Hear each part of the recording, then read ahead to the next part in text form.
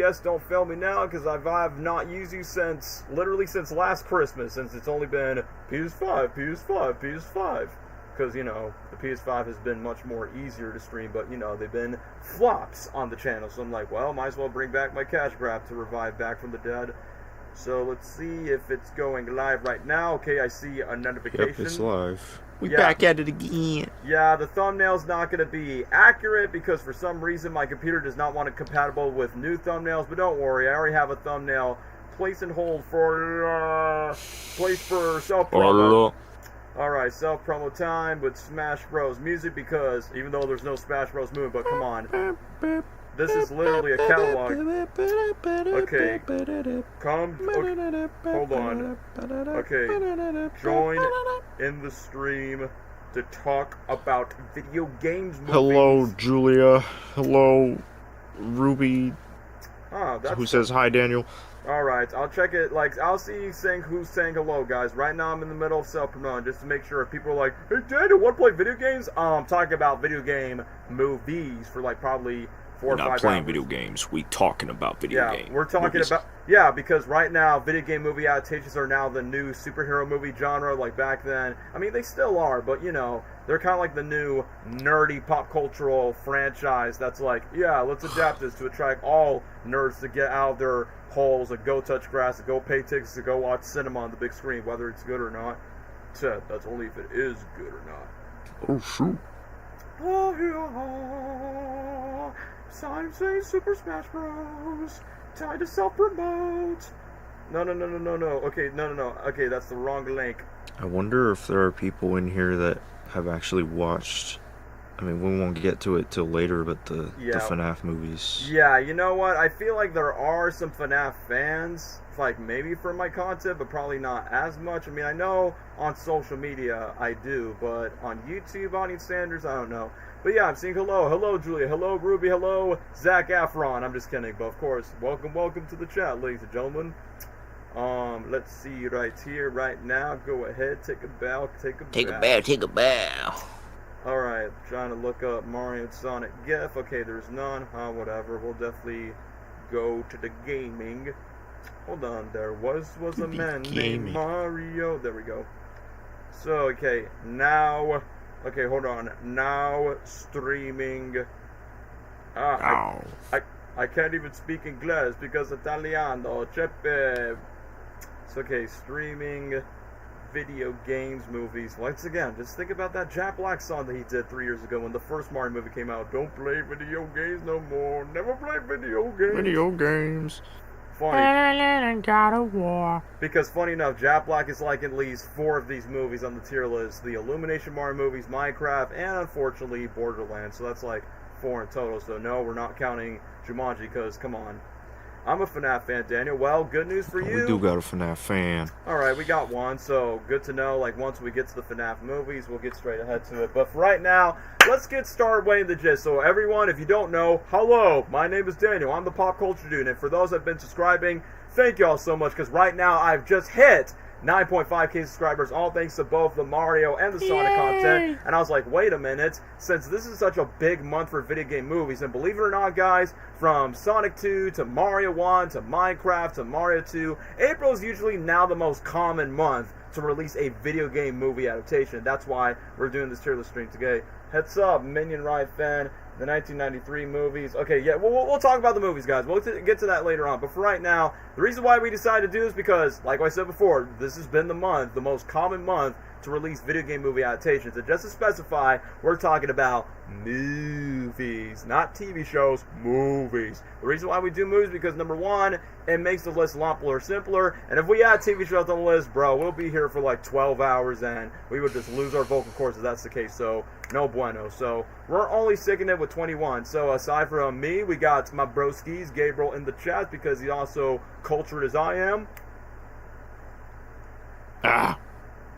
Hey, man.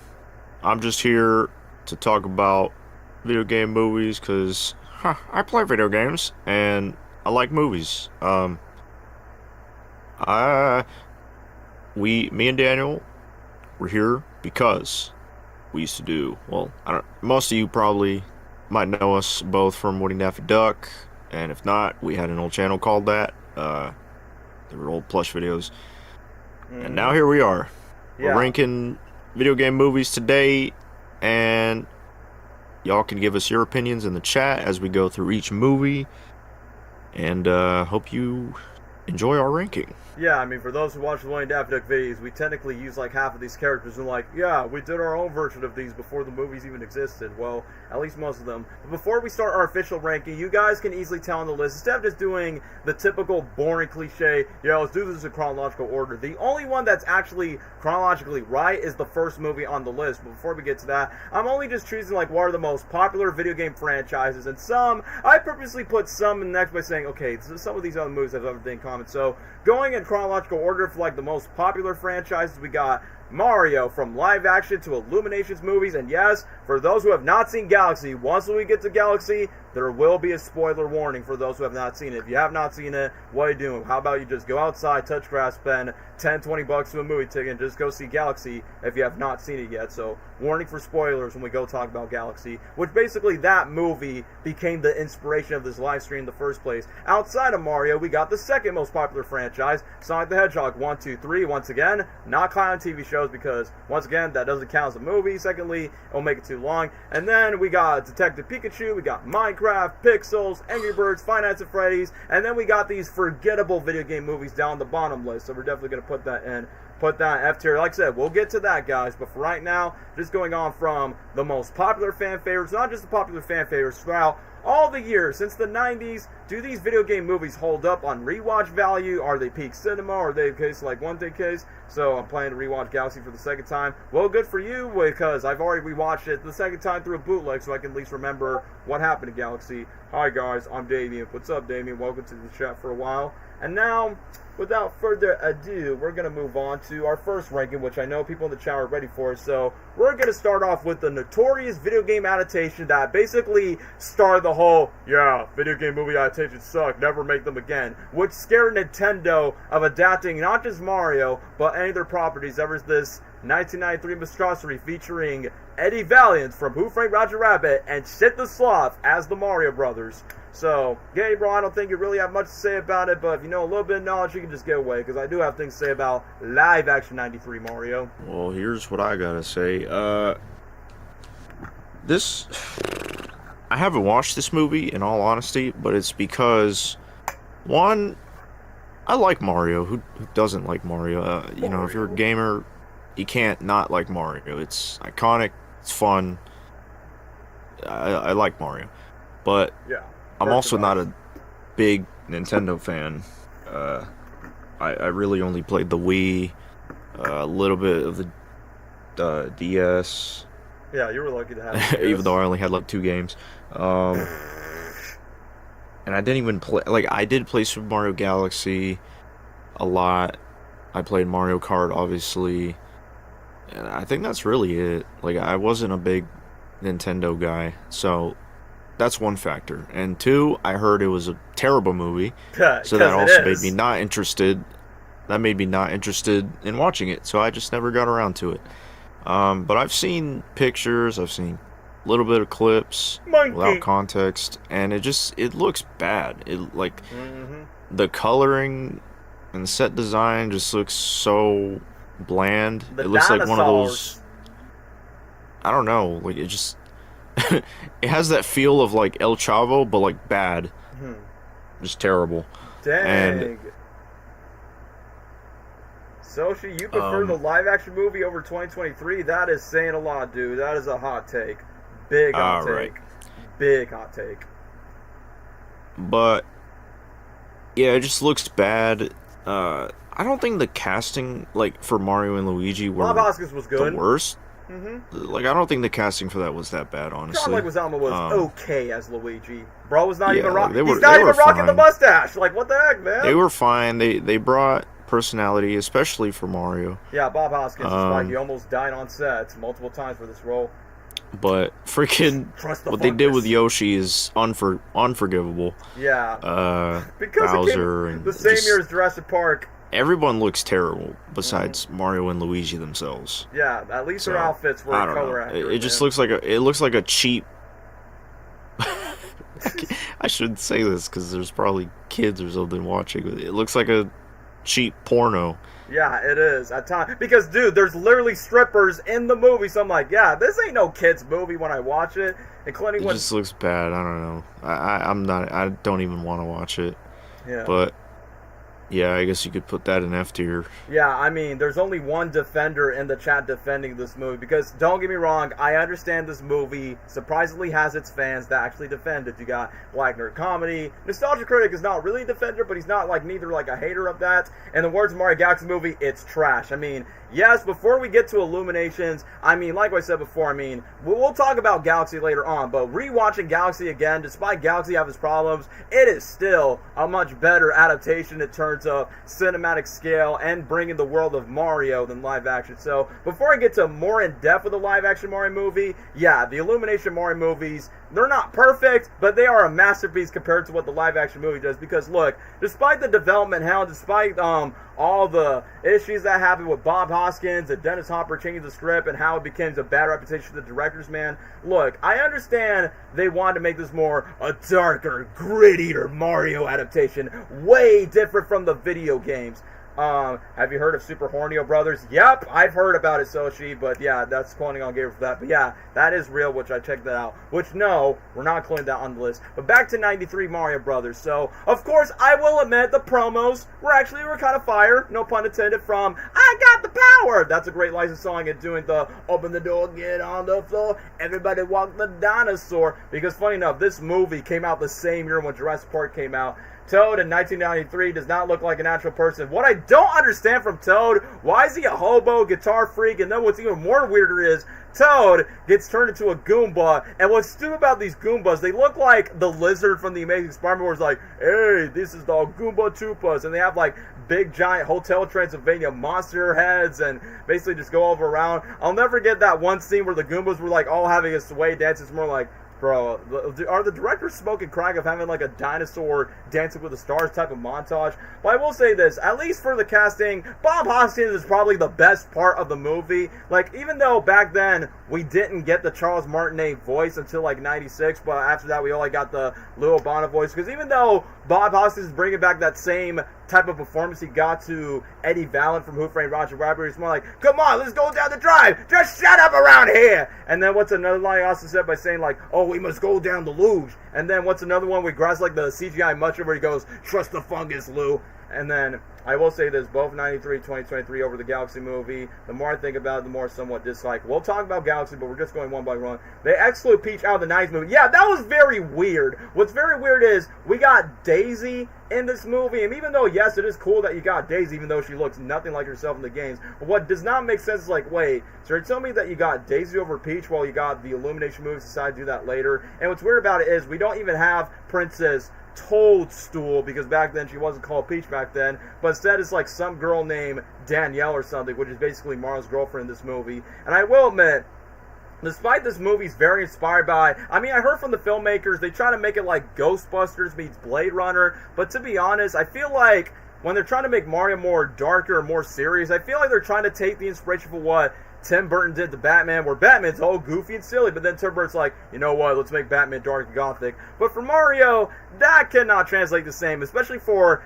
Dino Hatton, which that's the name of the city. It's not the Mushroom Kingdom where dinosaurs and human merge. Jurassic World? Coincidence? I think not. But in my mind, it's more like, so wait, dinosaurs are trying to merge along with the humans, and why is Dino Hatton look very sparkly, especially when Mario and Luigi eventually has to like drive a police car, and then they literally have to go by the fungus goo, which, yeah, there is a lot of fungus goo. So I'm more like, look, I know video game movies have the habit of putting mushrooms in there, but it's like, bro, I honestly don't understand. So anyway, let me just move on. Iggy, yeah, that's another thing. It's kind of funny that there's like two side villains named Iggy and Spike, which obviously Iggy's a reference to one of the Koopalings, and Spike's one of the side goons, but obviously they're not Koopa related. And I almost forgot to talk about Dennis Hopper's King Koopa, President Koopa. I know he's basically a politician archetype in this universe, but the thing is, it's kind of funny that Dennis Hopper obviously decided to do this movie just because obviously, oh, I need to pay shoes for my kid, but obviously the kid was not too interested, which is fine to say. But I feel like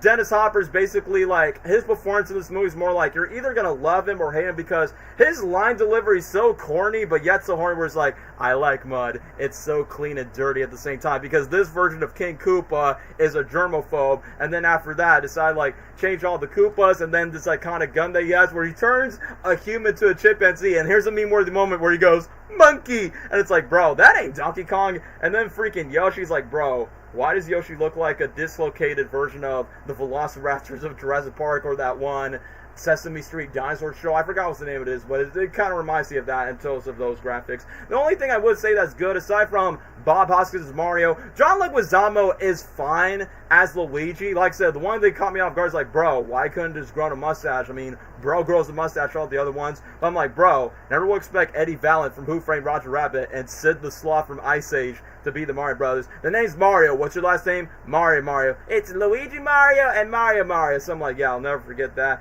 But the what is weird this thing is like, once when they're trying to jump to the dimensions of the fungus, I like the fact that Mario is afraid to jump by saying, bro, that's what you do in the games, but yet your brother, who's a lot more athletic than you, is encouraging you to do it. But I will admit, like, literally in the final act where King Koopa's like, yeah, we're merging, what's even more stupid about the movie is the fact that King Koopa, when he turns into his Koopa form, bro, it looks so atrocious, man. It's more like, what type of crack were the filmmakers smoking at that? I mean, I understand that Bob Hoskins and John Leguizamo were drunk just to be like, you know, getting on set multiple times. So I'm like, it definitely makes a lot of sense. Why would they cook for the studio for the live action movie? The funniest thing is, the studio is actually produced by Buena Vista, aka Disney. Hollywood Pictures was like a separate future things when it comes to that, so that's why I just don't understand, man. Dino Ham Police did not look like the Hammer Bros. I 100% agree. Yoshi was the best part of the movie, especially from the technical. Okay, I will say this, for 90s, like from the 90s production value, sure, but once again,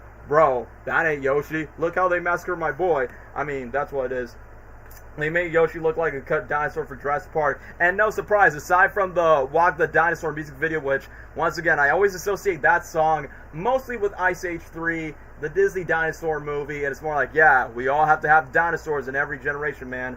Anyway, off-topic question. Will there be more feature tier lists? Of course there will be. There will be more. But right now, I feel like, I mean, like I said, despite there's only one defender of the live-action Mario movie in the chat, Gabriel said, well, all I have to say is like, yeah, this movie, despite it has its cult following, the fact that it has its own merchandise in the museum, yeah, it is not a good Mario adaptation. What's weird is about it is, for a 90s movie, it surprisingly has a post-credit scene where the Nintendo executives ask Iggy and Spike be like, oh, what spin-off do you want? And it's basically just a reference to the whole Super something Bros. It's more like, bro, who wants a continuation out of this? I mean, it was a box office flop, it was a critical flop, and I see a bunch of like middle-aged people just talk about it. Guys, slow down. We will talk about Galaxy. Just relax. We're going one by one. So anyway, let me just go back. Recipes Bob Hoskins, go with that for sure. And yes, you guys already know the ranking. Do you know there was another Mario movie before the live action one until also the video game movie that adopted? Yes, it is. The human gnomes and Dino Hand are just random people and from the game. Yes, it's a mixture of one. Super Mario Bros. Is not the worst dinosaur 9 was. Anyone heard of We're Back? That's only if anyone knows the deep cuts, but since everyone's very desperate for us to talk about Illumination's movies, you know, without question, for anyone who defends this movie, good for y'all, but if someone's saying it's better than most of the Illumination movies, I'm sorry, y'all. Like, if I had to introduce this kid by saying, hey, you want to watch the Mario movies? Yeah, let's go watch the Wahoos! But either way, yeah, this is like, if it weren't for this movie, we wouldn't got better adaptations, not just for Mario, but most video game adaptations as a whole, which is why Nintendo was obviously scared about it. So either way, it's going to be like want to eventually versus that. So easily F tier on the mix. So before we move on to Illumination's Mario movies, let's just catch up with the chat. I think you should watch Mario Galaxy movie again. Bro, I mean, we're about to talk about our opinion in the stream, which, yep, everyone agrees. F tier. Never watched this movie, shockingly. Well, if you want to watch it for the hee hee ha ha funny memes, the behind the scenes stuff, that's fine. The funniest thing is, this live action movie is not found for any streaming platform, so you just gotta find a bootleg website if you are that interested. How come Daisy's dress is purple and not yellow? The funniest thing is, Daisy was not really that popular around the time, but Peach is. Bob Hoskins reminds me of, yeah, Lou Albano, because like we said, back then Mario was not, you know, very famous around that time. No, like, the Italian accent, like, the Brooklyn accent was like the more go-to of the Mario. The Mario movie 2023 announcement was internet history, so As a matter of fact, now that we're done with live-action Mario, shall we move on to 30 years later, where Nintendo's like, you know what, we're definitely going to give Mario a much bigger chance. Danny DeVito was, yep, that is true. He was considered to play Mario back then, which we know. Despite that man's old, we definitely want that bro to play Wario for a future film. But anyway, Gabriel, now that we're gone from the live-action phase, and just to let you guys know, for back in the day, there are some other video game adaptations, but I'm like, you know what? I know my audience, like, we're all Gen Z, Gen Alpha people, so I'm like, yeah, let's just move on with that. But when it comes to Illumination's Mario, Gabriel, do you want to speak first, or do you want me to go next? The first movie in 2023. I can speak. Yeah, go ahead. Well, this is a big shift because Massive improvement. You know, not only is it a better movie, but it's animated. And it's what we wanted. Much bigger, better cast. This movie was just like, I mean, you know, because it's Illumination, like the first Despicable Me movie, where it's just a load of fun, and like the games too, like just a lot of fun, a lot of dumb fun, and it was like good for just the family, you know, people of all ages, whether you're a Nintendo fan or just a parent taking your kid or just a fan of video games or I don't know, or just animated movies, or maybe you're a fan of somebody that voices one of the characters. Like it's a movie for everybody that everybody can enjoy, a good time. The animation was at the time like beautiful, their best out of all their movies. All their Illumination movies by comparison. And I love the colors, the feel of like different places, like the way they designed Brooklyn, and then the way they designed the Mushroom Kingdom, all the different kingdoms, like the Mushroom Kingdom, and Bowser, Rainbow Road, Donkey Bowser's Kong's Country. Place. Like everything felt different in their own way. And obviously, like Jack Black did a great job as Bowser. The MVP of the movie. He was like, in the beginning when he was like, open the gates, it was aura. It was cool. Aura. And you could feel how in charge and menacing Bowser was. But then you also had a side to Bowser that was more vulnerable and also just funny. Yep, soft like and when silly. he would simp over Peach and, you know, Peaches. Still catchy. Yeah, just he really did a good job bringing that character to life, making his own interpretation of the character, which for the most part is kind of just himself, but it fits it oddly fits the character. Yeah, it's that monster gruff. Like he is monstrous, he's evil and menacing, but he's also insecure and vulnerable sometimes, and he portrayed that pretty well in a humorous way that kids could enjoy also. He was just a very likable villain. And then of course the main characters, Mario, Luigi. People were very skeptical on Chris Pratt voicing Mario, and people were sick of Chris Pratt just practically voicing everybody. And we didn't know like if he was gonna do like the Italian voice, Brooklyn accent, and I think the Brooklyn accent was more fitting, and I think makes more sense. Less insulting to Italianos. They're from Brooklyn, and I think just fits Chris's voice better. And I feel like since we're so used to the Italian voice and accent and everything from the games, even though he barely spoke dialogue, he just made noises or said one-liners. I feel like if we had a movie version of that where he was just speaking like that the entire movie, yeah, it would be quite annoying. You wouldn't take it seriously. It would kind of get annoying. It would sound very forced, especially with Chris Pratt. Not saying that Chris Pratt couldn't do it. It's just it would sound so forced. And I'm glad that they took their own spin and take on his voice in this movie for Chris Pratt, and I think Chris did a much better job than we all expected. At least I think. Some people might still not like it, but I think he does a good job as Mario. Yeah, not a bad job. And it works. Same with Luigi. Charlie Day. Charlie Day, like, it just fits. I don't know. It just fits his Perfect, personality. perfect casting. He does a great job, like, delivering jokes and stuff like that. Because they're both comedians. Yeah, so literally. And it just, I don't know. Like, whenever he gets scared and, like, very in character, makes jokes, like, his voice fits very well. It's delivered very well. And I thought that was great casting. Same with Peach. I like Peach, and I like what they did with Peach to try and make her different and kind of give her more personality, give her something to do rather than just being stuck in a cage, trapped, kidnapped by Bowser 24/7. They gave her personality, they gave her something to do, and I liked her mostly in this first movie because it was different. It was a new take, and she was cool. She was cool. She was beautiful. She was just everything. Anya Taylor-Joy, I don't think I've heard her do any sort of voice acting before. Playmobil, the movie. Yeah. But she did a really good job. She did a good job as Peach, and I think there was a scene. It was the Donkey Kong scene where he fights Mario, where she said Mario. That was like spot on. That was spot on from the game. Very close. That to was game really Peach. good. Like she's great as Peach. I really like her, Princess Peach. Toad also kind of like perfect casting. It's just like he does the scream really. I mean, yeah. He does a great job with the jokes. The way he screams sounds like Toad. I don't know.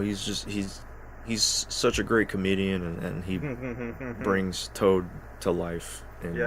I like that his voice sounds like a balloon helium, where he's like, where he sucks on the voice, that's how I eventually sound like Toad. Yeah. And personally, I think that's much better than, start talking like this, because that could get annoying, so I feel like... Yeah, exactly. Like, it's so fitting. Everybody was so fitting to their character. Like, they don't sound exactly spot on to the game versions, but they had their own takes on the characters that still fit and match the characters.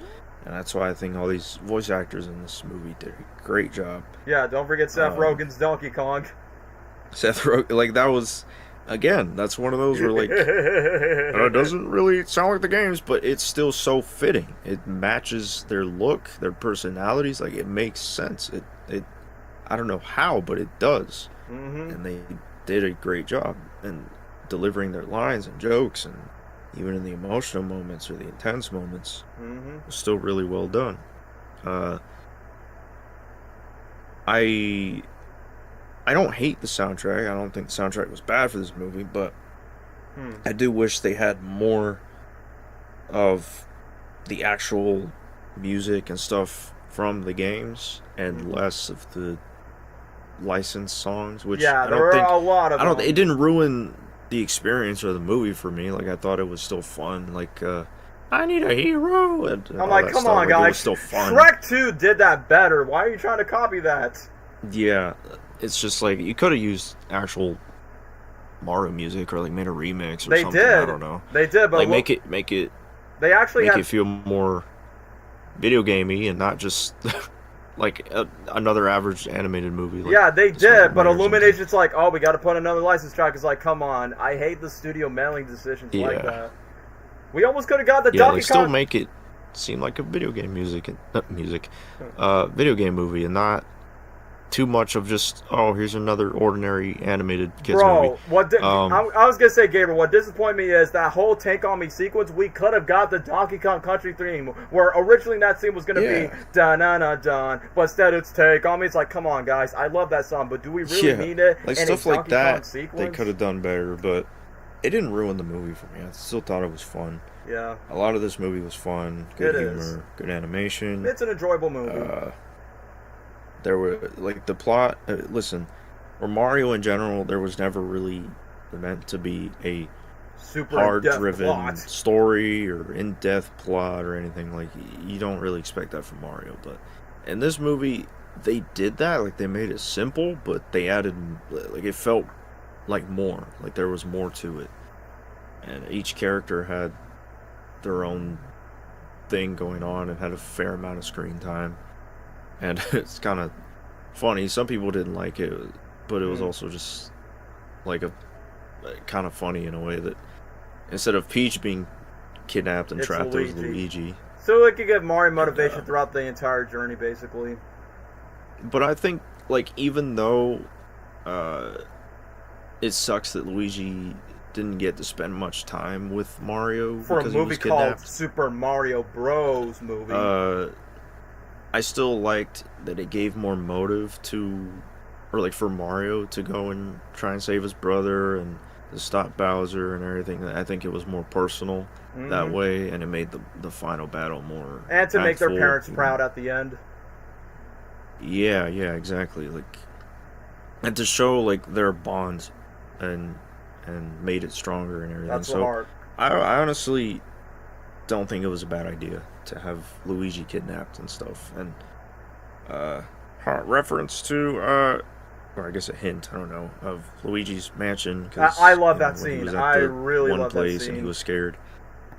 Like there was just so many references and Easter eggs, and it just felt faithful to Mario. Way better than live action. I don't know. There's a lot more I could go over. I can't really think off the top of my head. There's just a lot that I really like about the movie. It's a lot of fun. I would give it.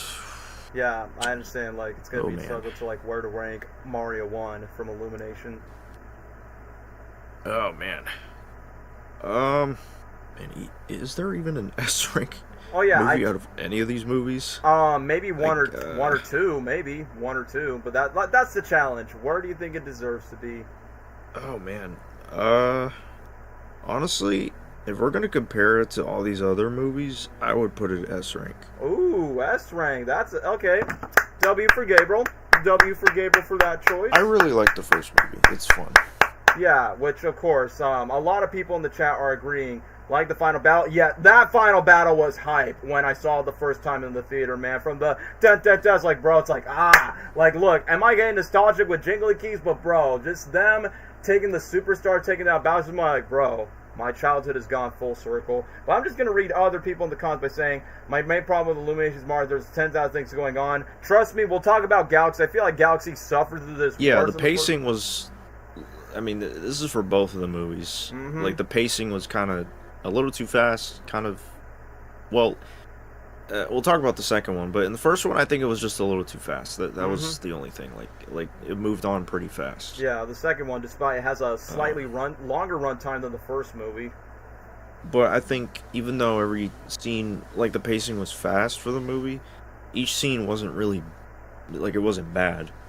Like there was still things going on and a reason for things going on, and it led to one thing to another, but it just moved at a fast pace. It does. A faster pace than it needed to. Yeah, because I understand, because yeah, you don't want the kids to be bored, because we live in a TikTok area where kids would just scroll on their phones and watch movies nowadays, so I get it. You gotta keep it going. But at the same time, it would be nice to like at least slow it down. And I'm talking about this to both movies. Like you don't need to make a 2.5 hour Christopher Nolan movie, like no, but at least like maybe an extra 10-15 minutes would be nice to like at least stretch out a bit more of the characters in the story for both movies. Just saying. So please like fix that issue for the third Mario movie. But anyway, what's your thoughts on the songs? I will get to the songs, which the songs are fire, like, you know, the Mario-centric ones. I do think we should have a scene where Mario and Bowser... Yeah, you got that right, Cameron. I'm going to point this out. What Mario 1, Sonic 1, and FNAF 1 has one thing in common. They cast great actors to play the hero and the villain, but they don't interact or fight with each other that much until the final act. And the Mario movie, the first one, is no different from that. So, that's what I'm saying. Yes, the Brian Tyler score, bro, I mean, we'll talk about the second one, but man, around that time, it was the best video game movie soundtrack OST ever. Because look, as much as I love the Sonic movies, I don't understand why most video game movies are so scared to embrace the music, which honestly, the music is what made the game so iconic and nostalgic to our ears. So the fact that I had a big nerd gasses in the theater, like, yes, people mentioned in the chat, they referenced we're the Mario Brothers and Plumman's their game, and it's like, I'm glad that that song is used for their commercial jingle. And speaking of Chris Pratt, Charlie Day, before I get to the voice acting, like, bro, even though yes, it was hilarious, back then by saying, wait, what? Chris Pratt is Mario? How's that going to work? But originally where he did the Italian accent for a little bit, like in the commercial by saying, it's a me, Mario, and then a little dude, the Mamma Mia's. I like that Charles Martinet's first cameo in the movie where Mario and Luigi are talking about their accents. They're like, oh, do you think it's too much? And then you see Charles Martinet voicing the Jumpman, a.k.a. for what Mario was originally was when Donkey Kong came, where he literally says, too much, it's a perfect, wahoo! I mean, outside of that cameo, I'm like, okay, that's honestly kind of nice where the OG voice actors giving Chris Pratt and Charlie Day, like, their blessings for that. I'm surprised no do the Mario reference. I feel like the first movie would have been so perfect to do the swing your arms from side to side. And as for the Donkey Kong ride, which shout outs to my homeboy Black Nerd Comedy, yeah, bro, they actually play the DK Donkey Kong. And what's even more funnier is like, bro, so the best characters in the movie are Jack Black's Bowser, Charlie Day's Luigi, and Seth Rogen's Donkey Kong. Bro, I mean, ever since the cast was announced, I'm like, I know how to feel about this. I know I'm either going to laugh about it throughout the entire way because these are actors that you do not expect to voice these iconic characters. But for DK, Seth Rogen, bro, he, like, in my opinion, I guess aside from Jack Black's Bowser, he had the funniest jokes throughout the movie. It's like, hi, Dad, what do you mean? That's what they came in for, dancing packs. And then he does the chest bump where he goes, ooh, ooh, ooh, ooh. And then the funny moment is when he's fighting Mario, where he's like, I'm going to crush your tiny body. And then the funniest thing is when Mario eats the blue mushroom, and everybody, I don't know if Gabe remembers this, I think we all laugh in the theater where he actually does the iconic Seth Rogen laugh where he goes, yeah, and then literally just took him down. And then literally after that, I like that there's a common phrase when Mario faces DK and Bowser by saying, you just don't know when to quit, which is basically Mario's arc.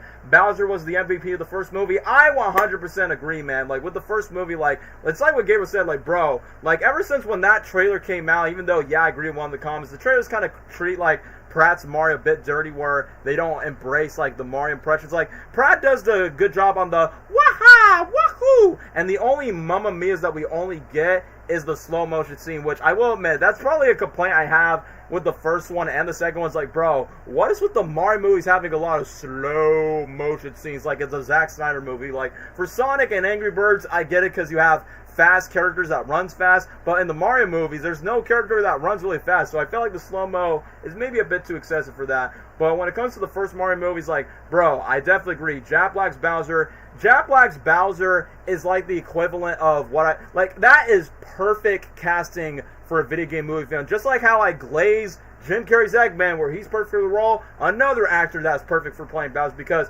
yes, even though it is Jack Blackish, like what you expect, but he has that monster gruff where he goes, open the gates or die. And I will admit, some of the aura moments is when he starts rage where he goes, Mario! And then literally when he's about to face down, Mario was like, come out and fight, or are you too scared? It's like, bro, you can tell, like, Jack Black's not phone again. And and someone mentioned in the comments, once when Peach and Donkey Kong face Bowser, you hear the iconic, like, Bowser scream where it goes, and it's like, bro, that's funny. And yes, I know it was Jack Black's intention to, like, go viral on TikTok from this song that was everywhere. And honestly, one of the most viral songs in 2023 with Peaches and, like, bro, basically Bowser's basically goes, we're trying to, like, simp for a blonde babe, probably far away in a rich, fancier place, and just go, Peaches, Peaches, Peaches, Peaches, Peaches, I love you! That song was stuck in my head for days, man. It's more like, it's kind of funny that this movie started the trend of Jack Black making original songs again for movies since, like, what, School of Rock, from Mario 1 to Kung Fu Panda 4 to the Minecraft movie, and surprisingly not for Mario Galaxy, which we will get to that later. But other than that, Jack Black's Bowser. Okay, let me just read this. Let me just read this one. I always thought Bowser was similar to Jafar, where he tries to marry Princess Peach. No, it kind of reminds me of Shrek, where they kind of have, like, this wedding, and then someone decided to bomb the wedding. And we even got, yeah, I love that. So long, gay Bowser, when Mario and Luigi was taking them down in Super Mario 64. And that's one of the things that I really like from Bowser. My complaint about it is, as somebody mentioned in the comments, is, yeah, I mean, despite Mario and Bowser are basically enemies, we don't really get to see that much interactions between Mario and Bowser until, like, the very final act, because most of the time he usually interacts with Peach and Toad and the Koopas, and then torture Luigi with the mustache. And speaking of Luigi, man, boy, Charlie Day, this has got to be Charlie Day's best voiceover role in his career ever. Not only he embraces the humor so well, like, my favorite scene with Luigi, aside from the final battle where he sticks to the Mario, bro, that scene where he's like in this spooky type of area, then you literally play the Luigi's Mansion music where he goes dun dun dun dun. It's like, bro, around that time, you can easily tell that the first Mario movie was trying to branch out the spin-off movie from Luigi's Mansion movie along with the Donkey Kong movie. It's more like, yeah, like literally the sets are literally right there. Oh, this clip right here from seeing the clip of Cable Guy. Oh yeah, I get what you mean, where he's being burned by the molten lava. But as we're on that, can you see my comments? Guys, I'm talking!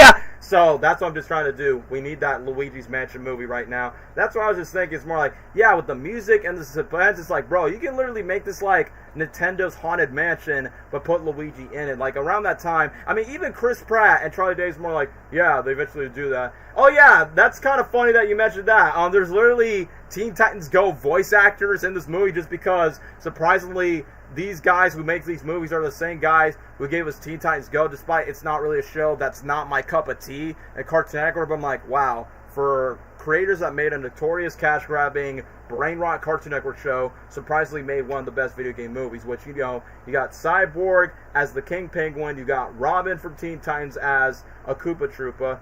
Wait, where's, okay, good question. Why am I not including Mortal Kombat or the old Tomb Raider, Resident Evil? Because, full disclosure, I've not seen any of them. And number two, I don't think my audience don't really care that much about those movies, so I'd rather just stick to the one with that. And they did my man dirty with screen time. Don't get me started. I like Luigi's Mansion, but he should have been with Mario more. P.S. I was talking, I low-key got jump scared. Yeah, it was spooky. Like I feel like Nintendo Illumination could literally do it. Like, with the Shy Guys just staring Luigi in the back. Bro, I honestly like that. It's me, saw you going live back and forth. It's like, alright, cool to know, because we're talking about Illumination's Mario movie, so good to see that you're here, Haley. But anyway, also, Robin voiced the random Toad. Yeah, I did saw that Robin voiced the Toad once when Bowser was going over the Mushroom Kingdom, which I thought that was really nice. But yeah, speaking of which, about Luigi, I think the casting is great, and even though the change of Mario and Luigi, because I will be honest, I will talk about Galaxy, but even though I feel like Galaxy has much more better animation and action, but I feel like the story for the first movie is much more better, because not only because, oh, it's the origin story of the Mario Brothers, because I feel like Mario's motivation feels stronger, where, you know, yeah, we're entrepreneurs, we're plumbers, but then you got this Secret Life of Pets looking dog that has this very Looney Tunes-esque type of gag where the dog's trying to take over Mario and Luigi. I thought that was nice. So they're basically failures when it comes to, like, with their plumbing business. Even their old boss Spike, which I was surprised that was a deep cut character named Foreman Spike. I'm like, wait, I did not know that was a character in the Mario game, so thank you, Nintendo nerds, for telling me that. And then it goes to the iconic meme where I like the fact that Mario doesn't like mushrooms. I mean, yeah, just like Sonic in Sonic 1. But the funny thing is, that's pretty much the overall point, where Mario eventually is supposed to, like, eat the mushrooms and then just get used to that. But once when he goes with his family, I like that his family are voiced by voice actors. You got, what's his name? Ryan Ramon. That's the guy who voiced Spider-Man, Spider-Man Unlimited, but also the narrator from the Curious George movie. You got John DiMaggio as the uncle, a.k.a. Jake the dog from Adventure Time. And then that moment where the dad, and yeah, it's an iconic meme-worthy moment where I like that Charles Martinet voiced the dad. He's like, Dad, you believe me, right? And then the dad's like, I think you're nuts. Like, you think you're ready to go for a steady job, and the worst thing is, you're bringing your brother down with you. And then once when Mario's kind of like venting off playing Nintendo games, like, Gabriel, I'm not trying to call it personalized, but I'm like, y'all, you have no idea how much we can relate to this when the family talks crap about our lifestyles, and then once when they talk crap, it's like, you know what, I'd rather be gaming now. So I'm like, bro, that is literally just me and Gabe whenever it gets to that. Reno Romano, yeah, that guy. Yeah, literally us. So that's why I kind of like the first movie more, because it felt relatable to me, despite this is a Illumination movie, despite we got to get to that. But yeah, for Mario's motivation from saving his brother, even though it is sad that Luigi has been sidelined, but I understand that's the overall plot, so then you don't make Peach a damsel in distress. And since this is a Mario movie, you want to adapt the things. But I will be honest, when it comes to the worlds, boy, this makes the Illumination movie look like a masterpiece in this. Like, for Mario 1, it's like, bro, obviously, they make this for the sake of, hey, go to our Universal Epic Universe theme parks, which, spoiler alert, me and Gabriel will make a Universal Epic Universe vlog sometime early May. But I like that the Mushroom Kingdom is like a theme park as itself, and there's literally musics from Super Mario 64, Super Mario World, Super Mario Bros. Wii, sprinkle all what's. And like I said, the music is just perfection whenever they get to that. And then the best thing about the Mushroom Kingdom, like even the other lands from Donkey Kong's Country, Bowser's Fire Kingdom, and a little bit of that Luigi's Mansion scene. But also, I was not expecting Mario Kart to happen, which I'm like, oh, I thought they were going to save this for like a standalone movie or whatnot. But literally, we got Rainbow Road, we got the Kongs. And I will admit, this scene was honestly pretty funny when Mario and Peach are trying to like get so close to each other, because obviously, like, okay, we'll talk more about this in Galaxy, where Nintendo's like, yeah, Mario and Peach are only friends. But Illumination's movies, I'm like, we're not going to make them as just friends. It's like you're making Mickey and Minnie Mouse, like, oh, they're not a couple, they're just friends. Like, well, like, this scene where Mario and Peach are just talking about, you know, hey, like, we have these in Brooklyn, I'll give you a pet tour if you like. And then once when Peach kind of, like, giggles about it, and I like that Donkey Kong and Toad, where, like, Donkey Kong's like, whoa, is this you flirting? That's painful, she'll never go out with you. And then Toad, being Mario's right-hand man, by saying, yes, she will hang out with you. It's like, bro, despite this is an animated movie, this is such a relatable moment where you're trying to ask this girl out, but then you have one bro making fun of you with it, and then you got another bro defending your cast for that. So, let me just continue on with the comments right here.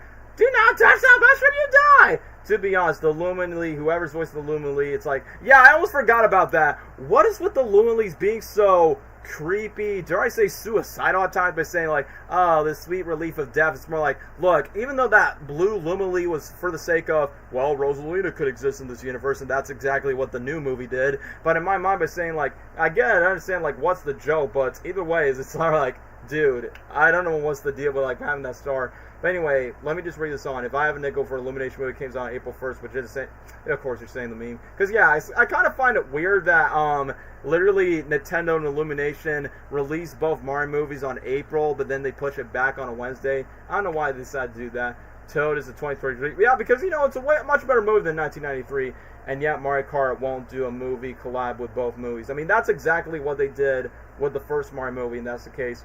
So, let me just continue on with the movies. More like, even though, as much as I do like this very, like, trio where you got, I mean, I like that Mario, Peach, and Toad basically has this typical animated trope that you see from Shrek, where you got the main hero, you got the female interest, and then you got the comic relief side character voiced by a funny comedian. So, yeah, it goes to those tropes. Another complaint I would have, yeah, I will admit the licensed songs do feel forced, and I can tell that's Illumination's choices and not Nintendo, because I know Brian Tyler actually had score pieces for those scenes, especially the scene where Mario, Peach, and Toad goes to Donkey Kong's area. We were originally going to get the Donkey Kong Country theme that goes ba-da-dum, da-na-na-na, dun-dun-dun. It's like, bro, but they replace it with Take On Me. It's more like, come on, this movie already has its nostalgia and member berries for Nintendo references. And oh, speaking of my reference, my favorite deep cut reference is in the beginning of the movie when Luigi was having a ringtone for a plumbing service, where the ringtone,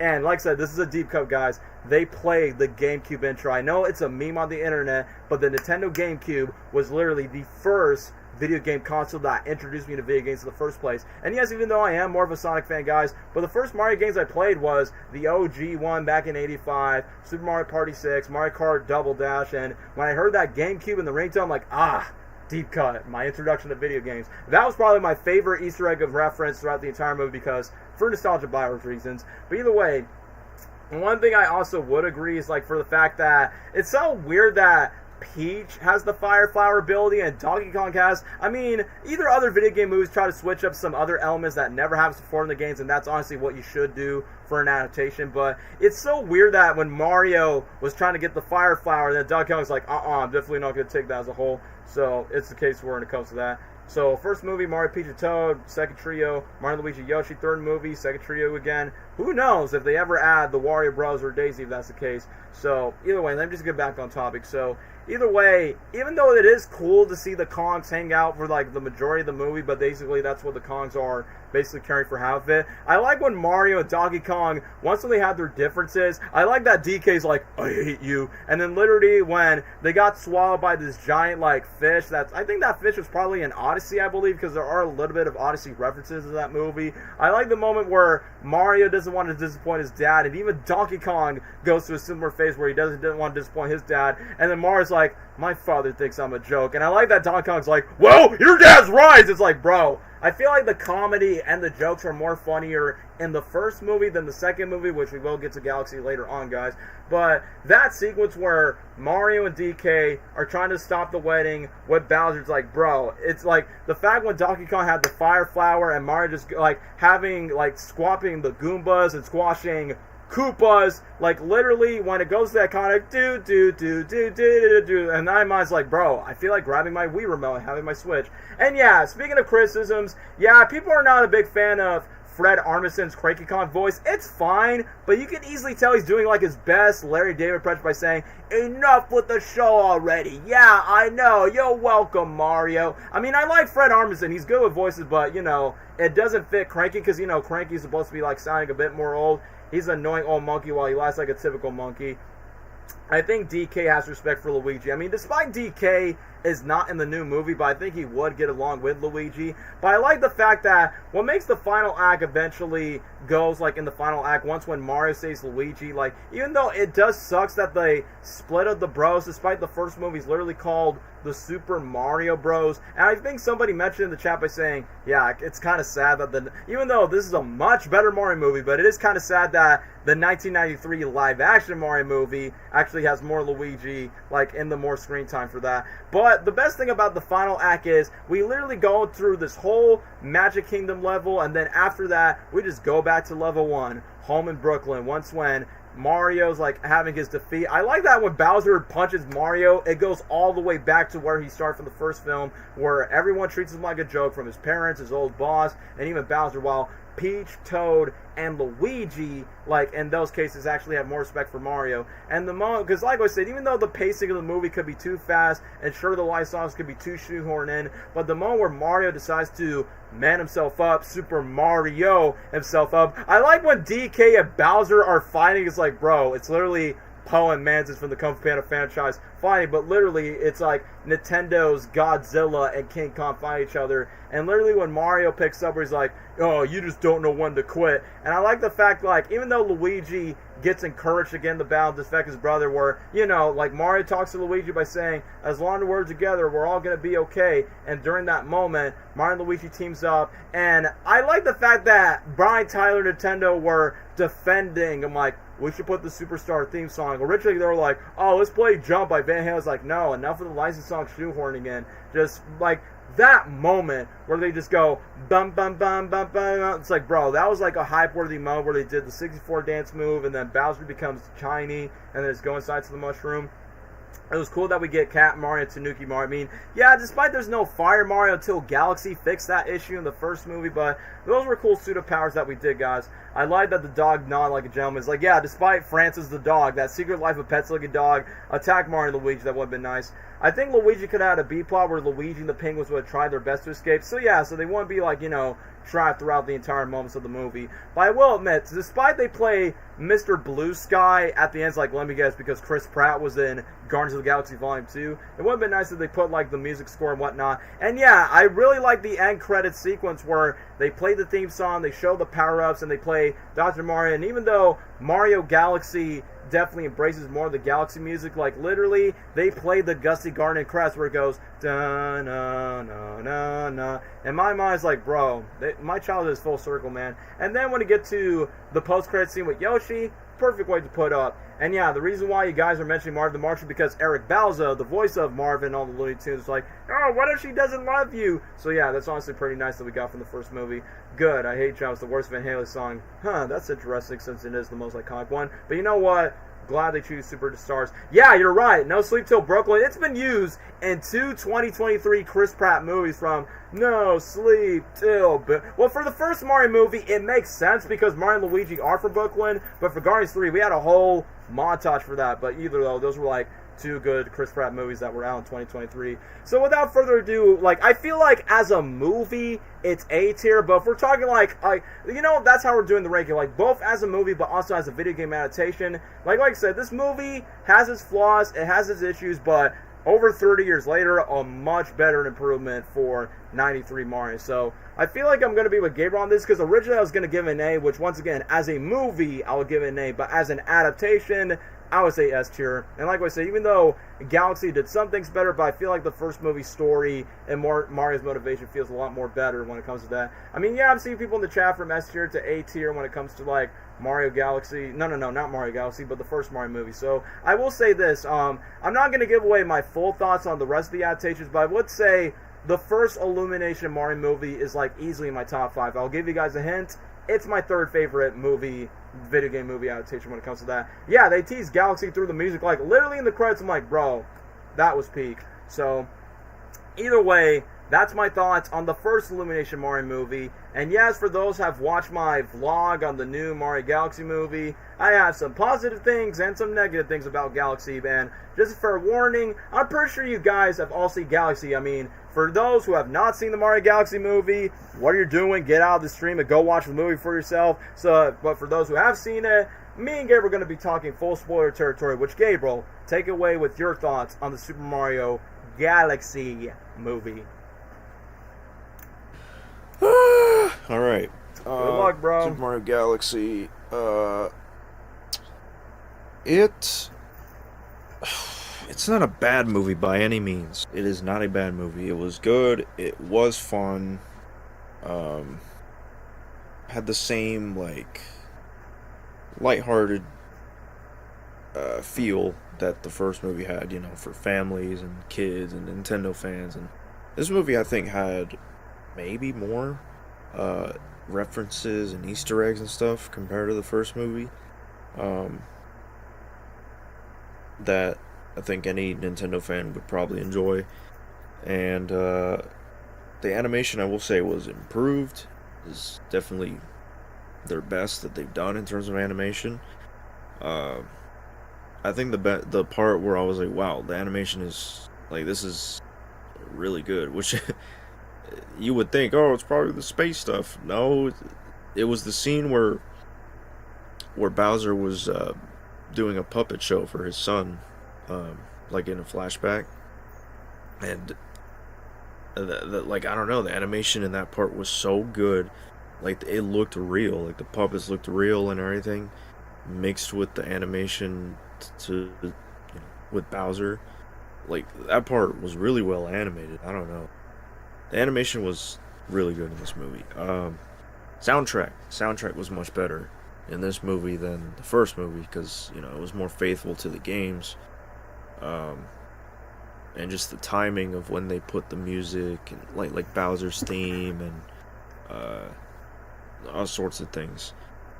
I think the MVPs of this movie for me were Yoshi and Bowser Jr. Agreed. They were great in this movie. I think those were like the most characters, and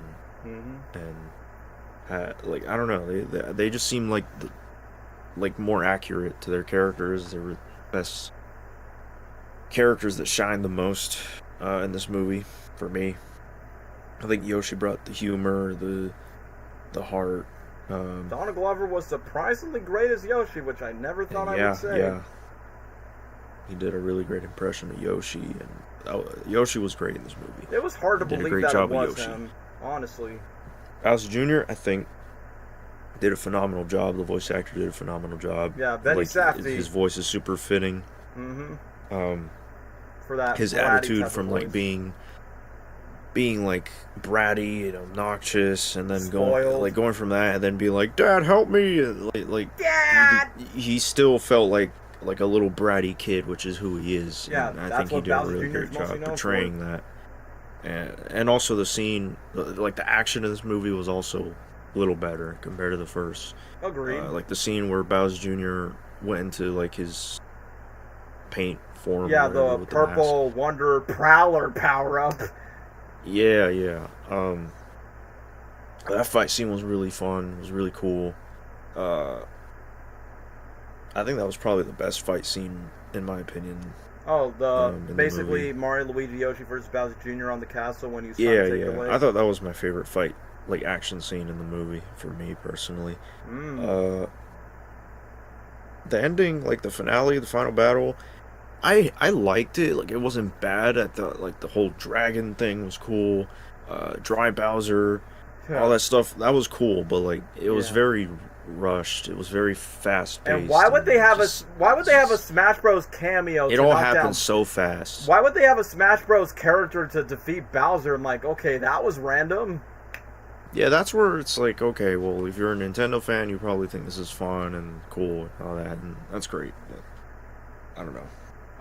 That was it was just so random. Everything was happening all at once, super fast. That's kind of why I don't really prefer that fight sequence over the other ones. It just doesn't bring as much hype as the superstar fight from the first movie by comparison. Yeah, like the first movie's final battle, surprisingly, was better, in my opinion. But it wasn't bad. It wasn't bad. It was still fun. It was still cool. Rosalina, Brie Larson did a pretty good job. Perfect casting. Like, Perfect casting. I think it's probably one of her best roles, honestly. Like, Yeah. I think she, like, sometimes you couldn't even tell it was Brie Larson, at least for me.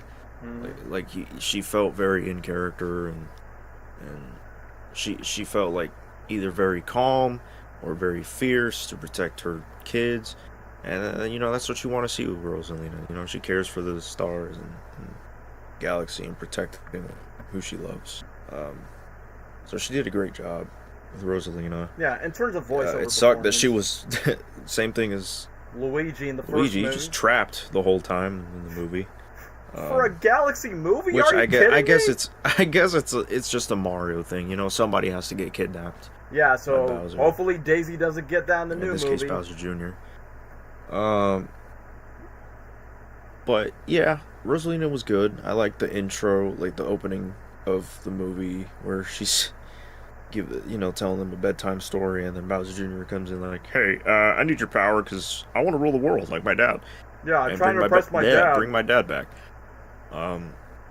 It was kind of out of nowhere, but it was still cool. Like the action of it was cool. Suspense of her trying to protect her kids, and she has to allow him to kidnap her in order to keep the stars safe or whatever. And which is why they go to the Peach's castle. Yeah. So it was not a bad opening.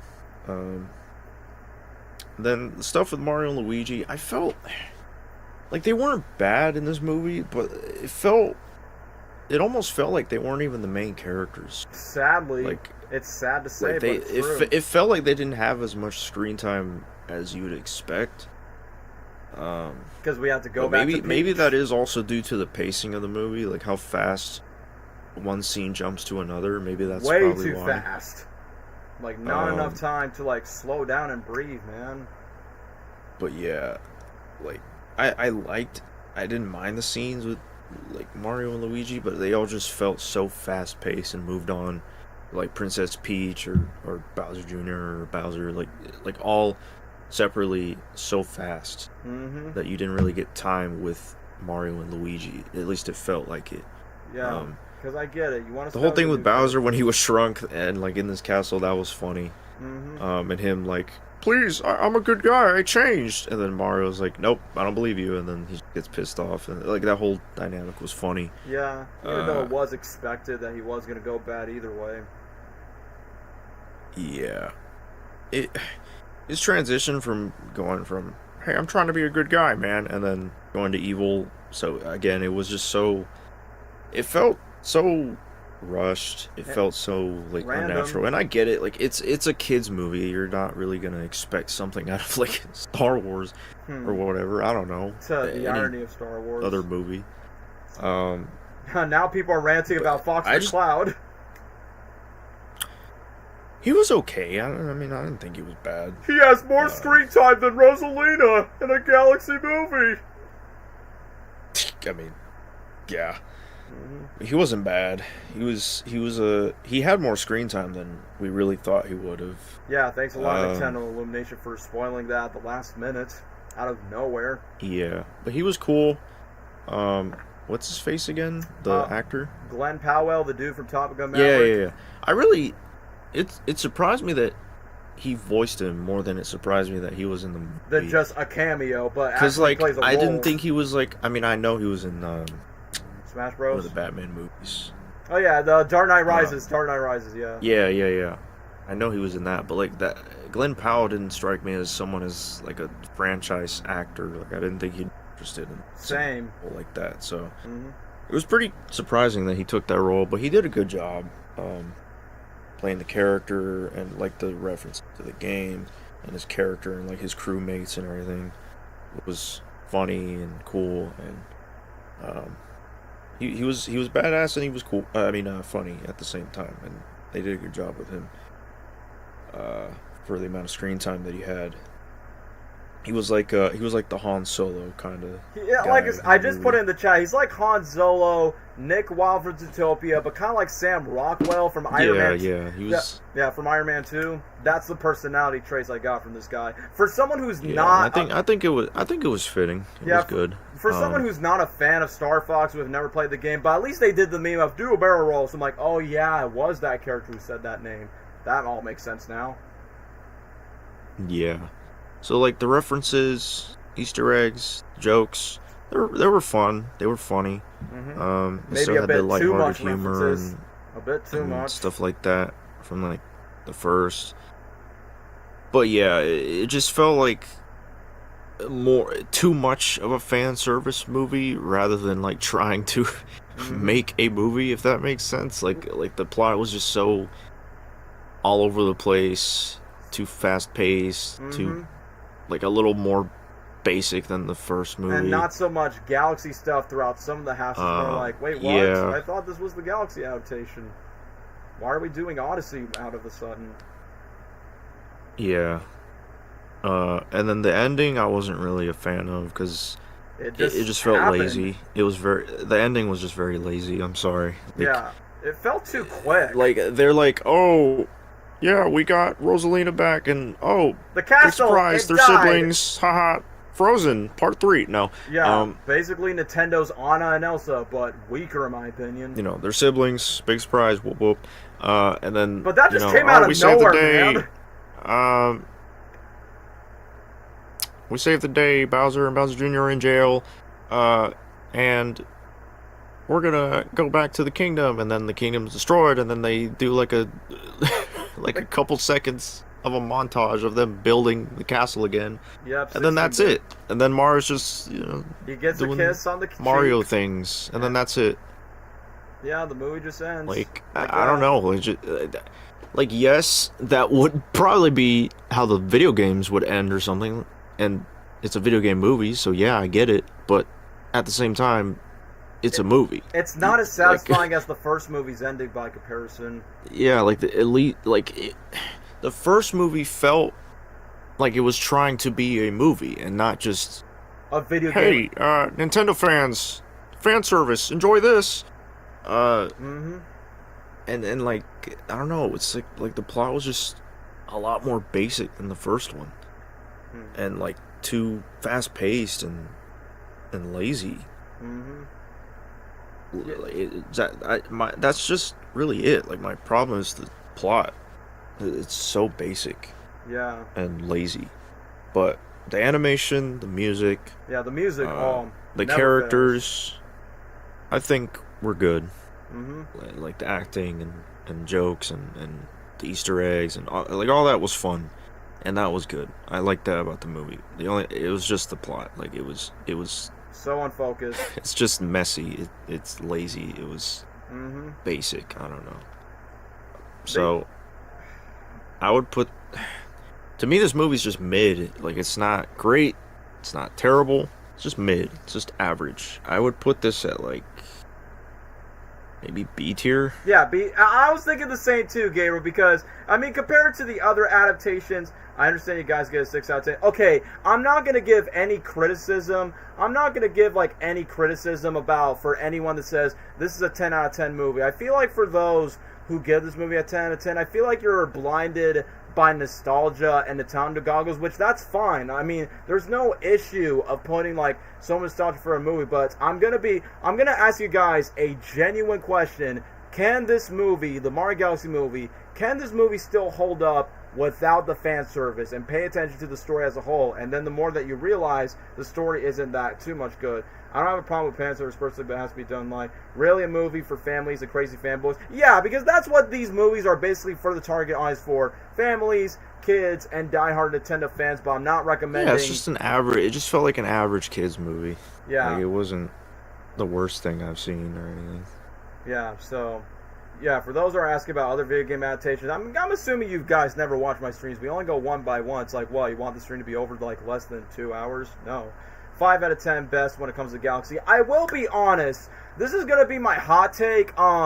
Galaxy should have not been the second movie adaptation. I feel like Super Mario World would have been so perfect because, number one, you got Yoshi as your introduction, and since Yoshi was teased in the first movie. Secondly, since they are traveling to like other planets, I mean, that's what it is, but it feels more World and more Odyssey and less Galaxy for the most part. I mean, the most jingle keys I got from Galaxy is like the music for what? So let me just read other people's reviews. Personally, 7 out of 10. I'm not going to be blinded by nostalgia personally, but this cannot hold without. That's exactly what I mean by I appreciate the nostalgia, but if you rewatch the movie again and not get nostalgia blinded, the movie doesn't hold up as a story, as a movie, as a whole. Like, I will say this, as a Mario fan, I have a good time. But as a movie fan, it definitely has its issues. And yeah, Gabriel, you're probably going to agree with me. Gabriel, you probably might understand from where I'm coming from. If the first Mario movie is The Amazing Spider-Man, Mario Galaxy is TASM 2, if you get what I mean. Like, a sequel that has so much... I was going to say that. Yeah. I was going to say that. Yeah, To me, well, because it's Chris Pratt, I was going to say this feels like Lego Movie 1 and Lego Movie 2. Yeah, Lego Movie's great, but Lego Movie 2 is not that good. And you want to know what's ironic? I was going to say this. The Mario Galaxy movie, I mean, yeah, an anime movie that has Chris Pratt, Charlie Day, you can be a commercial to your property to sell your toys and sell theme parks, but the Lego Movie, by comparison, that features the same actors, yes, it has its references, its Easter eggs and references, yada, yada, yada, but it has a story. It has characters. It actually has heartfelt moments to take seriously of the, you don't have to be the gag guy, that you are the specialist. Like, even Lego Movie had a more serious, coherent plot than Mario Galaxy. So let me just go on. The fact that the sequel should have been Mario World, it's so robbed that Nintendo and Illumination were thinking plans of like having World or Odyssey. But like honestly, World would have been the most better option. You can still have Yoshi and Bowser Jr. Then you don't have to shoehorn Rosalina to be sidelined, man. So yeah, exactly. Galaxy should have been the third movie. So I think that would have made a lot more sense. Star Fox was kind of weird that he was in it. I will admit, I felt like that was a last-minute decision that they put by saying, well, I feel like, I mean, yeah, similar like Lego Movie 2 or The Amazing Spider-Man 2, let's branch out our cinematic world. Let's bring out all these characters that we put in. And yeah, there's another criticism I would say about Mario Galaxy, the fact that the trailers and the marketing give away way too much of the movie, including the TV spots, where sadly the movie becomes very predictable if you watch all three trailers. I mean, obviously we watch trailers just to like get excited, and for us content creators to like get to more what. But let me just get on to the other comments right here. Marvel Mario fan, but I prefer the Sonic movies. I will get to that, and I will mention that throughout my ramble for Galaxy. 2 Mario movies are good, but some of the issues are the pacing, especially Galaxy. Yeah, I feel like Galaxy suffers the most when it comes to the pacing, where we don't have enough time to like focus on the scenes. So let me just move on. They move on to the, oh shit, we gotta get another movie after this, so we got every game. It was cool to see Dry Bowser and Wonder Bowser Jr. Yeah, that was cool. That was really cool around that. How did we get Star Fox before Wario? It's like, bro, it's like if the Sonic movies use, like, I don't know, Echo the Dolphin and from the Sega verse, and then Echo the Dolphin saves the planet before it gets obliterated for Sonic 3. It's like, bro, that makes no sense. And the worst thing is, I like the casting of Star Fox. He's basically Han Solo, Nick Wilde from Zootopia, and Sam Rockwell's character from Iron Man 2. He was cool in the movie, but I don't think he was necessarily needed for the story. Like, the only purpose for Star Fox is like, hey, Fox McCloud, you know him from the Star Fox franchise? Here's his anime-ass intro. And secondly, it's like, bro, it's so weird that we have 3 non-Mario characters. We got Rob, we got the Pikmin. I mean, of course, because the Pikmin has to show up for, like, any Nintendo property, but it's like, so, what is this supposed to mean? Like, oh, they're all part of this bigger universe, or, oh, Super Smash Bros. Movie? But then Shigeru Miyamoto just confirmed that it's not happening anytime soon, so we don't necessarily needed them for the movie, so Yeah, Cameron, thank you for saying that. It's like you put Alex the Kid or Billy the Hatcher for Sonic 4. The Metal Sonic's like, bro, that doesn't make sense. And the Red Star Mario and the Cape Mario, I thought that was going to be a 64 reference, if I'm being honest, but they decided not to do that. And the Red Star Mario, I know that was a thing in the Galaxy games, but it just didn't feel as impactful for what the first movie did, where Mario and Luigi had a heartfelt moment where they save each other's life, then we get to the superstar. It is what it is. How do we get Rosalina versus Daisy? It's like, yeah, if they would have just like taken their time with it, Rosalina wouldn't feel like sidelined like Luigi. So let's just get on with that. The one thing suggested is that Galaxy felt like the excuse of Junior being Bowser's only son, given the stance as a Koopaling fan, not a fan. Yeah, personally for me, I thought like Bowser Jr. is like, and the Koopalings were quite related, but I know other earlier adaptations like the Mario World cartoon tries to make it that, but the movie decided not to do that. I feel like the Fox and other non-Mario characters, yeah.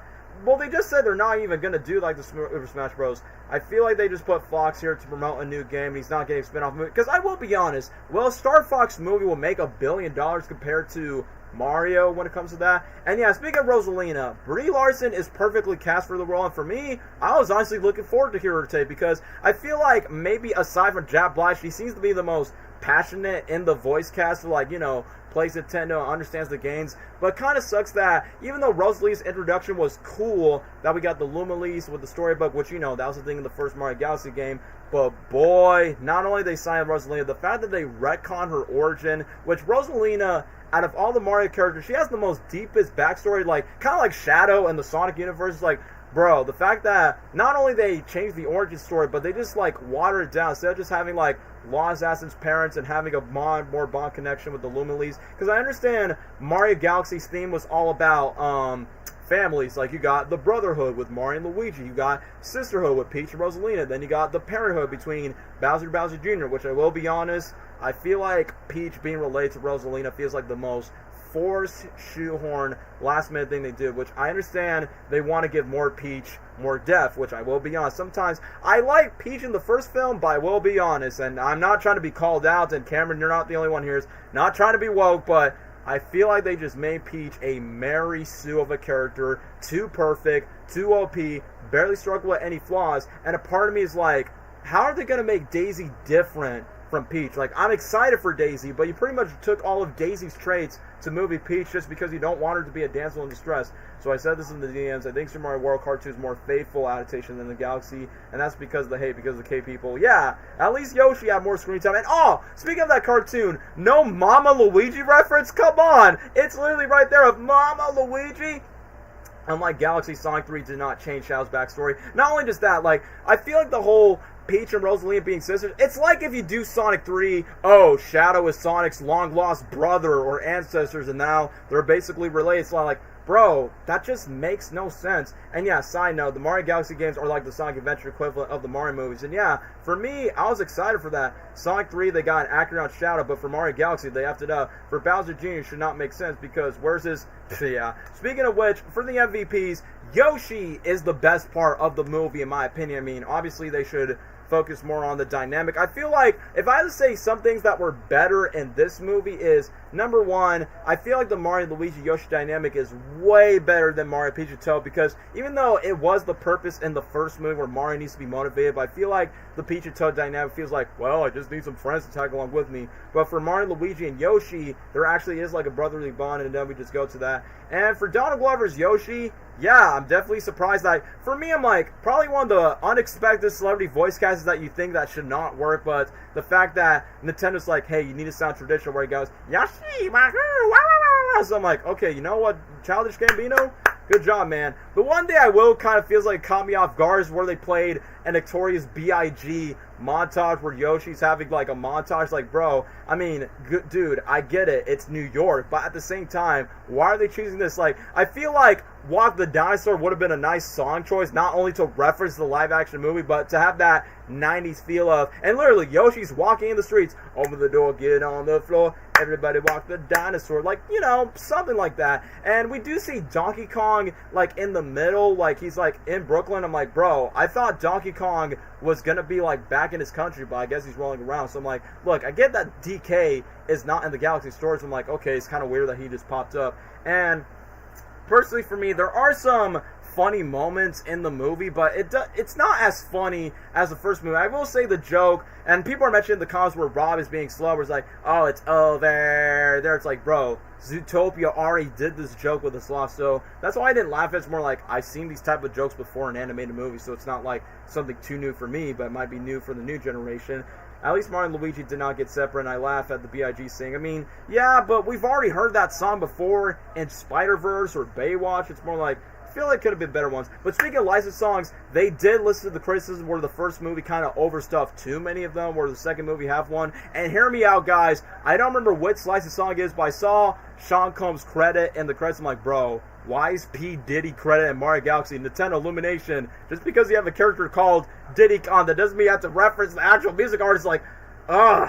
I don't know why they did that. Oh, yeah, I actually really like that scene. Like, where Mario, Luigi, Yoshi has their montage, and back where Luigi and Yoshi are being like the typical bros. It's like, oh, you got yourself a girlfriend. And I'm like, Luigi, you should not be making fun of your brother, because at some point you're going to be getting your own girlfriend in the next movie. But I did like this reference where Luigi singing this one song that was written from Marcy's typing, where it goes, when the moon hits your eyes like a big pizza pie, that's a Yoshi. That was a moment I did like from the movie. But I will admit, the one thing that was kind of funny but also kind of realistic, where Toad is like, wait, who is this? So a dinosaur just joins our team. I feel like Toad is not really utilized that much in the first movie. I mean, the only time that Toad was like resourceful was like number one, when he teams up with Peach in the casino level from the Mario Bros. Second game, which I will be honest, despite this movie's called Mario Galaxy movie, and yeah, Jack, I could definitely see that for Sonic 4, but on top for Mario Galaxy. So, you're telling me that Mario is trying to celebrate Peach's birthday. She doesn't know where she comes from, even though it's a nice, cute, sweet moment that Mario gives Peach her iconic umbrella that she has in the games. But it's kind of stupid that Peach, on the other hand, like, once when the Luma League, like, the Yellow Luma League just crashes down, I know somebody made a joke about this by saying, hey, yo, I thought the Luma League said an F-bomb, where it's like, Princess Peach, I effing find you. It's more like, bro, I know that's like come way. I mean, I know Illumination has their adult jokes hidden in their movies, like a blink you miss it moment, but I'm like, there's probably a little bit for when it comes to their face. But either way, the moment when the Luma League was not going past through, where Mario's like, don't worry, princess, I'll see you for another time. Peach is like, screw this, I don't need a man, I'm a strong, independent woman, I just need my servant bitch boy Toad to tag along with me, and then they go to the casino. It's like, bro, I mean, Mario, I understand why you like Peach, was like, bro, this version of Peach is such a girl boss, and it's not in the best way possible. And the fact that, even though this whole world is based on Mario Bros. 2, where you got Wart, Mauser, and Birdo, I mean, yes, it's fine for a second Mario movie, but given the fact that it's Galaxy, it doesn't make the most sense. I mean, even though we got the Super Mario Odyssey Jump Up Superstar, and I'm like, wait a minute, despite this is a Galaxy movie, there's a lot of Odyssey references, literally from the Sand Kingdom, the T-Rex, which I will be honest, I feel like for Peach, I hope Amy's not going to act like that. Oh, I've been thinking the same game, guys. Like, for me, I'm like, as much as I'm hyped for Amy Rose for Sonic 4, and I think Kristen Bell's a great job, I don't want Amy Rose to be a copycat of Peach, because, look, if I had to compare Kristen Bell's other character that she voices, Anna from the Frozen movies, yes, she's capable, but, like here's the thing. Since this version of Peach and Rosalina are trying to be the Anna and Elsa of the Nintendo universe, it's kind of like this. It's kind of like if Frozen 1 decides to skip the whole, do you want to build a snowman, cut the backstory, cut the curse of Elsa, why Anna and Elsa cannot be sisters, but then in Frozen, instead of just Anna just be like, hey, snowman, hey, snow guy, reindeer, Olaf, help me out, she's like, you know what, I don't need them. It's kind of like you will make Anna so unlikable, and even Anna in those movies has flaws, so hopefully they can take notes from Anna from Sonic 4, because it's literally the same actor, instead of just Peach just being like, you know what, forget the Mario brothers, like, Mario, you take a charge of the castle, then I'll be gone. It's like, bro, and here's what got me so baffled about Peach and Rosalina. So you're telling me that if they knew they were sisters the whole time, how come they never bothered to, like, contact and visit each other? It's more like I said, it just makes no sense to me when it comes to that. But anyway, let me just read some other comments. Again, I thought War was going to be for the third movie, aside from Wario Waluigi. For Amy Rose, I'm like, yeah, that's what I'm saying. Like, at least for Jeff Fowler, I mean, here's the difference. Like, the reason why I prefer the Sonic movies, which we will get to that later on, the reason why I prefer the Sonic movies more than Illumination's Mario movies, because at least for Sonic movies, and just to give credit to the director himself, than just putting multiple references to one, like, in those movies, the Sonic movies, it's all about the story and the characters first and foremost. Not just to make the characters cool in the games. Make them suffer. Make them have flaws. Make them have, like, personal demons that they fight. Like what Sonic, Tails, Knuckles, Shadow. Even Eggman gets an emotional arc in Sonic 3. So I'm hoping they do the same for Amy Rose instead of just what Peach is, where Peach just, like, barely struggles as a whole. So even though Peach was fine in the first movie, but the second movie, it made me not like Peach at all. But I almost forgot to talk about other characters, so I talked about Yoshi. As for Bowser Jr., I understand that Bowser Jr. was, like, in the Galaxy 2 game, and, you know, pretty fitting villain just to have, and I think, I would agree with Gabriel on this, where Bowser Jr. has his Wonder power-up where he takes down with Mario, Luigi, and Yoshi. And the fact that, thanks to that scene, Luigi had more screen time to, like, take down Bowser Jr. And I like that once when Bowser, the tiny Bowser, goes down with the Mario Brothers to, like, the Honeybee Planet. I like that Benny Safdie made Bowser Jr. by saying, "Dad, no!" And I will be honest, there's one moment where Bowser, when he becomes normal size, Bowser Jr. sounds literally like Logan 38, where he goes, "Hi, Dad." I'm like, bro, I mean, I get it. I mean, I know in the Nintendoverse, Koopa Troopas, Kamek, and Bowser Jr. all team up together, but I'm sorry, man. Just for those who watch SML, it's like, bro, I cannot think the characters the same way anymore if I see Junior, Kamek, and a Koopa Troopa together, and people are mentioning in the chat, "So, guys, what are you going to do today?" "He's a dog, dude." "Oh, Ken, why, Ken? In half." It's like, bro, especially there's one scene in the flashback where Bowser's trying to, like, have, like, a puppet show in front of his son when he was younger. I'm like, bro, this is literally SML. You have literally Junior, Kamek, and a Koopa, aka Junior, Cody, and Justice. Like, bro, I cannot take that seriously, man. And I will be honest, like, even though it was cute and nice, but the one thing that really caught me off guard, which I love Bowser in the first movie, and he still was funny in the second one, but I feel like his arc doesn't make sense in this one. I mean, the whole idea of him reuniting with his son is more like funny because you never mention about having a son in the first movie, but then the second movie is more like, "Oh, I take my son to boarding school, and that's why my son was never just because I was too busy doing King Koopa stuff." And then the one thing is, oh yeah, Cody, that's right in my effing ear. Yeah, once when Kevin tries, like, bro, this is literally like Junior and Cody when it comes to that. Imagine, no, not Jeffy. Chef Pee-Pee's like, bro, if Bowser's henchman has like a chef and he has like a mustache, bro, that would be so candy. I mean, since the creators of Teen Titans Go made these movies, it's like, bro, I wouldn't be surprised if they put the Chef Pee-Pee music that goes, so either way, so back on topic, like, even though as much as I like Bowser and him being tiny and just being insulted where Mario and Bowser has to team up, it's just like Sonic 3, where Sonic and Robotnik is like, "Oh, we're former rival enemies, and I don't like you, you don't like me either." But for the Mario Galaxy movie, it just doesn't make any sense, man. It's more like, first of all, when Mario basically just feels upset when Bowser tempted him to punch him, when Bowser becomes giant, the big WTF AO moment is when Bowser starts kissing Mario on the cheek by saying, and when I watched that in the movie, I'm like, oh no, this is going to inspire the DeviantArt shippers, the fanfiction writers, and the Bowser. I'm like, no, we're not going to that side of the Mario fanfiction. I'm like, okay, cool. Looney Tunes did where Bugs Bunny kisses enemies, fine, funny, but we're in the 2020s. Times have changed when it comes to, like, oh, enemies and heroes kissing each other. But either way, what really caught me off guard is once when Mario, Luigi, Yoshi, and Bowser, now that they're all cool for the most part, where Bowser decides to, like, sacrifice his time with the Honeybee Queen. And I will be honest, the Honeybee Queen did not need it to be cast by celebrities since you only have, like, what, 2 minutes of the screen time, but it just doesn't make sense where Bowser just becomes a good guy just out of nowhere. Because I know Bowser, he is evil, but he doesn't mean too much good harm since Bowser does have a soft side since the first movie. But I don't know, man. So, hold on, guys. Let me just drink some water. Yeah, let me just read this comment.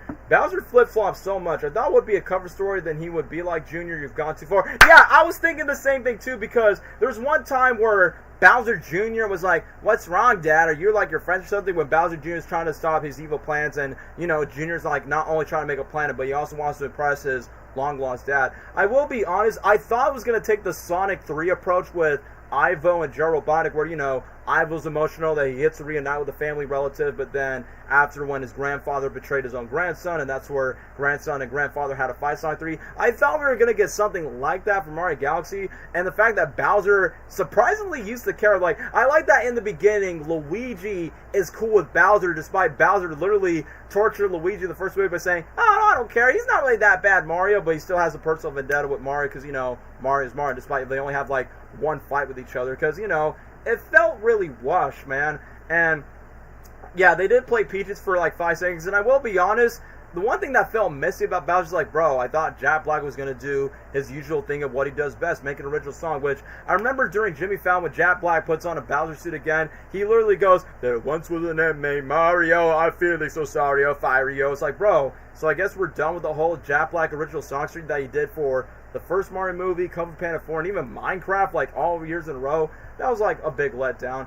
But also, given the fact when Bowser Jr. showed Bowser this whole, like, you know, Bowser King Koopa planet, I will be honest, that scene is just a shameless big advertisement saying, go to Super Nintendo World in Universal Florida, Universal California, Universal Japan, come to our theme parks, which, yeah, look, Nintendo, I'm going to your theme park later next month, but you don't have to shove it in our face just for the sake of advertising the movie. So that's why at times this movie feels like, I mean, I get it. It's a 40th anniversary Mario celebration, which is why they have to cram in so many Mario Easter eggs. Probably a bit too much, if I'm being honest. That kind of overshadows the story and the character most, that they could have, like, do multiple things. And yeah, I was going to say, where did Bowser Jr. originate from before the first film? And as a matter of fact, where's the mother? I know Super Mario Sunshine made a joke by saying, hey, Dad, he's my mom. Princess Peach is your mom, son. It's like, bro, it just did not make any sense for this whole time. I feel like Mario Galaxy, it feels like there's a missing movie in between. And a part of me is like, my biggest complaint with the movie is like the fact that the pacing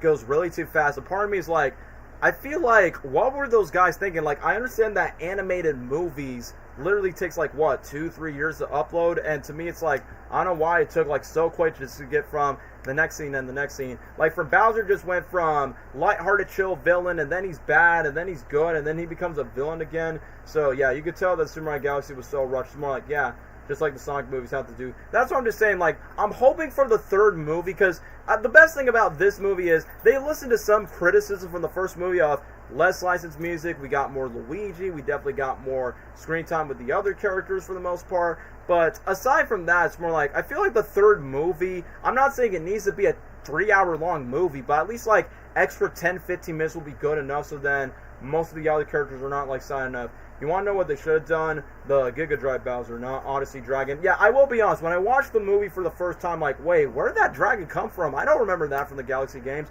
because you want to know what they should have done, since, you know, Bowser went from tiny size to normal size. If they wanted to be very faithful to Galaxy, I would have loved, because like I said, for me, I love Mario Galaxy 2. Like, the second Galaxy game, sure, Galaxy 1 has the better story, but I'm biased that Galaxy 2 is much more nostalgic for me. How come Bowser did not become a giant in this movie? Because, bro, the best thing about the Galaxy 2 game is when Bowser's about to defeat you, then he goes, oh, oh, oh, oh, oh, which, anyway, another positive thing I will say about this movie is, like, at least Brian Tyler still cooks when it comes to the music, because yes, we do get the iconic Mario Galaxy bangles. We got Bowser Jr.'s theme, bam bam bam bam bam bam bam, and then you got the Bowser's airship theme, bum bum bum, and then they at least got one of my requests, and what's that one request? They played the the Bowser theme that they played for a little bit, and they do play some of the iconic Mario Galaxy themes, obviously the dun dun dun dun dun dun, or that one music, I think it was played at the ending of both games where it just goes dun dun dun dun dun dun, and I like that Mario literally just spins attack just to, like, not just attack Bowser, but even Bowser Jr. as well. It's more like, hey, I feel like grabbing my Nintendo Wii remote, just go ding ding ding. Like, if we get Fury Bowser or Giga Bowser, still have Giant.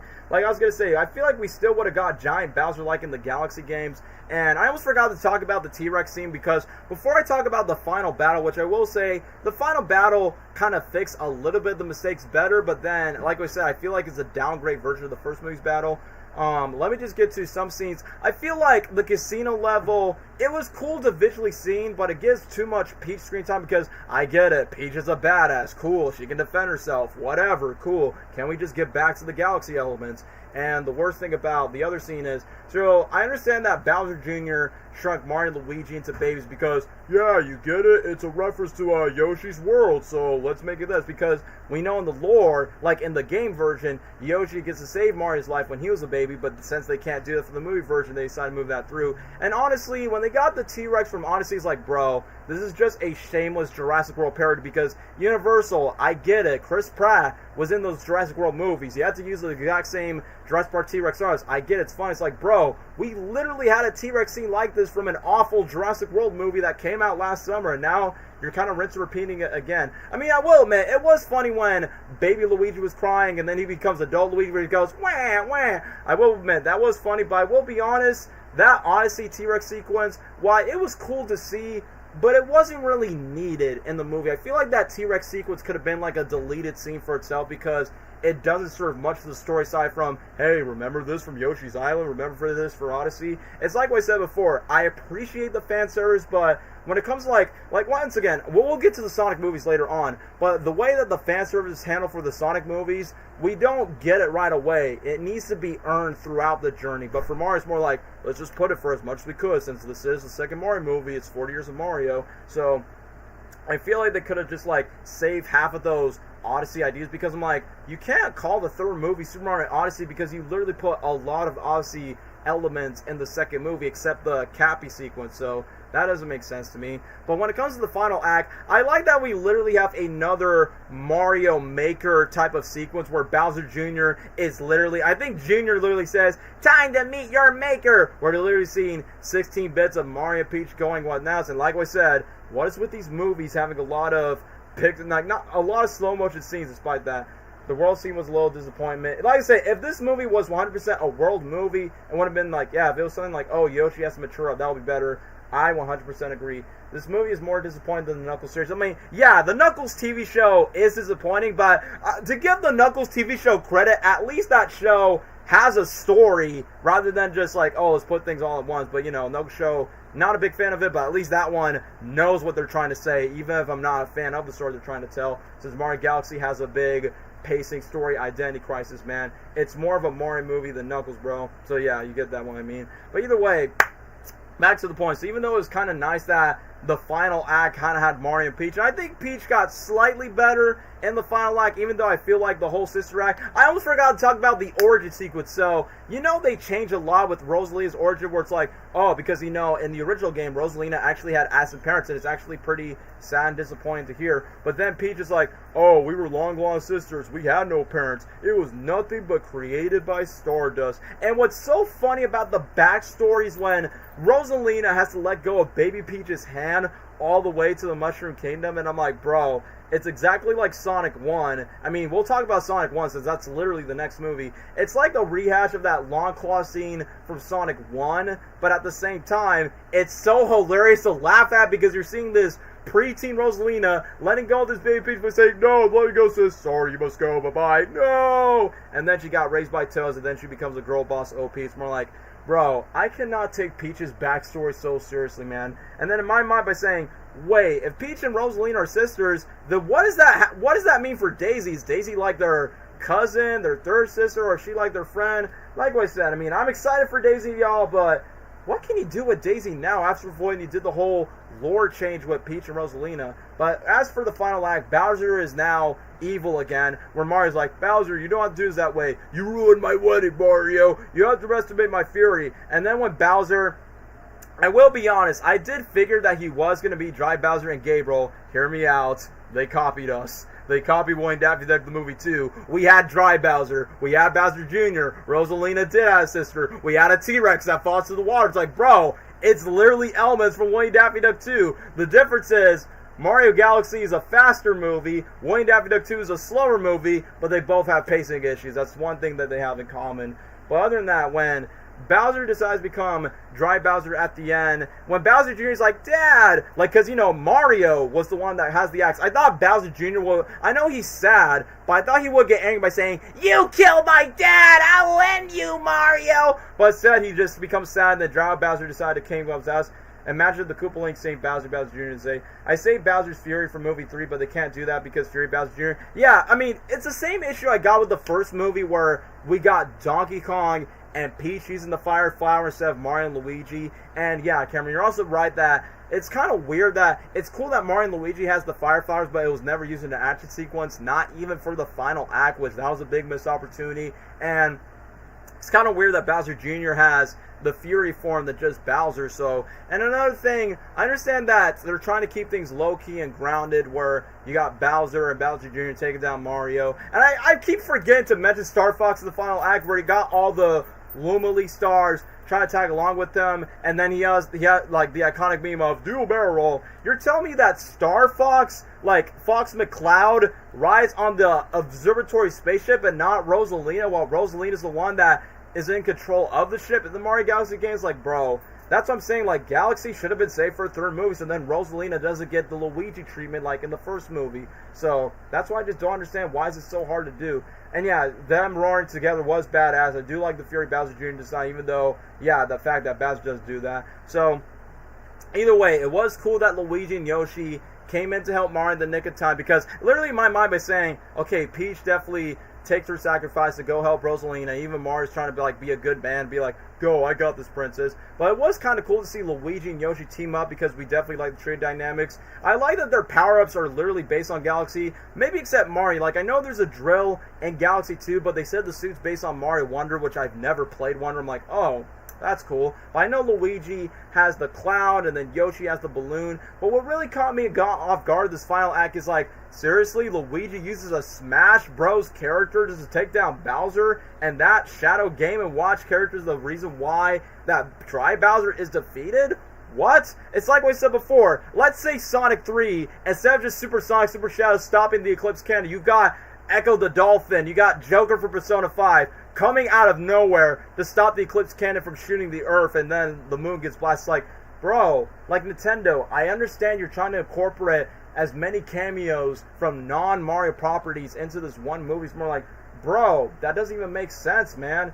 Fox did not even get a proper fight scene. Yeah, that's what I'm saying, man. It's like, look, Fox did not really need it to be a part of this movie, but I understand for Nintendo fans, the final battle was so short. That's what I'm saying. Like, the final battle feels very anticlimactic. I mean, it's still cool and fun to see. It's cool to see Mario, Luigi, and Yoshi fight off both of the Koopas. It is cool to watch, but I feel like the final battle just feels very lackluster for that. So that's Mr. Game & Watch. It's like, bro, a Smash Bros. DLC character is the reason why Bowser just goes boom, just like that. Yeah, Echo the Dolphin is the one that will defeat Gerald Robotnik and Sonic 3 and just go and then just boom, everyone survives just because a Sega Dolphin saves the planet. It's like, bro, that just makes no sense, man. So either way, as I continue on, even though when I saw the Dragon being released, I'm like, wait, that was a reference to Odyssey? Okay, that's random. But when Mario grabs the red star, I'm like, wait, that was the thing in Galaxy. But like I said, it's cool, but it's not as hype-worthy like the first movie where he got the superstar and everything.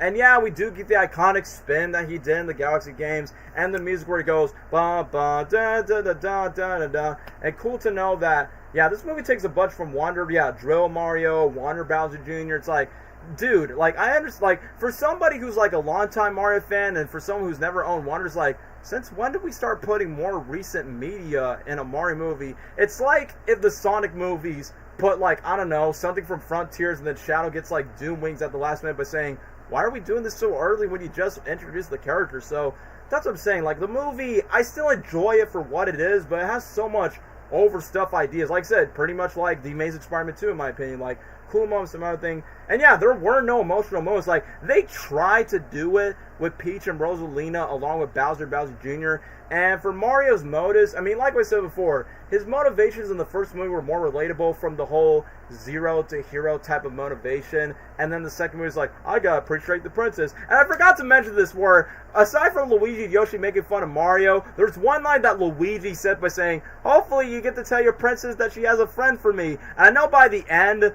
I could tell from Luigi's eyes, I'm like, oh, the sister, is she gonna be my girlfriend? I'm like, no, Luigi, your future girlfriend will not show up until, like, the next movie, probably in the next 3 years. And another thing, what also caught me off guard is, like, Mario doesn't really get, like, a proper motivation until, like, literally when Bowser just becomes evil again, and then he reunites with Peach, and when Mario's about to like give a handshake to Peach, and Peach is like, what, a handshake? I thought you were gonna give me a hug. And then I'm like, bro, you got close with this girl, whatnot. And like I said, I like that Nintendo's like, Mario and Peach are only just friends. Illumination's like, we're gonna make them a couple. Like, they're not like dating, but they're like, you know what, Peach, give me a kiss because I saved your life and I saved your long-lost space sister up in space who doesn't get that much screen time. The Red Star was a last-minute add-on, basically. The final battle should have had Mario and Bowser Jr. beating the crap out of each other. Yeah, agree. And that's another thing. The final battle did not take place in space. It was still grounded. It's more like, look, I appreciate the Galaxy references. I appreciate the Galaxy movie, but Galaxy should have been the third movie. Because, once again, for Sonic, it's like you make the first Sonic movie a road trip movie, and then Sonic 2, let's make it the Sonic Adventure 2 movie. Let's just rush Tails and Knuckles and introduce Shouts. Like, no! That's not how it's supposed to go, man! So, yeah, Toad, Luigi, Yoshi did not believe Mario. They should have hugged. Yeah, because in my mind, I'm saying, bro, if that's going to be your quote-unquote future wifey, that's going to be one thing. Saw the clip in the handshake, and it gives us a second hand of embarrassment. Even though, like I said before, even though Toad basically doesn't like... I like the fact that Toad doesn't like Yoshi. He's more like, great, Yoshi's here. Because I thought it was going to be like how Shrek does it, where Donkey doesn't like Puss in Boots, and then he got easily become best friends with Puss in Boots. It's more like... I feel like the Mario movies, in terms of comedy, they're trying so hard to be like Shrek, but not as funny or as well-developed characters when it comes to Shrek. And then Peach is like, what's a handshake? Because, yeah... I know it sounds like I'm hating, but I'm not trying to. It was cool that Toad got his Captain Land backpack. It was fine, but I don't see a Captain Toad movie happening. Definitely I agree. I feel like the Mario Galaxy movie should be the fifth movie best. Fifth movie? No, I don't think that would be exactly the case. But I would feel like this second movie could, if this movie would have been Mario World, like you could still keep Yoshi and Bowser Jr., but I will agree with Gabriel's review by saying, yeah, the ending, it's a nice ending, but it doesn't feel as satisfying as the first movie. I mean, there's a funny moment where the Luminlees are like, hey, where's the castle? And then Luigi's like, oh yeah, the castle, it died. And then they're like, what do you mean by that? Insert funny haha brain rot meme. And then once when Bowser Jr. and Dry Bowser were arrested, I mean, given the fact that we got the Luminlee in the post-credit scene, so here's my take. So I do believe that Bowser and Bowser Jr. will come back in the third movie, but here's my hot take.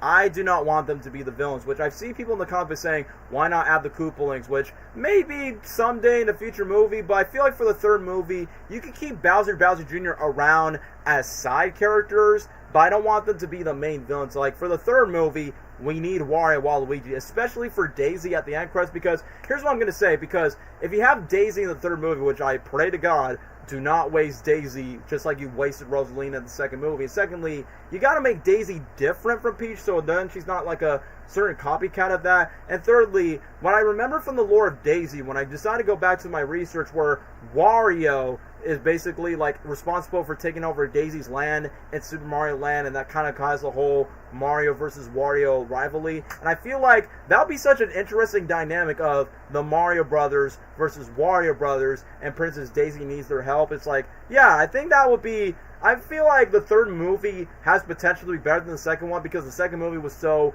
overstuffed. Like, it's not a bad movie. I already told you guys before, I would take the Illumination Mario movies over the live-action movie any day if that's the case. But whoever they cast for Daisy, hopefully it's a good one, so then, you know, third bad actress to go back.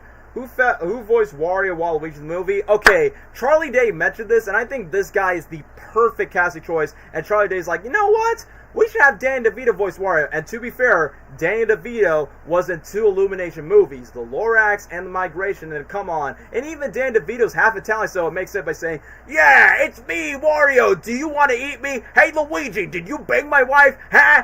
So, beast away, like, I think Dan DeVito will be a great Wario. And who I think will be a good Waluigi? Steve Buscemi, a.k.a. Randall from Monsters, Inc. Yeah, down to take down James P. Sullivan. I think he will be the perfect casting for Waluigi, because with that type of voice, I have so many kids to be like, you're going down, Sullivan, you're going down, Mario. So, yeah, Steve Buscemi, a.k.a. Randall from Monsters, Inc. That's what I want as Waluigi. Get it? Because they're both purple animated characters that the guy voices. So yeah, either way, this movie's not terrible. I definitely enjoyed the moments, but I will say this. It's just a weak comparison to the movie. But I will say, for the most part, as an adaptation, I'll take it over live-action Mario any day. S tier, no, I'm not gonna raise it as high as the first movie. I wouldn't say D tier because it's not as cringeworthy compared to some of these other movies on the list, which we will talk about later. Please let them be in the new movie. That's what I'm saying. Like, the brothers duo between Mario and Wario Brothers, that'll make things very refreshing in the new movie. Like, if you just make the Koopas the villain again for the third movie, then that's where it's going to start feeling repetitive, if that's the case. If it was making a Galaxy movie, would be third and take the Mario's inspiration from Galaxy 1. Some elements of Sunshine 1. Yeah, that's what I'm saying. Like, they would have just taken, like, some of the things. So, yeah, Haley just put C. Have you seen the movie? I bet you just saw that through a bootleg. So if I have to choose, I'm probably going to be with Gabriel. Like, it's not the most faithful adaptation to Galaxy. It definitely has its fun moments, but I'm just saying, for the next Mario movie, they really need to slow down. And we're going to get to the Sonic movies. Like, Sonic the Hedgehog is a fast video game character, but yet those movies take much better time in the story and the pacing and the characters than freaking Mario.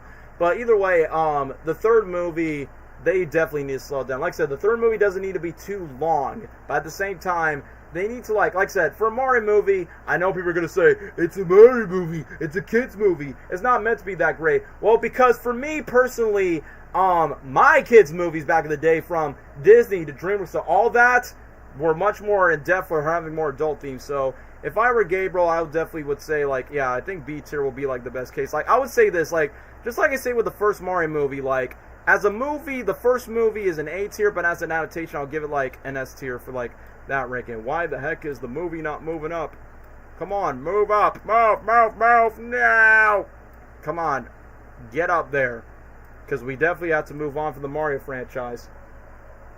I'll put this A personally, but yeah, it's not my stream. But, you know, that's why we're doing that. Anyway, how many hours did it took to talk about the entire Mario franchise? Holy crap, this is not what I meant. No.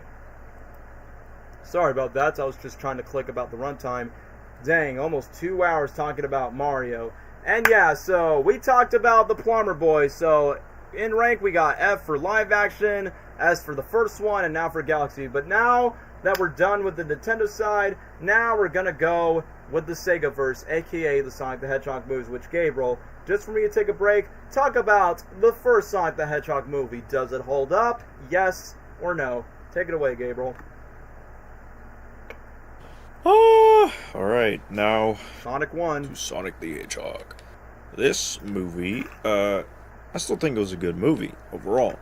It felt more just like I liked the little references and stuff of the Sonic games, you know, Green Hills. Well, I like the rings, the music and the land. the music, and like stuff like that. Like the little Easter eggs and references and stuff to the games was nice, but it also felt more. It didn't really feel like a video game movie at the same time. It just felt like Alvin and the Chipmunks. another. Yeah, like an Alvin and the Chipmunks, Hop kind of movie. Yeah, because James Marsden, duh. But it felt like that, but just with Sonic and Dr. Eggman. Which we know. Which they did it in a good way. Like it wasn't bad. It's still charming for what it needs to be. Yeah, like it just didn't feel like a video game movie, but it was still a movie that has video game characters in it, but not fun an movie. adaptation. You know, it was like when in Sonic X, where Sonic is in the universe with all the humans and stuff. It was just that, and Sonic adapting to, you know, the Earth and the human population and civilization and all that stuff, which is always cool to see. I like that kind of stuff with Sonic. Yeah, next movie they gotta have Sonic, man. No, it will happen. That will happen. But I like the just Sonic adapting to the world, and you know, after, you know, like in the beginning, I love the beginning where he's a kid and the actual Green Hill Zone. Yeah, we got the Sonic Mania theme song in that sequence. That was nice. Yeah, oh yeah, that was so cool. And I love the intro also, Sega and everything. Oh yeah, Sega, that was peak. Very peak. Yeah. But, yeah, I like the intro. I like how we got, like, I mean, it was sad. It was sad how he was, like, with Longclaw and then had to get separated because and he's all alone. Tribe, which is a good connection to, you know, the sequel. Wink, We'll wink, sequel. Uh, but yeah, seeing him as a little kid, and then having to lose that life that he had at Green Hill Zone and with Longclaw, and then adapt to a new world with the humans, and him being alone. Like he was someone that wanted friends and somebody to love him, and That's he was his just motivation. alone and an outsider. We can all And I relate think to that. was, like, We all relate. I think that was voters. like the charm of this movie, was like The how heart. he was That's an the heart. outsider and different, and then he eventually found a family and people that cared about him, and that goes to show, that maybe there is hope for people like that in the real world, where they feel like outsiders and like nobody cares, but then one day they can and will find somebody that will love them and care for them. And I think that was a nice, charming way to display that in this movie. Family. Literally, it's all But about family, Tom. I like that the movie also had a good balance. It had a good balance between showing Sonic and the humans. Yep, and Robotnik, of course. James Marsden did a good job, playing as his role, and for what he's known for. all the other human casts did well.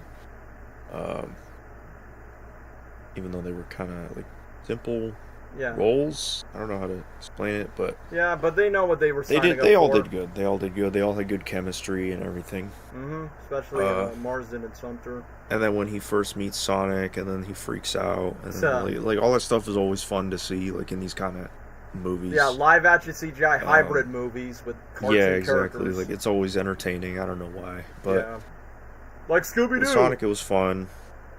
Also glad that they listened to the feedback and made Sonic actually look like Sonic. Let's not forget that. Because we would not have these other movies. For once, a fan base I'm really glad they listened. For once, a fan base saved a movie before it was doomed for failure.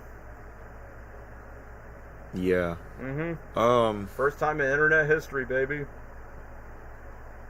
But yeah, Sonic was like this version of Sonic. I don't dislike this version of Sonic, obviously, but like most people on the internet would.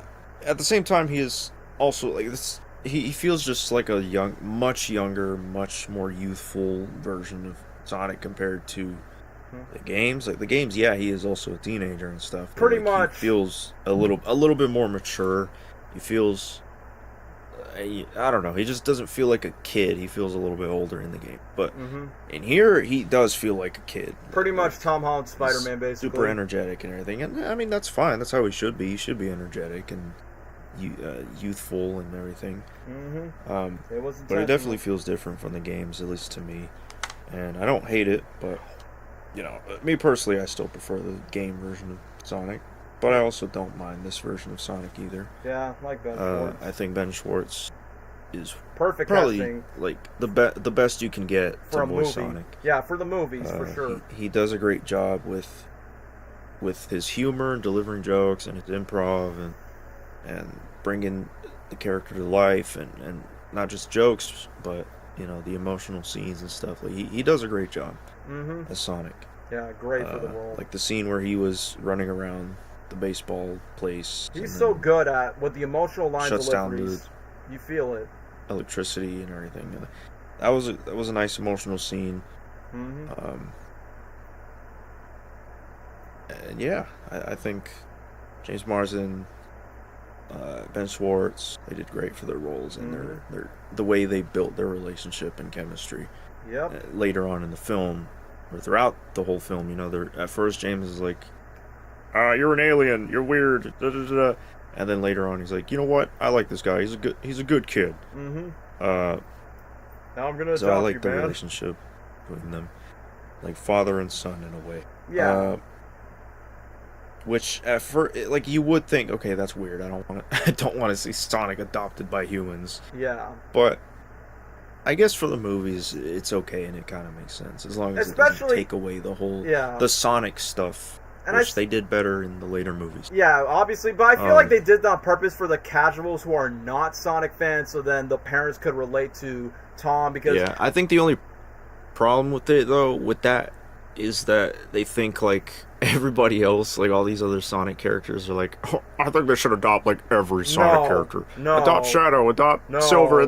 Let's chill out. All right, let's chill out. Just the main Sonic team. That's it. We don't need Big the Cat, Vector the Crocodile be living in their basement. Team Sonic always sticks together, so I'm fine with them being, And even then, Knuckles shouldn't even be there all the time. He's usually doing his own thing. So that's what the Knuckles series did. He's got to protect the emeralds. But Sonic and Tails, I think, totally makes sense for that kind of scenario. So I'm fine with it. Yeah. It's just these cringy fans. Yeah. Like, I think Amy and Shadow should get adopted by. Nope, you're done. No, shut up. Go touch grass. That's all you need to do. Get off of Twitter. You're not wholesome. You're an idiot. That's what you are. Yeah, exactly. I'm sorry. Anyway. Go touch grass and go back to school. Anyway, then of course the highlight of the movie was Jim Carrey, Dr. Eggman. He's back. I still prefer the video game version of Eggman, but this version of Eggman was so funny. He's just, again, kind of like Jack Black's Bowser, just like not a villain that you're like scared of, just a villain that he's just a likable villain. Just an entertaining villain he's not a good person, but he's entertaining, he's funny, he's just a likable villain. And Jim Carrey does a great job doing that with Dr. Eggman, and he shows the same insecurity of being an orphan, and he can't trust humans, so he makes his own robots and he thinks he's better and smarter than everybody else in the world and wants to rule the world and yada yada. Like I don't know, he does a great job with portraying that like ego and the humor that he has and how wacky and weird and different he is compared to everybody else. Perfect casting. And even though he wasn't fat yet, but yeah, still. But that was the point. Like, it's an origin story. And it was crazy, like, because we grew up watching Jim Carrey all the time. We also grew up watching and playing Sonic all the time. So to see them mixed together, it was best of both it's unbelievable. It's still till this day, it's still unbelievable that's truly what's happening. Especially Jim Carrey is Dr. Eggman. And Jim Carrey's committed to this role. I never would have imagined that in my life. I never imagined he'd be committed. Killed it. I never imagined he would be committed to doing multiple sequels, but here we are right now, thanks to this franchise based on a 90s video game franchise. It's unbelievable, man. But like I said, the best of both worlds as a Jim Carrey fan and a Sonic fan. I also love his theme song. It's catchy. Dun dun dun dun dun dun dun. His intro was fun. Yeah, it was funny. I like that. Okay, I want to comment, Gabriel. I like that. What was your name again? Nobody cares. Yeah, perfect. I mean, yeah, of course. I'm like the #1 Gen Z Jim Carrey fan, but I like that his theme song is like a menacing version of the but it's slow, like. Yeah, exactly. Like it fits Eggman. It really fits Eggman. But see, here he's not even Eggman. He's just Dr. Robotnik still. Yeah. So I like that about the movies, is that he transforms more and more into Dr. Eggman. From Dr. Robotnik to Dr. Eggman. So I really like that they did that. But I like that Sonic is the reason why he gave them the name, because of the egg drones, which I honestly think that's a nice touch. Yeah. The action in this movie was fun. I mean, I guess if you count it, the slow-mo bar scene. Yeah, the Quicksilver scene.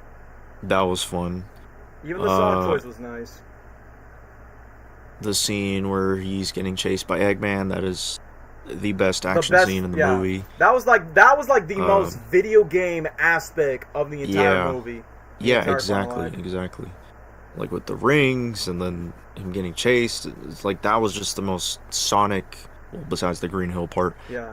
The most Sonic part of the movie. The most video game-ish part of the movie. Yeah, besides the opening. And then I will say the transition from everything to the final battle kind of happened pretty fast. Because Sonic. Like the pacing from everything going on to the final battle kind of happened pretty fast. It felt like, but it wasn't bad. Like it was pretty simple.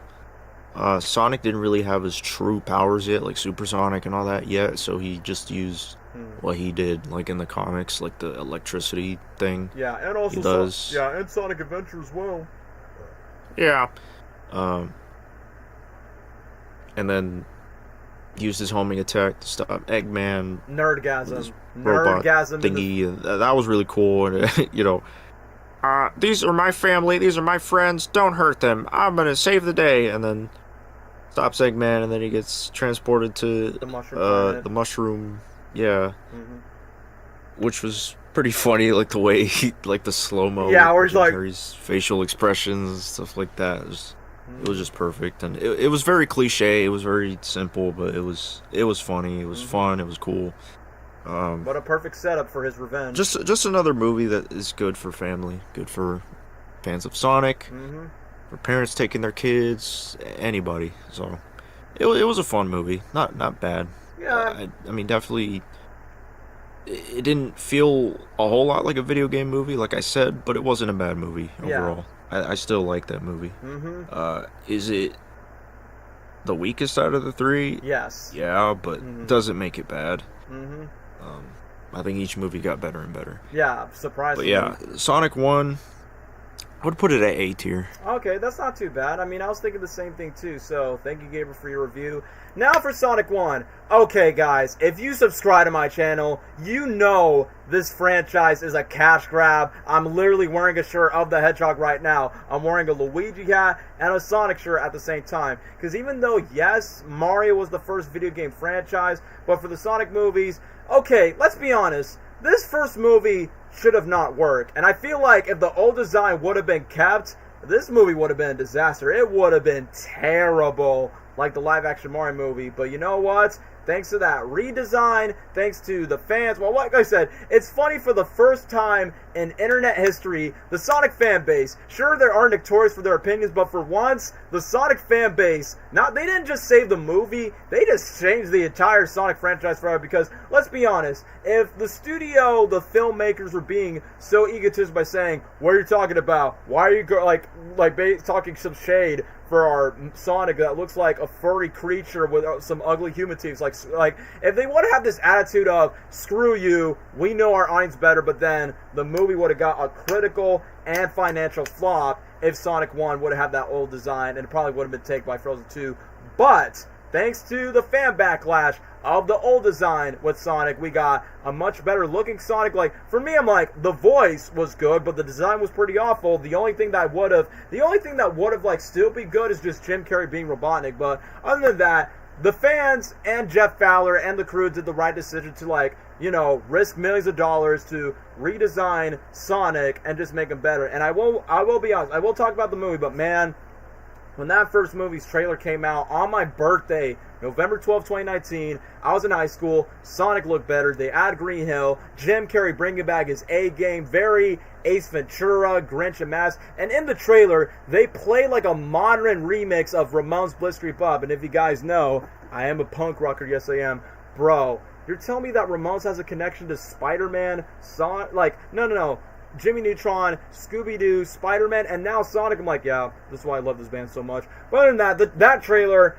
got me excited for the movie, and no surprise, guys, when I made content for that first Sonic the Hedgehog movie, yeah, I was going to say, Sony, let's not forget Sony had the rights to Sonic. I think they also got the rights to Mario too as well, but man, it's like, I'm glad that Paramount is not as corporate-driven like Sony, like how they are with studio meddling, so at least that, if it weren't for Jeff Fowler, if it weren't for the fan base, this movie, like I said, this movie honestly could have sucked. It honestly would have been terrible.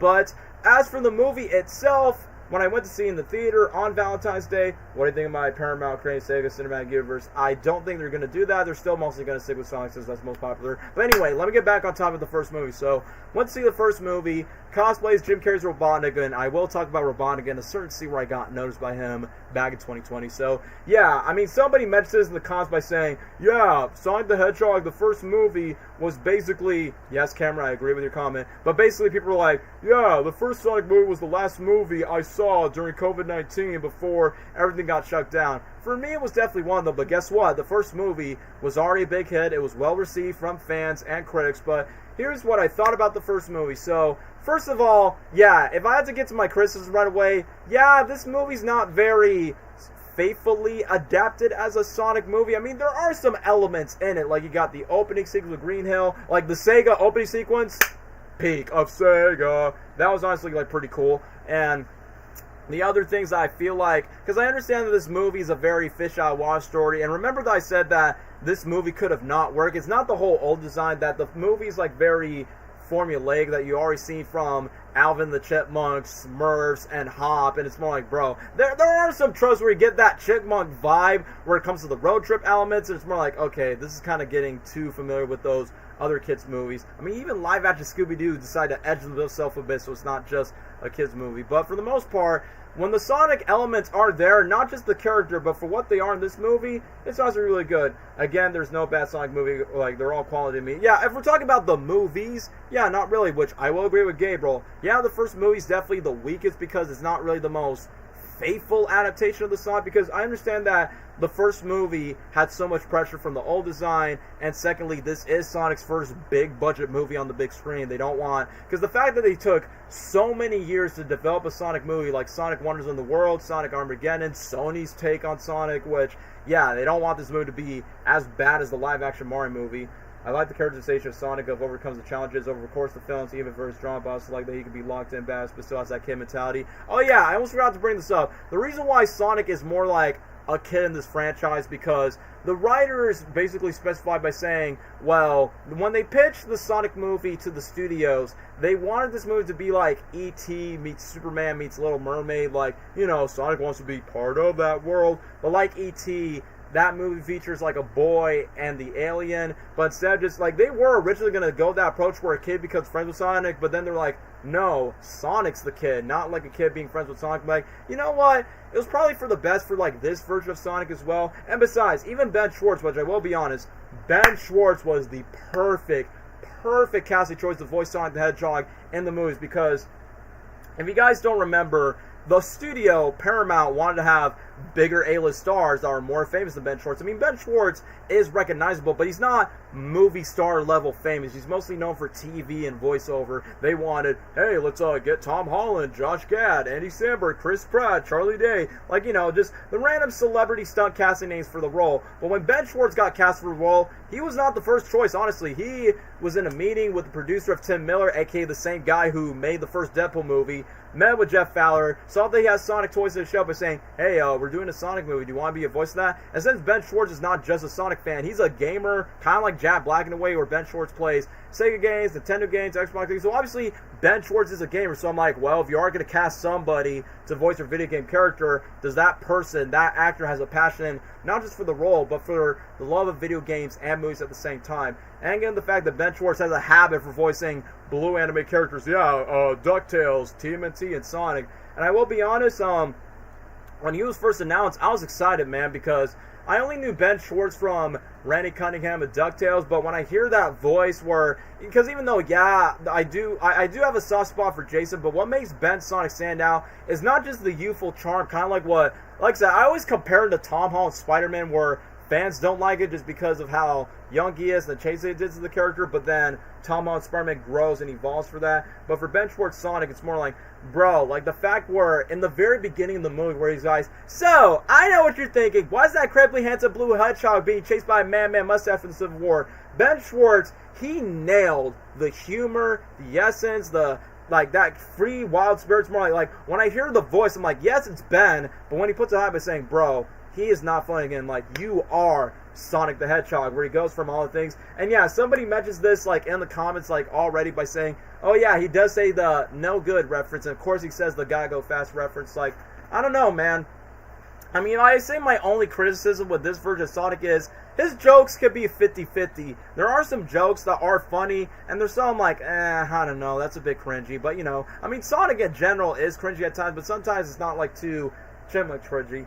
Movies should go with celebrities that just fits the characters and not just big name celebrities, and the Sonic movies achieve for all the roles. Yeah, for all the movies, definitely for sure, which I cannot say the same for some other movies, which I will talk about, Detective Pikachu and some other ones. But yeah, other than that, Ben Schwartz was definitely like the perfect cast for Sonic. And the best thing about this version of Sonic, from what makes him different, like, yes, I know this Sonic does not have a Tails or a Knuckles. Another complaint I did have, I love the opening sequence of Green Hills, but it's so rushed and so quick. Like, for me, it's like, can we just have at least 5 minutes of that backstory? Like, even though at least it gives like a new origin story, because just like with Mario never had a definitive origin story, neither did Sonic as well. Sonic never had, because video game characters are not the same like superheroes where, you know, Spider-Man becomes Spider-Man because Uncle Ben dies, Batman becomes Batman because his parents die in the alley. So, of course, for these adaptations, they gotta do that. Surprised from every post they reference. Yeah, I did like the Smash Bros. Reference, which, yeah, I did not expect that at all. Or, in the words of Jim Carrey, but I wasn't expecting that to expect something so it doesn't count.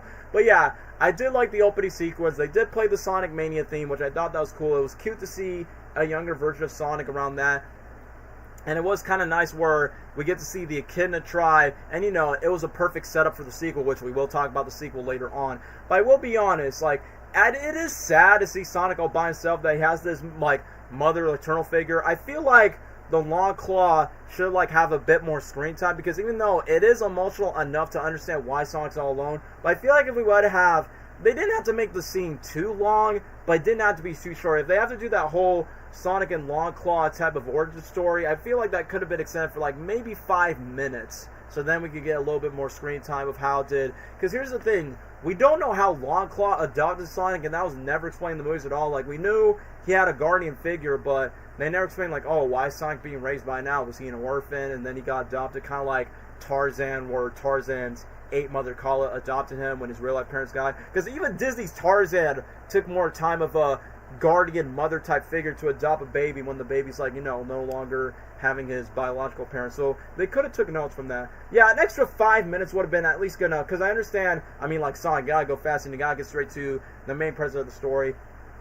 I feel like some point Sonic's role will merge in the Earth. I think that might be one. There's one scene I didn't like, is where Sonic was mad. Yeah, fans definitely have their, like, criticism when it comes to that. Pop quiz, hot shot, classic line. Okay, we'll get to that later on. But either way, despite Sonic makes a bunch of pop culture references, but I will give respect to the filmmakers by saying, so why is Sonic mentally randomly out of nowhere? Oh, because he watches movies, not with Tom and Maddie, but he watches from this by saying, okay, I respect that. At least it's not out of nowhere. It's more like, okay, there is reason for that. Not a fan of the Long Claw person. I feel like I forgot she's part of the opening. I think Long Claw is fine, but I just feel like they could have extended that origin story a bit more screen time. I mean, it perfectly sets up the sequel, but I feel like we could have a little more screen time with that. They technically did more of that with Shadow Maria, obviously, because obviously Shadow's like the only super definitive canon lore origin stuff, but for Sonic, they definitely have to create an origin story for it, because that's what the first movie is. Like, it's not just the first Sonic movie, it's technically the origin story of, like, this version of Sonic, and what this movie does succeed for the most part is, for people who are not huge fans of Sonic, like, let's say your parents or whatnot, don't know much about the Sonic lore, they don't just put in so much Easter eggs into your face, which that's the biggest problem I had with the Mario Galaxy movie. And even though, yeah, it's a shame that, you know, there's not that much Mobius connections, but it is nice that this version of Sonic, despite he is a loner, I like the fact that he has homeless shoes, take care of a small turtle. But you want to know when Sonic is saving a turtle's life? You know what's a missed opportunity that the first movie could have done? It would have been nice to see Sonic interacting with a real-life hedgehog, like, you know, like a real-life actual hedgehog. Be like, is that what I'm supposed to look like in this planet? I don't look as cute and blue. Like you know, I think that would have been nice of reference. And when Sonic is trying to save the turtle, literally, I know this is going to sound stupid to me. I think I would have laughed if that turtle peed, if that turtle started shaking. It's like, bro, I think that would be funny. But as for the Sonic sequence of Don't Stop Me Now by Queen, it's funny that fans predict, like, hey, what if this song plays in the Sonic 1 montage of Superstar, Raise It to the Sky. And the best part of that song is there's literally a lyric that says, I want to make a supersonic man out of you. Don't stop me now. I'm going to have a good time. Perfect licensed song, especially where a song that literally has Sonic in that one. Yeah, I was thinking to say, I think that would be, I know that would be so forced, but it would be kind of funny if the turtle pees just because it's nervous after when it almost died. But I will be honest, I did like the Easter eggs where Sonic was basically, I think there's a vendetta that's like the opening logo of the Sonic 2 game, and there's the Hilltop Road sign, because I understand that for Sonic 1, they had to make some video game references and incorporate to Earth, because I understand that CGI is expensive. Be like, well, if they can't have the budget to do it, I guess they could, like, you know, somewhat change for that. And speaking of the live action stuff, I'm going to mention about this in the sequel, guys, but here's my biggest hot take. I think the Sonic movies are a much better live action version than Sonic X. Fight me, because at least Tom and Maddie are more likable characters than Chris Thorndike and Sonic X, but that's my personal hot take. But either way, despite there's not enough video game music, which I do complain about that for the first two movies, but we do got Green Hill, we got Sonic Mania, we got the Robotnik theme.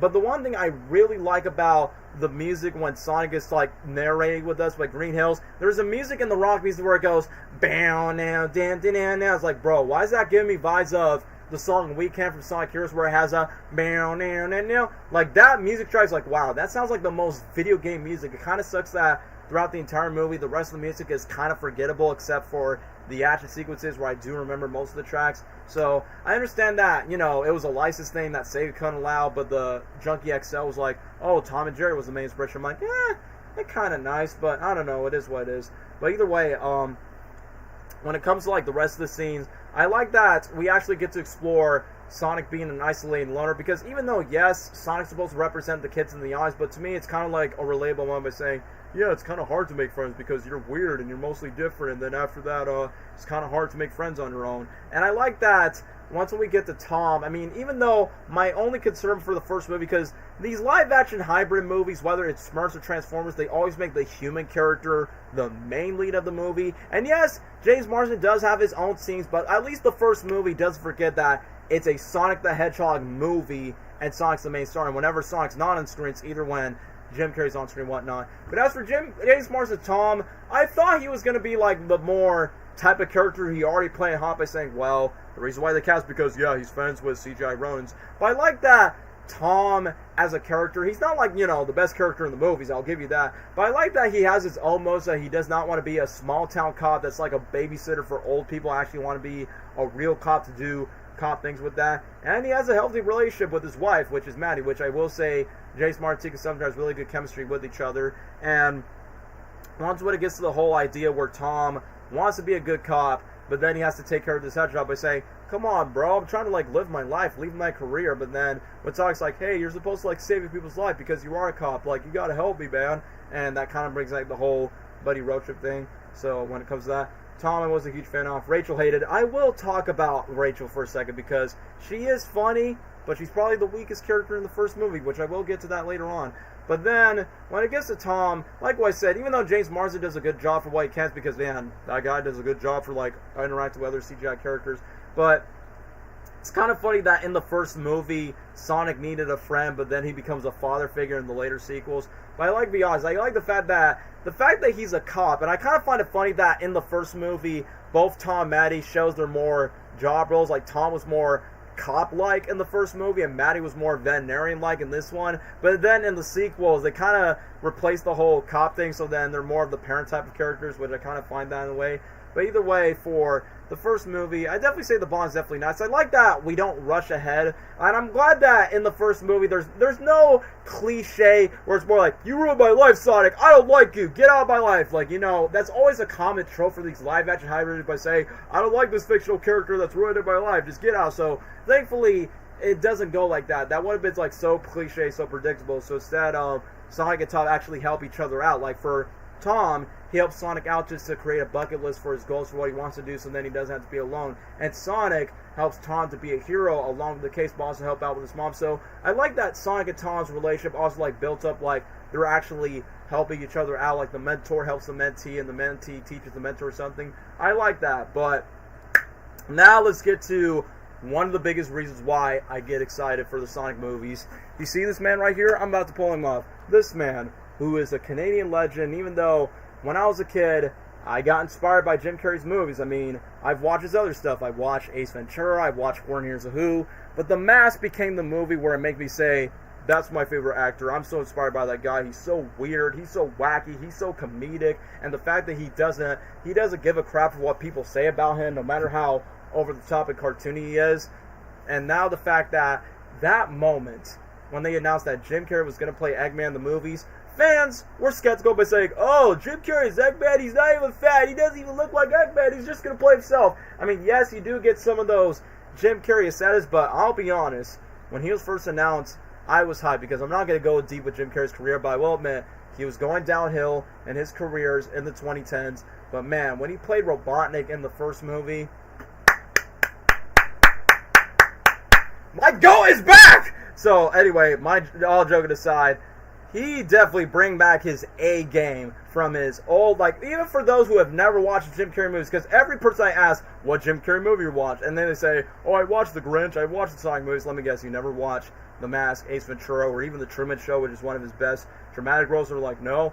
Well, just like the Sonic movie, I give the Sonic movie credit for reintroducing Sonic to a new generation. This movie does a good job of reintroducing Jim Carrey to a new generation of audiences, because for those who have never seen his older movies, this was the best movie and the best franchise, unexpectedly, to bring back Jim Carrey from his A game. Like, obviously, like, Robotnik is like the perfect, like, his take on the character. It's a hybrid between Ace Ventura, The Mask, Cable Guy, Riddler, and Grinch, and you mash them all into one. But like Eggman as a character, like, I like the fact that this origin of Robotnik is like, I like Jim Carrey's portrayal as Eggman, like, as wacky as he would be as a villain. Like, not only he is wacky, obviously he's not intimidating and scary, but at least Robotnik actually has strong motives. And when Jim Carrey was talking about the character in so many interviews, I'm like, I never expect an old man in his 50s to be super in-depth for a video game villain, and here I am right now. And given the fact that, like I said, if Jim Carrey was not involved in the first movie or the Sonic movies at all,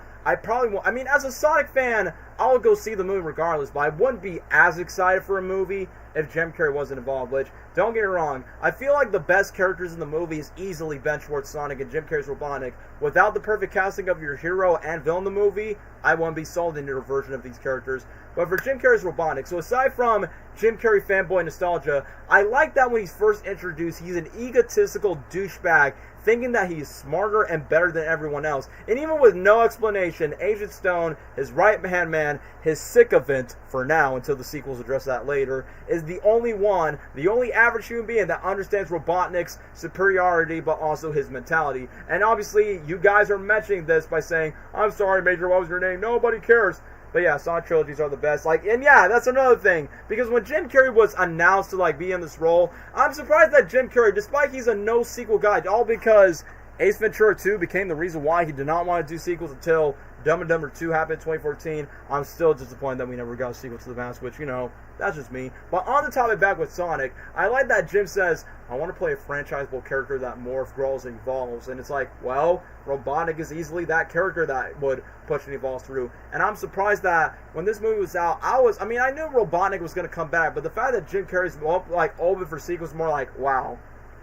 You're telling me that this franchise, based on a video game mascot, break Jim Carrey's no-sequel rule, and I gotta give props to Jeff Fowler, give props to the crew, give props to the people who are working with Jim Carrey. It's pretty nice. But his motivation, I will be honest, it is kind of relatable at times by saying, like, human beings are reliable, stupid, I care very little about them. My machines are delicate, relentless. They're everything to me. Or that one line, which, once again, the reason why I love Jim Carrey so much, because he has jokes that makes kids laugh, but there's some interesting innuendo jokes that adults find funny. Like, in Sonic 1, after when he tells the commander by saying nobody cares, like, he made this joke by saying, you see Charles Webb yet? Spoiler alert, she dies in the end, which is a big creepy egg sack. And then when his egg drones comes out, he says, look what came out of my egg sack. If you know what he means, not just because it's an egg sack joke, but also with Charles Webb. And then, well, he perfectly described himself of why Robotnik is so obsessed with the machines, where Jim's like, you know what they love about machines? They do what they're told. They follow their own program. They don't need time off to get drunk, put the bone in the water. And I like that Nickelodeon often censored that in the movie screening,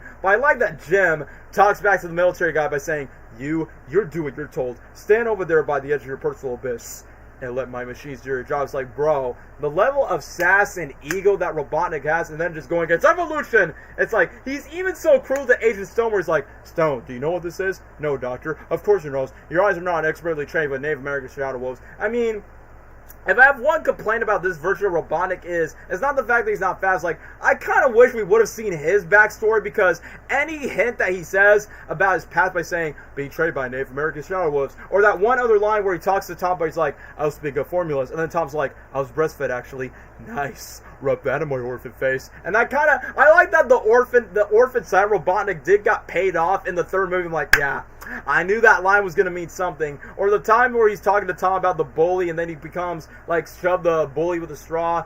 And other lines where he's like, oh, why would you throw away your life away for this thing? That's why I don't have friends. That you see now, I mean, it was best man who has a wedding out of time that nobody has anything better to do. Like, little lines like that, it's more like, I kind of want to know his backstory. Hey, Paramount, please hire me for a Robotnik prequel in the past. Like, make a Robotnik Paramount Plus series, and make it like a Young Sheldon spin-off, like a prequel of Big Bang Theory, and then like, yeah, Paramount, hire me for the role before I become too old to play young Rob. In which I also like that, Dr. Robotnik, but my dentist calls me Rob. But I also like the fact that his theme song of do-do-do-do, do-do-do-do-do. Yeah, I also like that line. I like that he talks to Wade Whipple, where he goes by saying, you just sit there and be you. Celeste is like, another reason why I love Jim Carrey. I know I'm going to glaze Jim Carrey a lot in this movie, but like I said, if he was not in this first movie, I would be like, I like Sonic, but the movie was okay.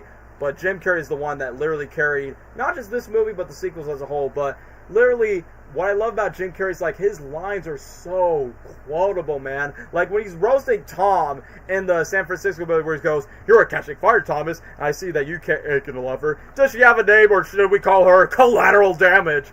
And I will be honest, even though Jim is basically playing evil Ace Ventura throughout the movie, but there are some lines, his voice sounds a lot like Eggman whenever he gets angry, where he goes, give me a big fat break! Or that one time whenever he screams, and let's not forget, when he's in the Mushroom Planet, where he looks a lot more like Eggman, bro. And that's why in my mind, when Jim Carrey did the laugh by saying, Jim, you proved the haters wrong, and I, like I said, for those that doubt by saying, oh, Jim Carrey's a terrible cast, I'm like, guys, have you seen his movies, The Mask, Grinch, Riddler for Batman Forever? Jim Carrey's a great character performer, so whenever he plays a character from a pre-existing property, whether it's a book or a novel or a video game, Jim Carrey, he's faithful to any role he plays, but he makes it his own. And I feel like that's what he did for Robotnik. And even though Gabriel has his hot take opinion of he definitely prefers modern game one, here's my hot take. And since we got 3 movies, Jim Carrey's Eggman is easily my favorite version of Eggman, period. Yes, I'm biased because of the actor, but I also like we go more in depth with his motivations and his stories throughout all 3 movies. But him just delivering that line, the Mushroom Planet, where he goes, do some rock reconnaissance! Ha! Rock reconnaissance! Come on, that's hilarious! What's the matter with you? It's like, bro, that is very Eggman-like, and that is just perfect confection. And speaking of the action scenes, which I will talk about that, originally the movie was not meant to be having too much action scenes, but then, thanks to Tim Miller, who's basically the producer, but also Jeff Fowler's mentor, was like, let's put some more action by saying, come on, like, I know Sonic and the franchise are comedic moments, but the coolest thing about Sonic is not just the characters, it's the action scenes, very Dragon Ball Z, but with furry creatures, and that's what it is. And the coolest thing is, yes, the action scenes are pretty simple and basic where it comes to, like, Sonic stopping a drone and him just making an Amazon joke. And then the scenes, the bar scene, I forgot to talk about that. Here's a hot take, guys. I prefer the bar scene in Sonic 1 more than the Uptown Funk scene in Sonic 2, which we will get to Sonic 2 later on. But the Uptown Funk sequence is not my cup of tea, but where Sonic is doing like the Quicksilver slow motion scene, because yeah, James Marsden is part of the X-Men movies, where Sonic just goes, my feet go boom, boom. First of all, underrated Liza Sonic, and a song that actually fits the Sonic character, doing some very Bugs Bunny type of tropes, and just going more and more. I mean, yes, it's very formulaic that you see in Alvin the Chipmunks, where you see Alvin fighting the villain in a bar or something, but with Sonic's powers, that was the icing on top. And also, thanks to that scene, we got Sonic eating chili dogs. I'm like, hey, that's an Easter egg right there. I will admit, the fart joke felt very forced. It was like, oh, what is that thing? I think it's called a chili dog. I'm like, well, despite the fart joke was quite forced in, I mean, at least that's one reference to the chili dog. And I like that when Sonic's messing with the apartment that Sonic and Tom were in, there's literally a TV that says Gopher Broke, which is basically Jeff Fowler's first major animated short, which is a nice reference to Jeff Fowler's earlier work. And I like that there's some Easter eggs where Sonic is like wobbling down on the shelf. And I will say my favorite Easter egg of the movies where Sonic has the world map where it shows the Master Emerald, it shows Green Hills, and then it shows the Sega Saturn logo. Because I knew when Sonic had that map, because I know he needs to go to the Mushroom Planet just to like not lose the rings. But around that time, like, that Easter egg was perfect to set the sequel. And boy, that aged well when that map just was paid off as for the whole treasure hunting Master Emerald sequence for the second movie. But yeah, like I said, despite the Easter eggs were nice, even though I would appreciate maybe a bit more video game stuff, because for the first half of the movie, it doesn't feel like it.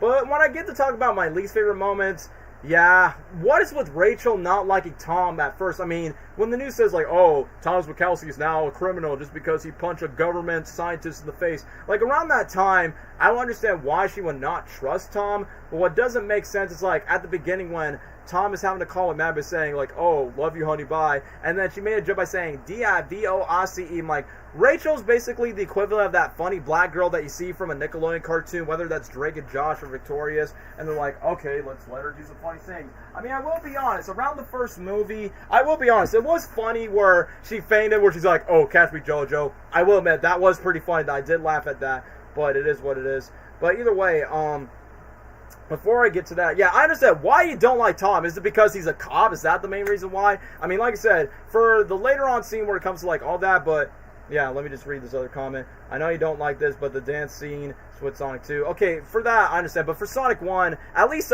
Sonic uses powers against his enemies. But for Sonic 2, I'm like, dude, you can literally just take the map with your slow-mo sleep powers, and then you can just get out of here, wet tails. But we'll talk about Sonic 2. But yeah, that joke's pretty funny with Catfish JoJo. And somebody mentions this in the comments by saying, look, guys, I'm not trying to brag, but look, this scene was improvised from Jim Carrey. It's unscripted, where Jeff Farrell's like, what do you think Robotnik's going to do in his spare time when he has the quill? And Jim Carrey, this was all Jim Carrey's idea, which for me as a fan, it's not surprising, but it is awesome to see, where Jim Carrey is literally like dancing to a 70s Canadian song, and it was stuck in my head for days. Evil grows in the dark where the sun it never shines. Evil grows in cracks and holes and lives in people's minds. It's like, it's not a Jim Carrey movie. There's like not one scene where he dances. One that gave me nostalgia for The Mask where he dances, or The Grinch when he does like a montage, or even The Riddler when he does a little bit of the dance moves. I'm like, yeah, that, like, to me, I'm like, that is 90s prime Jim Carrey right here. And I'm not trying to brag. If I did not recreated that on Twitter, I would not get noticed by the real Jim Carrey in person, man. And the fact when Jim Carrey noticed my cosplay recreation, he called me like a Robotnik clone before he deleted social media. I'm like, bro, I was 18 years old around the time by saying, man, this is why I appreciate the first Sonic movie so much. Like, not only as a Sonic fan, I liked it. It's not a perfect movie, but I appreciate it for what it did to the franchise and to the character.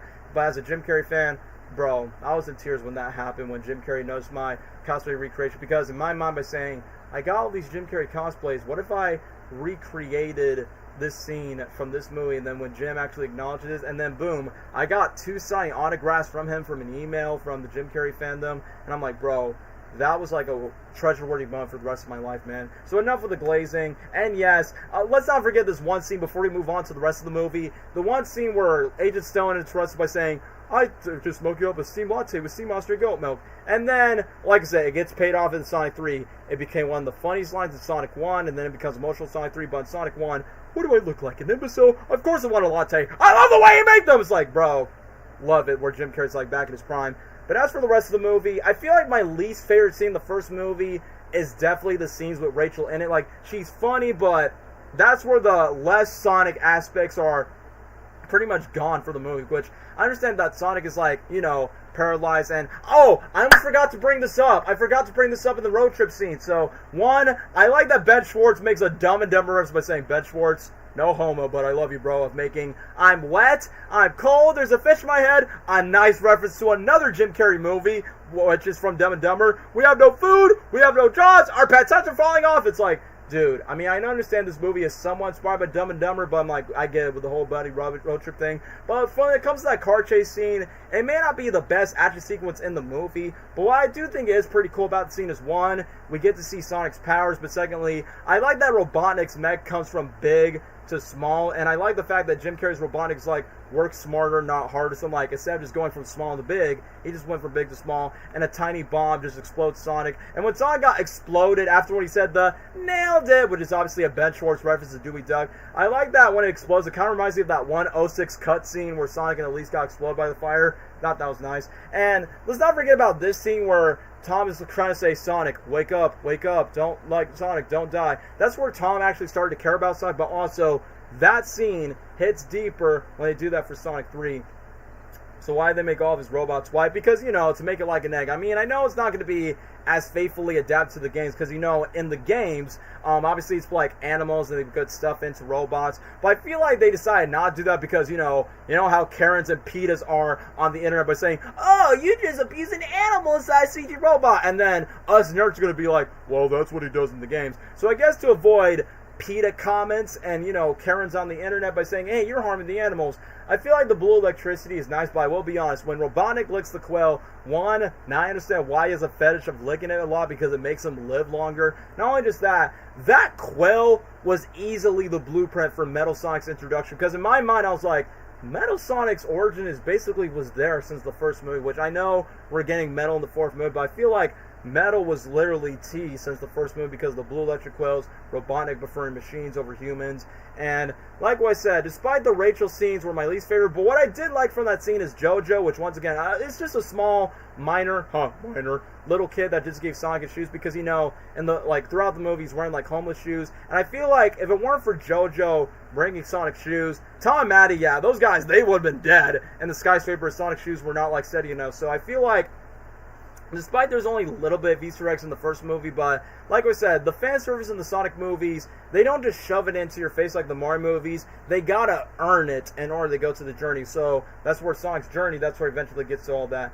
They use quails to explain how Jared lives over 100. And I hate that he licks the quails. Also, that's like that to make quails from Metal Sonic.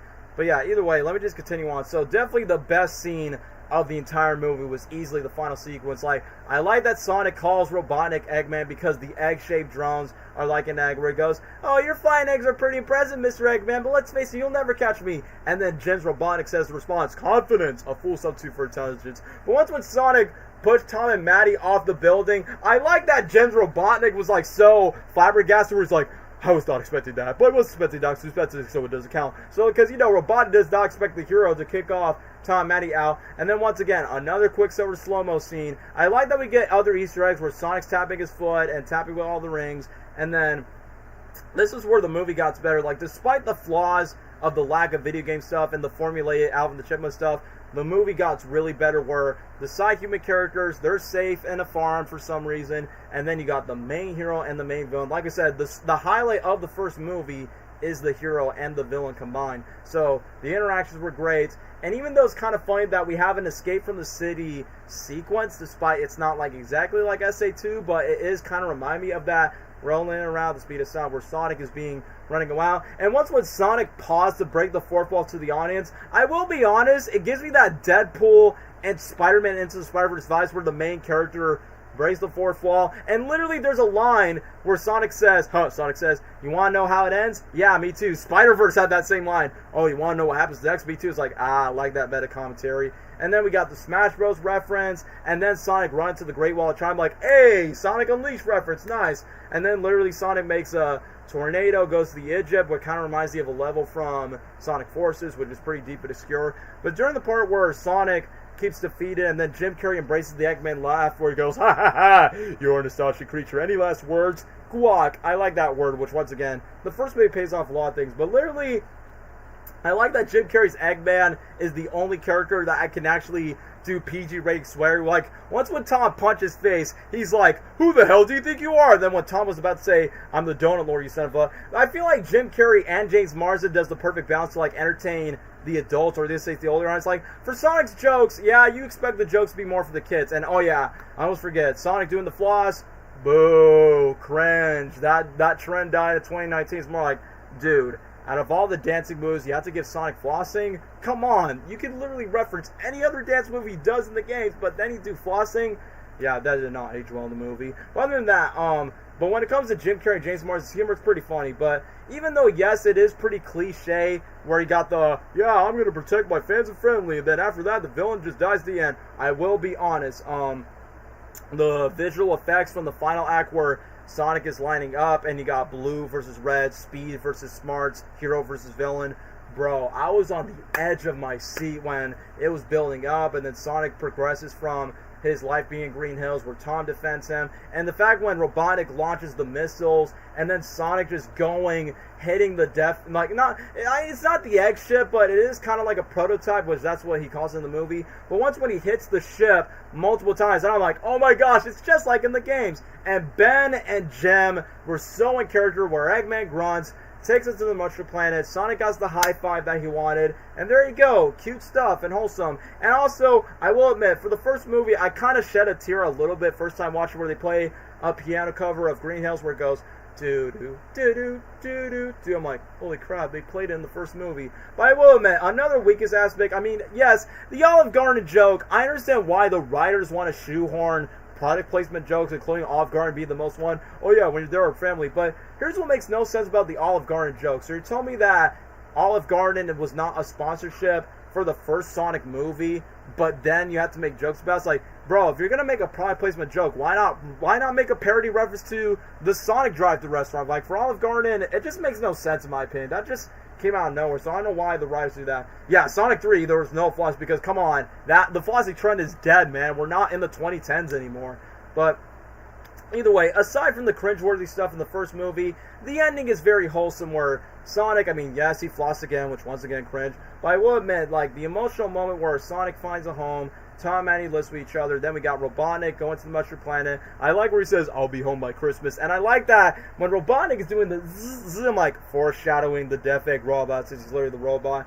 And then you got the Speed Me Up, the 16 pixel credits, and before we get to Sonic 2, not only it was a good job that they set up Tails for the second movie, but the fact that they kept Colleen O'Shaughnessy for the post-credit scene, and then we get to the second movie, yeah, that was an awesome way to, like, get fans excited. And yeah, even though I knew the post-credit scene was like, well, it wouldn't make sense for Tails to do that. Sega still didn't do a Sonic collaboration with Sonic. It's like, yeah, missed opportunity, Sega. I mean, look, I don't mind the McDonald's Happy Meal, Sega, but come on. That's literally the best fast food. That restaurant literally sells chili dogs. But either way, it is what it is. Speed Me Up, I will be honest, Speed Me Up is not a bad song, but it's definitely far better than Jelly Roll's Running for Sonic 3. So, either way, it's kind of funny that Speed Me Up has like 4 different artists, but yet there's only one artist that has one line. What's his name? I think his name is Sugar the Child. Don't crash, let go fast, under my dad, come on last. How much longer are you going to be on for? Well, that's very rude for you to say. Secondly, it just depends how long me and Gabriel would say, because the reason why we talk about video game movies is because there's so much to say about it. So, as long as we could, unless we might have to split the string to part 2 for the lesser-known video game movies. But either way, Maddie realized at the end, and then we got JoJo saying, gotta go fast. Yeah, I mean, I know Sonic X was the one that made the catchphrase, but it's nice that wasn't the first movie.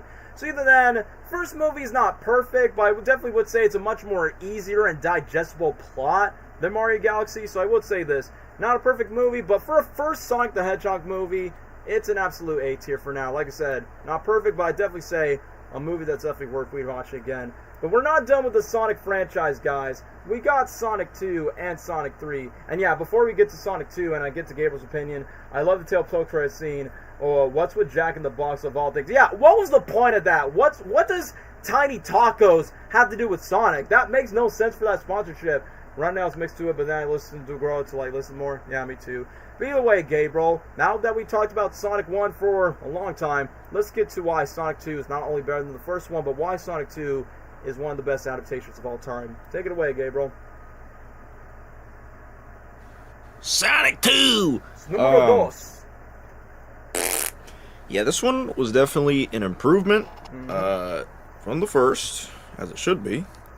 And it very much felt like, you know, a movie adapted by the Sonic 2 game, but in its own way, in its own story, which is fine. It's a movie. It's an adaptation. It's not supposed to be copy and paste. But the way they introduced Tails was nice. I'm glad they got Colleen back to actually play Tails, because I think right now she is like the best VA for Tails.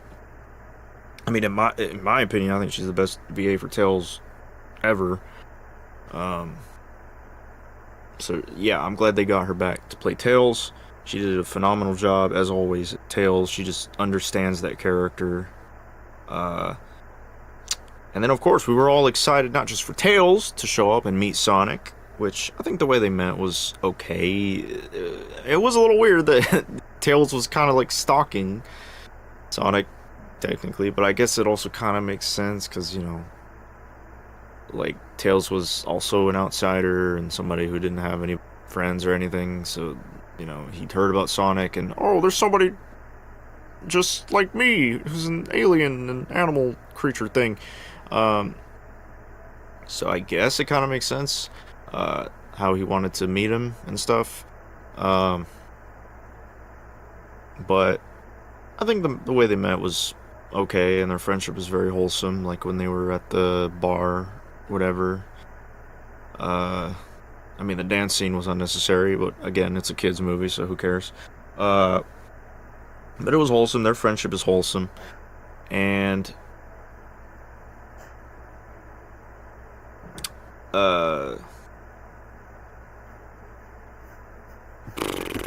yeah, I was gonna say something, I forgot. Yeah.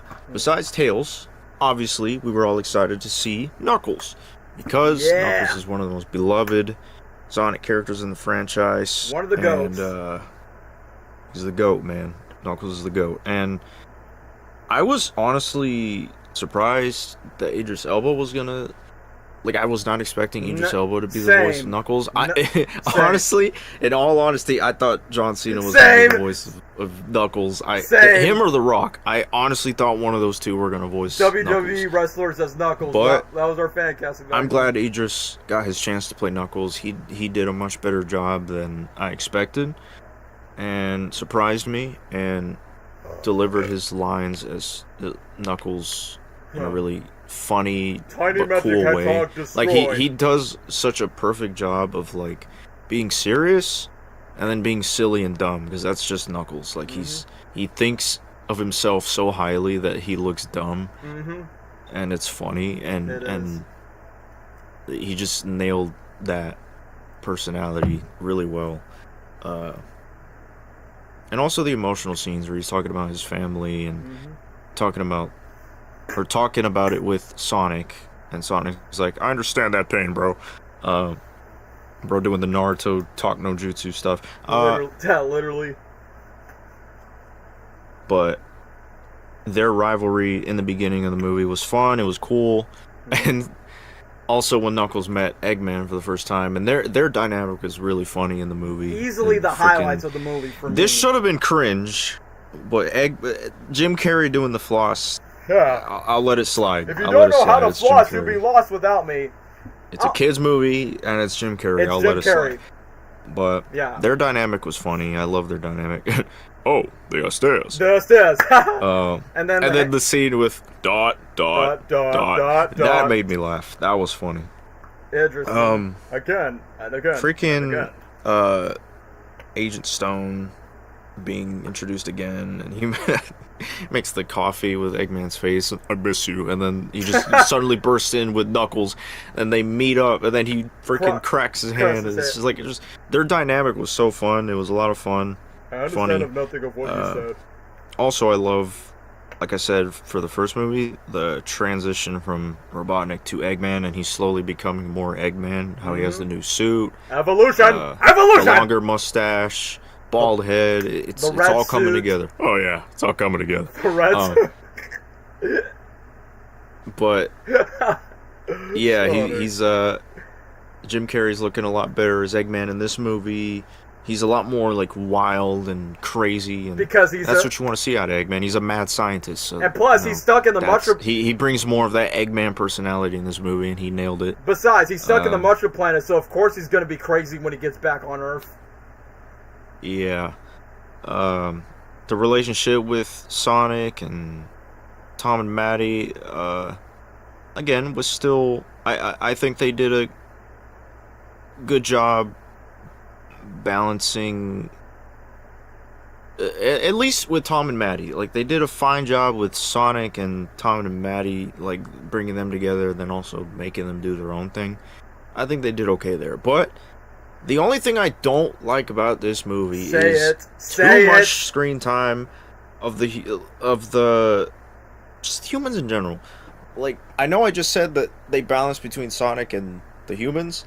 Well, mostly Tom and Maddie. I mean specifically Tom and Maddie. Yeah, but like humans overall, they spent way too much time on that wedding scene. For 15 way too much time. minutes. I get it was at first it was funny. It was funny for a little bit, but then they dragged it. I'm like, okay, guys, please, we get it. It's a Sonic the Hedgehog movie, man. Like, this is a Sonic movie. We're not here for, I don't know. This isn't some comedy film. Yes, there's comedy, but it's not a comedy film. Tyler Perry Madea wedding ass movie, man. Yeah, like, I don't know. It was so stupid, but That's like the only part I didn't like in the movie. Hmm. It kind of holds back from making it a higher tier, but it doesn't make me hate the movie anything. It's just a gripe I had, what they did with that scene. Hmm. Um, but yeah, the human characters, other than that scene, were okay. They were fine. They had a fair um, role, I would say, not screen time, but role. They had a fair role in the movie. Yeah, just to tie in with Gun and Sonic and Tails being a part of it. And I like seeing Sonic and Tails, even though they just became friends, kind of work together, and seeing Tails genius and uses gadgets and all that stuff, even though the humans use them, but still. Yeah, that's sad about it. It's like, the gadgets that they pull off, Tails did not even use them too much in the movie. It's like, what? Yeah. I mean, I guess it was a little bit fun, but it's just, it dragged on for too long. The CGI was so cheesy in those scenes as well. But yeah, then we get to the part where Eggman is getting the Master Emerald and wants its power, and then Sonic is like, oh no, what's that over there? I gotta go stop it. And then they all go, and then they go try and stop Eggman and Knuckles. And seeing that temple, like the way it was designed, and then when Eggman almost got his mustache cut off. I like all the that traps he makes a dirty jump. That part was fun. The set design was cool. Yeah, it's all real. It's not CG, which I gotta give props to. And that action sequence with Sonic versus Knuckles was super cool. It was a little short, but it was still really cool. Yeah. And seeing Eggman, I keep seeing memes now with that part where Eggman has the Master Emerald and he's like about to touch it. Like I can't even explain it. It just looks funny, and I keep. I know what you're talking about. But that was funny. I just love Jim Carrey's just the way he acted in that part.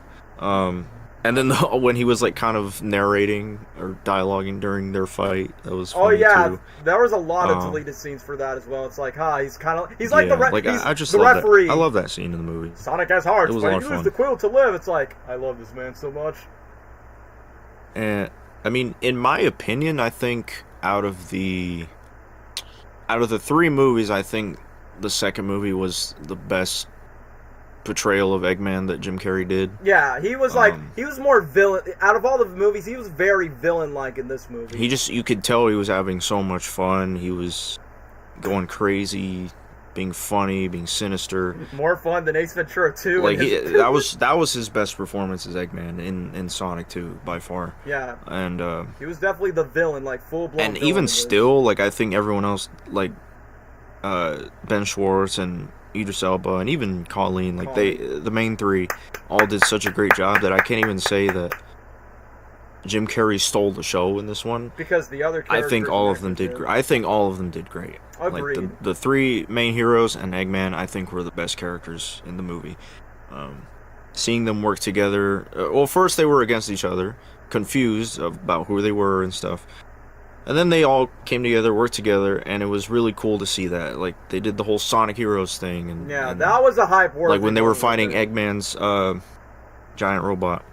Die-hard and that was so cool. They played Pantera Walker. Yeah, so cool. Jim Carrey, I love you for putting that song, World Domination Playlist. And then, I wish they would, Gabriel, I wish they would have put the lyrics of, Respect, what are you talking to me? It's like, Respect. And then Jim Carrey does the leg thing. It's like, Jim Carrey, I love your taste in heavy metal music, man, since Ace Ventura 1. That was too good. When he had the Master Emerald's powers. Sit down.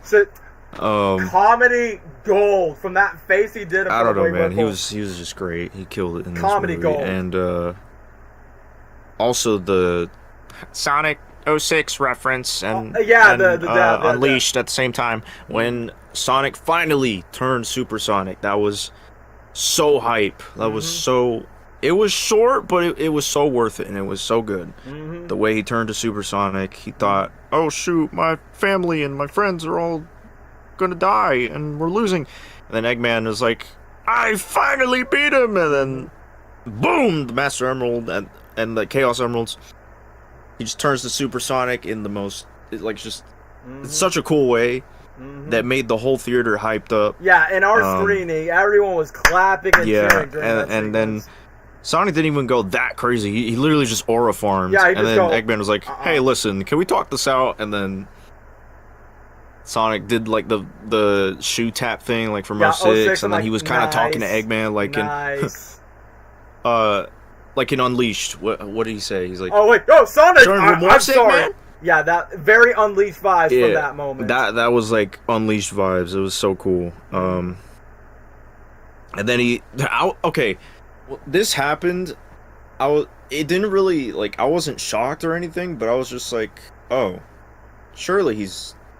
I mean, I don't know how you survive that, but I feel like he's not dead. Bro, there's no way. Like so when he fell down, I was like, that was okay. There's no way somebody survives that, but I feel like he survived that.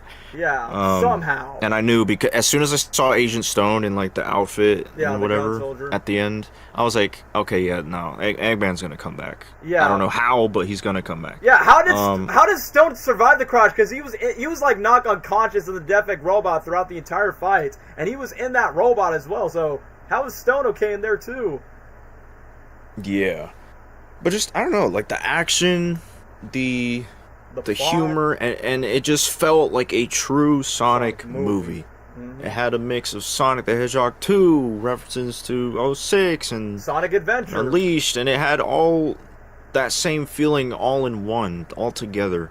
And it was done really well, and the connection with the Echidna tribe and Knuckles, and it made it more personal between the rivalry of Sonic and Knuckles, and then eventually they talked it out and forgave each other and worked together. Now they're friends. It was so well done. It was a true Sonic movie compared to the first movie, and it was good. It had a heart, and it was good for true Sonic fans. Good for the family who wants to just take their kids to watch a movie. Not to mention the song, Kid Cudi's song, was I think is still the best song they've dropped for all the Sonic movies. And the best end credit sequence. That time it was just so exciting. Like it was a great year. Like if I felt like a kid, when that movie came out, and I had a lot of fun. This movie I would put S rank. Yeah, for sure. And let's not forget... Again, exclude the stupid wedding scene, and the movie is great. And of course, you know, the stupid Uptown 4 gonna give it to you. It's a kid's movie. I don't like that scene, but it's a kid's movie. Yeah, so you gotta have balance. Yeah, Gabriel, you're forgetting one last thing, the Shadow post-credit scene. Okay.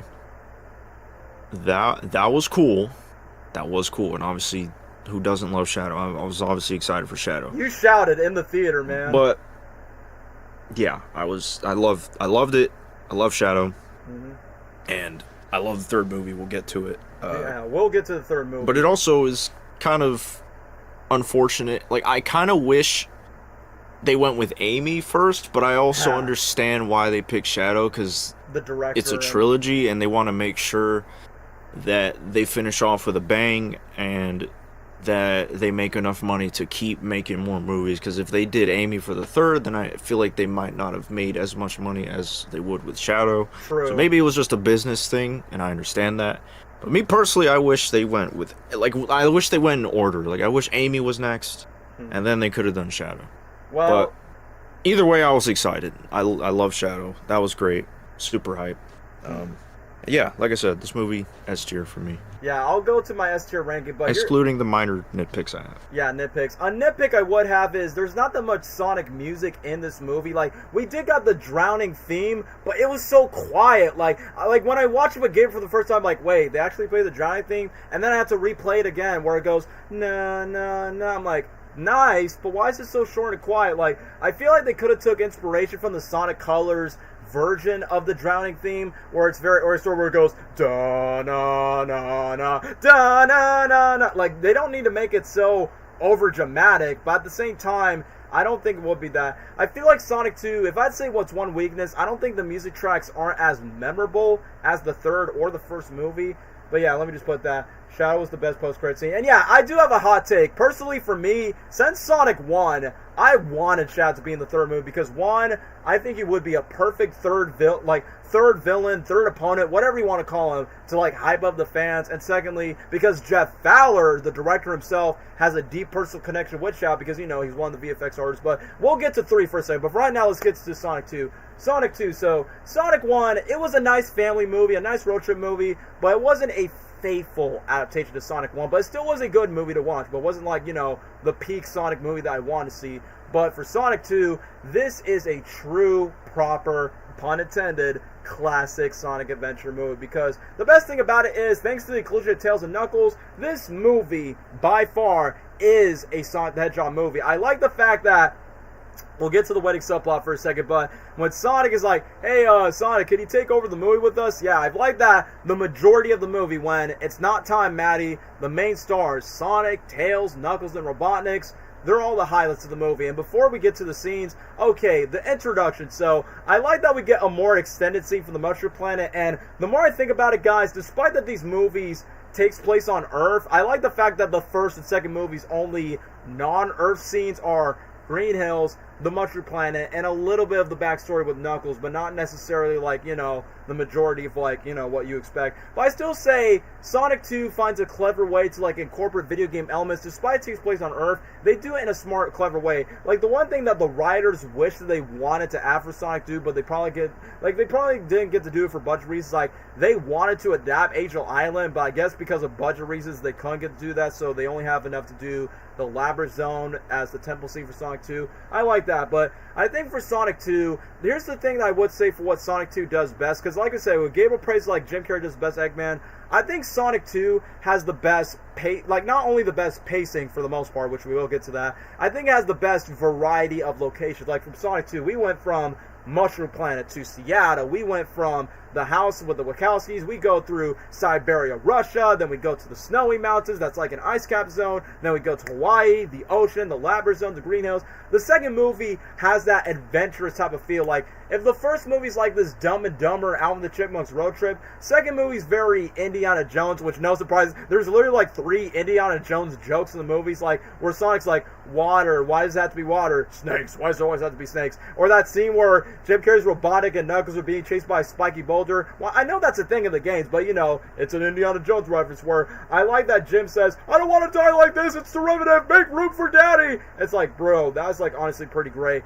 And also, another thing I also would say is like, aside from the variety of locations is, like we said about Sonic 1 and most likely with Sonic 3, the fan service doesn't feel shoved into our face. It feels earned to reward because there are many Easter eggs. My favorite one that Jim Carrey says, so in Sonic 1, we have the Sonic meme, and then when Idris Elba's Knuckles comes in, where Jim is like, oh, I found it for a blue mess, happy to call Earth. And then Jim says, I'll be happy to show you the way. I'm like, ah, ha, ha, ha, do you know the way, my bros? I'm like, they didn't have to put that Uganda Knuckles reference in it, but for me, it's a stupid guilty pleasure brain rot meme, and it's hilarious. It's more like, of course, do it not in front of Knuckles, man. And before we get to that, bro, Knuckles, man, like, before I get to glaze Jim Carrey again for a second time, Idris Elba's Knuckles was the best character in the movie because, bro, look, I know in the lore, games, TV shows, Knuckles was having an identity crisis. Could he be silly? Could he be serious? What Jeff Fowler, the writers, and what Idris Elba brought to the role, and like what Gabriel says, Idris Elba's Knuckles is not, like, Idris Elba was not who I was expecting to cast as Knuckles. I was expecting John Cena, The Rock. There's even one point where Jason Momoa was offered for the role, but Idris Elba caught me by surprise, man, because one, Idris Elba's a great actor, and he has done voiceover before for 3 Disney movies, Zootopia, live-action Jungle Book, and Finding Dory in 2016. But man, the way that he put on his take on Knuckles, like, he's serious, he's stoic, he's buff, he's bold, and what makes Knuckles, like, and yeah, okay, hear me out, guys, for Knuckles, he's, like, not only Sonic 2 just gave us, like, a great iteration, I think this is a big cold, this is not a hot take, I'll take this as a cold take, best version of Knuckles ever, from the personality, to the motivations, to the actions, and when he first comes in to punch Sucker where he goes, pitiful, do I look like I need your power? And literally when he barges in, I like that Jim Carrey's Eggman grabs popcorn where he's like, so nice when diabolical evil lives up to the hype. And before I get to glaze about Knuckles, I like that Ben Schwartz ad-lib a Parks and Recreation joke because, he plays John Ralphio of, that movie is the worst! I'm like, okay, nice, man. But when we get back to Knuckles, Idris Elba's line deliveries, you could tell Idris Elba, despite he may not be a big gamer, but you could definitely tell he did not phone it in front of the mic. He took the role with so much care and so much research by saying, you're unskilled, untrained, and unworthy. And the best thing about Knuckles about this movie is the fact that Sonic 2 gave me what I wanted since Sonic 1, because since Sonic 1, gave us that Echidna tribe, and I'm like, oh, for the sequel, not only I want the traditional Robotnik and Knuckles team up, and they did that, I want Knuckles and Sonic to have their personal connections of, hey, your people killed my Long Claw, and then your owls are eventually the reason why that we go to war. And that scene where it builds up to the, I lost everything because of you, where Knuckles talks about his tribe, his father never saw him again, and where it goes flashbacks to Long Claw, literally me in the theater by saying, this is what I asked for. This is exactly what I asked for. So that's on like Jeff Fowler. I love you, man. So anyway, let me just read this comment real quick. This movie fixed Knuckles for me. This is how you do Knuckles. Like, make him cool, make him serious. Okay, when it comes to the comedy, yes, there are some cringeworthy stuff. What makes Sonic, Jim Carrey's Eggman, and Knuckles, like, what makes them funny and they're always... For Sonic, it's just quippy, fast-paced, pop culture references, humor. Jim Carrey's Eggman's more wacky, zany, cartoony, and very expressive type of humor. But what makes Knuckles funny, his sense of humor is different. It's very fish-out-of-water comedy. Kind of like Thor and Drax from Guardians of the Galaxy, which I say Knuckles is like a hybrid of Thor, Drax, and Black Panther from the Marvel movies. Like Black Panther, noble backstory and has some very badass moments. Thor, also very, like, you know, honorable, but also can be a goofball at times. Same goes for Drax. Like Drax, has a tragic backstory, but then becomes a bit more fish out of water, doesn't know much. But, dude, like, when it comes to his jokes and his dynamic with Jim Carrey's Eggman was just perfection. In my mind, it's like, why couldn't Batman Forever do that with his version of the Riddler? And when it comes to that, I will talk about Tails, but I want to glaze about Knuckles because, man, the way they give so much justice to Knuckles as a character is like during the scene where Jim Carrey's Eggman hacks to like Tom's phone and just Knuckles going, just chilling, watching TV, ... I'm like, bro. So comedy with that type of voice, it's so funny. And when Jim Carrey's Eggman is trying to take over a Sonic hologram where he goes, long distance flyer, yeah, that's where that came from. It's funny, but then it becomes more funny where Knuckles destroy the hologram where he goes, tiny magic hedgehog destroy. And it gets more funnier with that voice where he's like, wait, what about your minion, the goat milker? And then the joke becomes more funny in Sonic 3 because, bro, with that voice, I just can't take it seriously, man. And also, speaking of Jim Carrey's Eggman, he obviously has great scenes in the movie, but what I like about Jim Carrey's Eggman, he was definitely more villain-like than he was in Sonic 1, where he's more like a government scientist working for, you know, the government to take down the Blue Hedgehog. And either way, I like the moment where literally was trying to like get over Knuckles, and the fact that there's literally one Grinch reference where Knuckles is like, oh, the Hedgehog's returned for home, and Jim Carrey's Eggman goes, Falsa, which is Latin for Rongo, and I'm like, ha, just like you said as the Grinch by saying Rongo. I'm surprised they didn't let Knuckles do any of his classic poses or any poses in the game. I also noticed that Knuckles doesn't glide in this movie, but then the Knuckles TV show and Sonic 3 kind of fixed that issue, because the only time I could sort of see Knuckles gliding in this movie, Sonic 2, is when he jumps out of the police car, but he doesn't glide, he just jumps and then he just climbs. I mean, he does climb in the game, so I'm like, okay, that's one thing. And once again, during the whole Robotnik, Deceiver, Die Mosquito, he didn't really glide, he just jumped in. So that was like the one major ability that was missing until the Knuckles show, and Sonic 3 fixed that around that time. But either way, like, Knuckles being like so motivational. I love the dynamic of Sonic and Knuckles where they have three fights, from the house scene to the snowboarding sequence, and I like that, oh, like, surrender the compass, I've been training for this my entire life, and then Sonic's like, well, guess what, I have no training at all, and I'm ahead of you. That's gotta be embarrassing. It's like, it's kind of funny that Ben Schwartz and Idris Elba never met in person in the Sonic 2 press tour at all, despite their characters are enemies, and then they will become friends later on. But then Ben finally met Idris in person in the Sonic 3 UK premiere, so it's crazy that it took like 2 years for like two of your biggest stars to like interact in the same press tour junket together. It didn't took until like the third movie.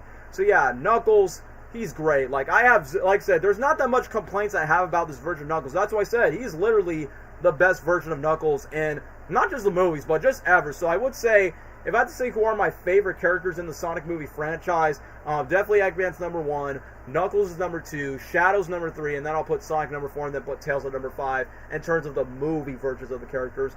I wish they did that for Sonic Shadow 3. Like I said, we will get to 3, guys, but yeah, at least for Sonic 2, we have 3 fight scenes with Sonic and Knuckles. But yeah, let me get to Tails, because I've not talked about Tails that much. So either way, it is cool, really cool that you got Colleen O'Shaughnessy voicing Tails, the one and only voice actor from the games to reprise the role. Because I will be honest, I honestly think it was kind of ridiculous that they waited so long to be like, okay, Idris Elba's cast as Knuckles, but who's going to voice Tails? Is it going to be Tom Holland, Michael Cera, Finn Wolfhard, and cast like a child star? Which I'm going to be honest, I'm glad they choose the safe approach of casting Colleen, because not only she voiced the character in the games, because I will be honest, if you cast like a child actor, because I know Tails in the earlier cartoons and games is voiced by a younger boy, but come on, you don't want to recast the same actor again and again just because puberty hits him in the way. So, you know, why not just use the exact same voice actors for Tails? My favorite Sonic characters in the movies are Shadow, Knuckles, Sonic, Eggman, Gerald, and Tails. Yeah, I mean, we'll talk about Tails in the movie, but for this one, Colleen, she does a great job, as Tails is always, like, you know, that's Tails from the games. But also, I kind of find it funny that both Ben Schwartz and Colleen O'Shaughnessy literally share a birthday together on September 15th, so I'm like, wow. It was meant to be that they were meant to be Sonic and Tails. And just to give Ben Schwartz credit, Ben gives a lot of shout out and credit to Colleen a lot, even the press tours, because you know Colleen's not a celebrity or an actor, so it's nice to see voice actors like that. And now you guys are probably wondering, like, well, if Colleen can voice Tails, why can't they bring back the other video game voice actors? Because the only exception, because Colleen voiced Tails in Sonic 1, but for the other Sonic characters, you kind of need celebrity guest star power. And for Tails, I mean, like I said, I will get to my complaints of like what they've done with Tails and like in the middle act of the movie, but for the first half, they've done a really good job with Tails in the final act and the ending act. But for the middle act, we'll get to the middle act later on. But the best thing about Tails is, like, not only Sonic was so confused by saying, hey, who are you guys? And then Tails used all of his gadgets to drive a car, because obviously he's a small little fox, so he can't even, like, carry things on his own. So I like that Tails, throughout exposition, where he's like, oh, it's fine. Like, I like that, you know, Tails in the games acts like a Sonic fanboy, and the fact that, the one thing that I have a complaint about the introduction of Tails with Sonic is, like, I thought Sonic would give Tails his name, kind of like where he calls Robotnik Eggman because of the egg drones, and it wouldn't be a nice reference to, like, you know, the Sonic cartoons where, you know, Tails' real name is Miles, and then Sonic is the one that gave Tails a name. Like, I wish that would have been a nice change by saying, oh, what if Sonic gives Tails his new name instead of just Miles Tails Prower. And I like that when Tails is, like, on the road, he's giving exposition of what's going on, like, why Knuckles is being chased, and it's like, oh, let's do Clifford the Big Rage Monster. I don't think they're going to do a Colleen Tries Tails guy. Like I said, I feel like that's the only exception, because, you know, Tails is because, you know, Tails is a boy. You definitely need, like, a professional voice actor to, like, do the roles. So, that's what it is. But I like the fact when Sonic and Tails are driving the police car, there's literally a truck that says Splash Hill, which is a reference to Splash Hill is down. And then when Knuckles passes through, it's like, we did not lose him. And then literally when Tails flies up, it's like, oh, look, Sonic is hanging out with Tails, just like in the games. But I will be honest, what is kind of annoying from Tails in this movie, he keeps saying the exact same phrase 3 times in the movie. Only Sonic the Hedgehog would know something like that. It's like, Tails, I get it. You stalk Sonic in his spare time. And speaking of which, when they went to the Siberia Russia place, it kind of explains, like, wait a minute, Tails. So you knew Sonic's existence since the first movie. How, like, when I first saw it the first time, like, Tails, how come you never show up to help Sonic out? But then the movie explained by saying, oh, because, you know, Tails is kind of a coward, and Tails is not really, like, strong or independent, so that's why he tags along with Sonic so he can help him. I mean, literally, after when Sonic and Tails had that chase scene, and when Sonic was about to go to, like, the rig party to go to Russia, Tails like, hey, what do you mean we? No, I'm just here to warn you guys. But Sonic's like, come on, you're the one that helped me out, tag my adventure, you're the only real friend that I got. So it just gets to this. It's like, yeah, I will admit, that got really annoying throughout the Sonic 2. Yeah, he's basically a fox that flies out of his butt. I like when Robotnik I like where when he saw Sonic and Tails, was like, foxy move.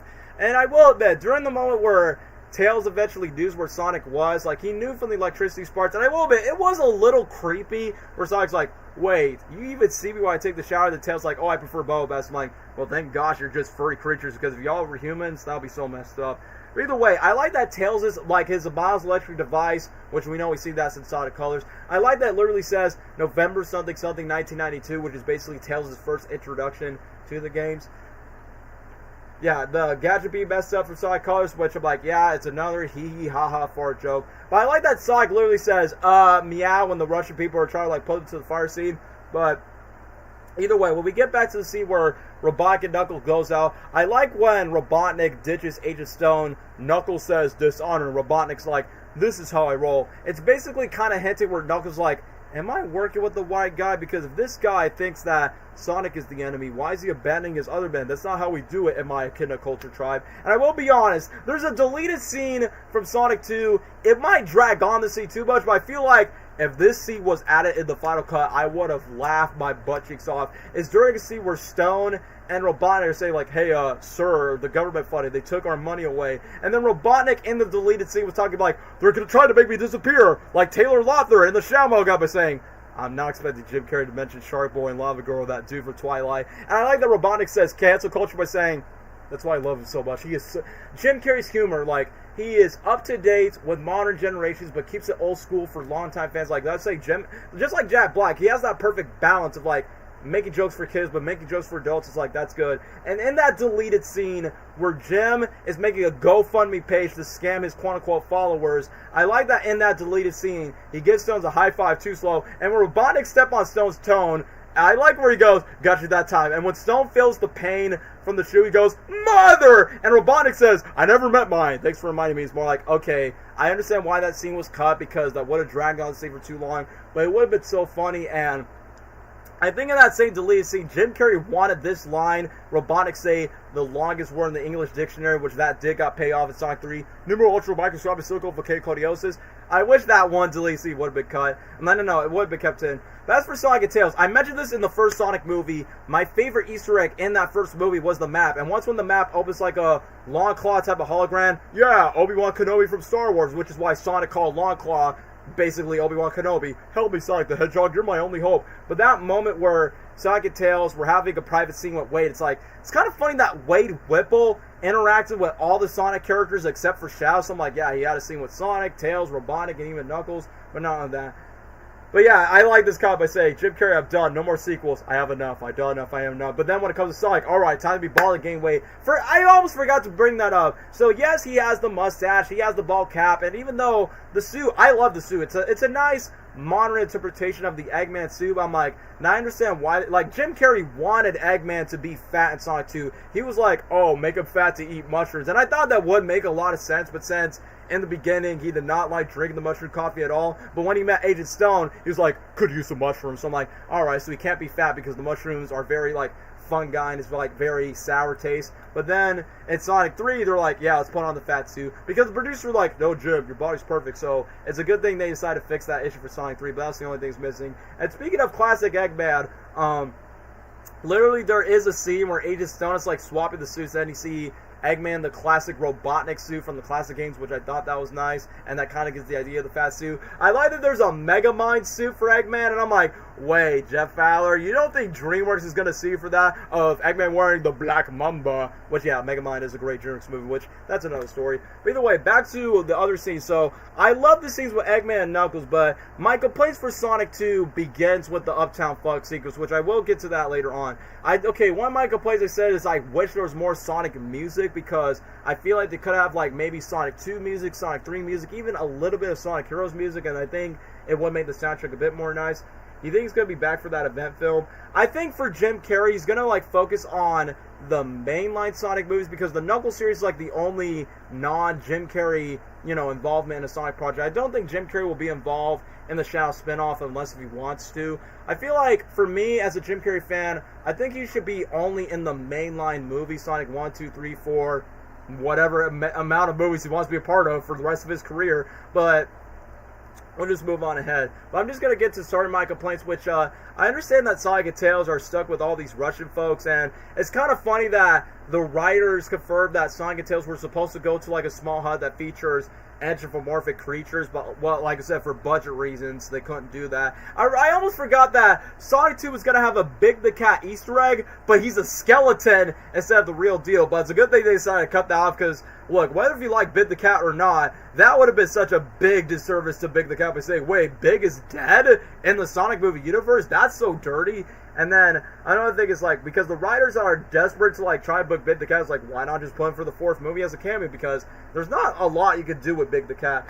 The best part of the dance scene, he did the... Yeah, I agree. Okay, I will give the dance scene props. At least we get references, like Sonic doing the dance, but like the SA1 pose, you get another reference where Sonic and Tails are holding on to each other, which that's a thing in the games. But around that time when the map was being taken away by these Russian brothers, it's like, Sonic... Have you, like to me, this is my rage bait moment, Sonic 2. It's like, Sonic, You literally went slow motion in the first movie to save Tom's life, and literally before you get punched by these guys and you're not using your powers in the middle of this? Sonic, have you not learned nothing from your first movie restaurant trip? So that honestly got me pissed off, but either way, I understand why they did this scene, because number one, they want Tails to overcome his quote-unquote anxiety and fear and be like, Sonic, I've been called a freak and now we're going to be tossed to a fire. But then, when it comes to the light song, I'm like, alright, dancing fine. Like, I'm not saying Sonic and Tails needs to fight these guys, because that's not who they are. They're not that violent, but still, out of all the songs,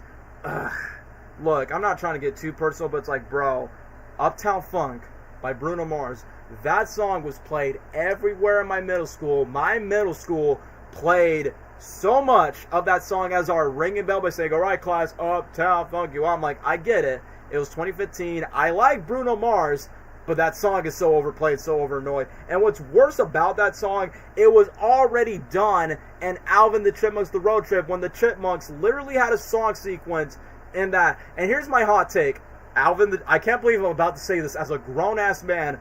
Alvin the Chipmunks did Uptown Funk more better than Sonic 2. Hear me out! Because in that movie, what made it funny is the villain Tony Hale gets drunk in New Orleans, and Jim is like, Uptown Funk you up, and then you got the villain going, ah! And he's all crazy that he got like this whole shenanigans where the villain gets drugged up. I'm like, I can't believe I say an Alvin the Chipmunks movie did an Uptown Funk sequence better. Heck, even the live-action Lilo and Stitch movie used Uptown Funk by saying, guys, can we stop? Can we stop using that song for any live-action CG hybrid with fictional characters from our childhood and go into that? I mean, they could have just do up that. Instead of just doing Uptown Funk, they could have put, thank you for let me be myself. Yeah, even Scooby-Doo 2. Scooby-Doo 2 has a much better licensed song than Uptown Funk. And I will admit, I'm not the only one who's ranting about it. One of the writers pointed out by saying, I don't know why they put Uptown Funk in the movie. It's like, oh, I knew it. That was a producer. That was a studio producer thing by saying,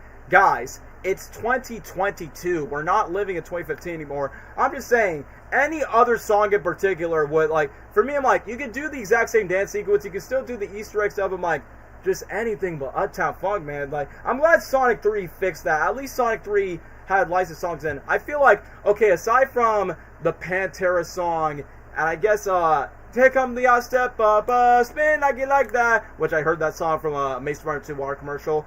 I feel like Sonic 2 has the weakest licensed songs, because at least for Sonic 1, we got Don't Stop Me Now from Queen, we got Evil Grows, and when we talk about Sonic 3, I think Sonic 3 has the best utilization of licensed songs that feels more in line with Sonic. But look, like for the Uptown Funk scene, this was my thoughts in the theater by saying, it's for the kids, Daniel. It's for the kids. Do not be pissed off over do not be a grown-ass man being angry over two fictional characters trying to make a bond for their friendship and just playing a song they got from middle school. Like, literally in my mind, just calm myself down. It's for the kids. It's for the kids, Daniel. Deal with it. Because, I'm sorry, Sonic the Hedgehog, rated PG, they're not going to design this for 30-year-olds. They got to entertain the new kids in the audience. Instead of a dance-off, have Tails fast forward. Yeah, I was going to point that out. Tails is forced to fight the guy without the gadget. Instead, they have to use a dance song. Hell, they could use a Weezer song. Yeah, Sonic and Tails has it with ooh wee ooh, I look just like, but you know what? Hot take. They should have done a Weezer song. They should have done that before Bruno Mars.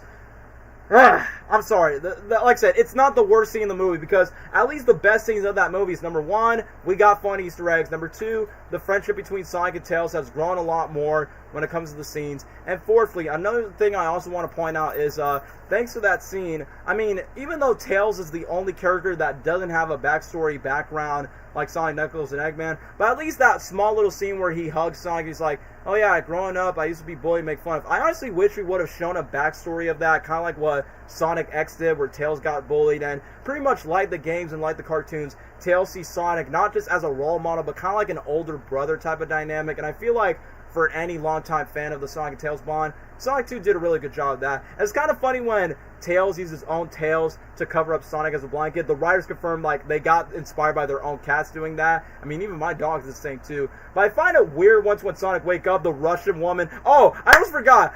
This scene was honestly very funny in Sonic 2, where when you know the scene when they went inside the hut and then you got the fish coming out, and the fish goes, run. I'm like, bro, that is such a SpongeBob movie level joke right there. How get it? Because they're owned by Paramount. Okay, the best licensed song in the movies aren't Live and Learn or Walk by Pantera, 99 Red Balloons. Yeah, I definitely agree, man. Or Walk, I'd say Sonic 3 and even Sonic 1. I feel like Sonic 1, Sonic 3 had the better licensed songs, but Sonic 2, I feel like Sonic 2 has the weakest selection, aside from maybe one or two songs when it comes to licensed songs. There's one song they play from Shrek the Third. It's during the Rachel scene where it goes, na na na na na na. The Baccarat song, and when I saw that scene with that song, I'm like, bro, this is literally Shrek the Third, where Fiona and the princesses are about to fight against, like, here we go again, now 2022.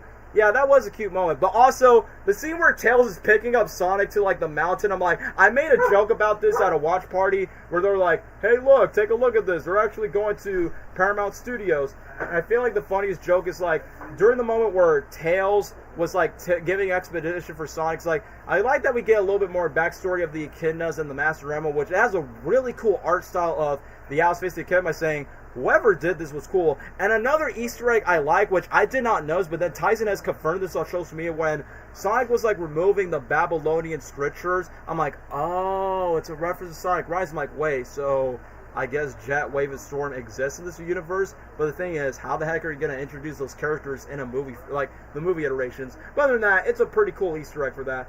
That song is overplayed at my job. What song? Bye Bye Bye? Huh, that would be one take.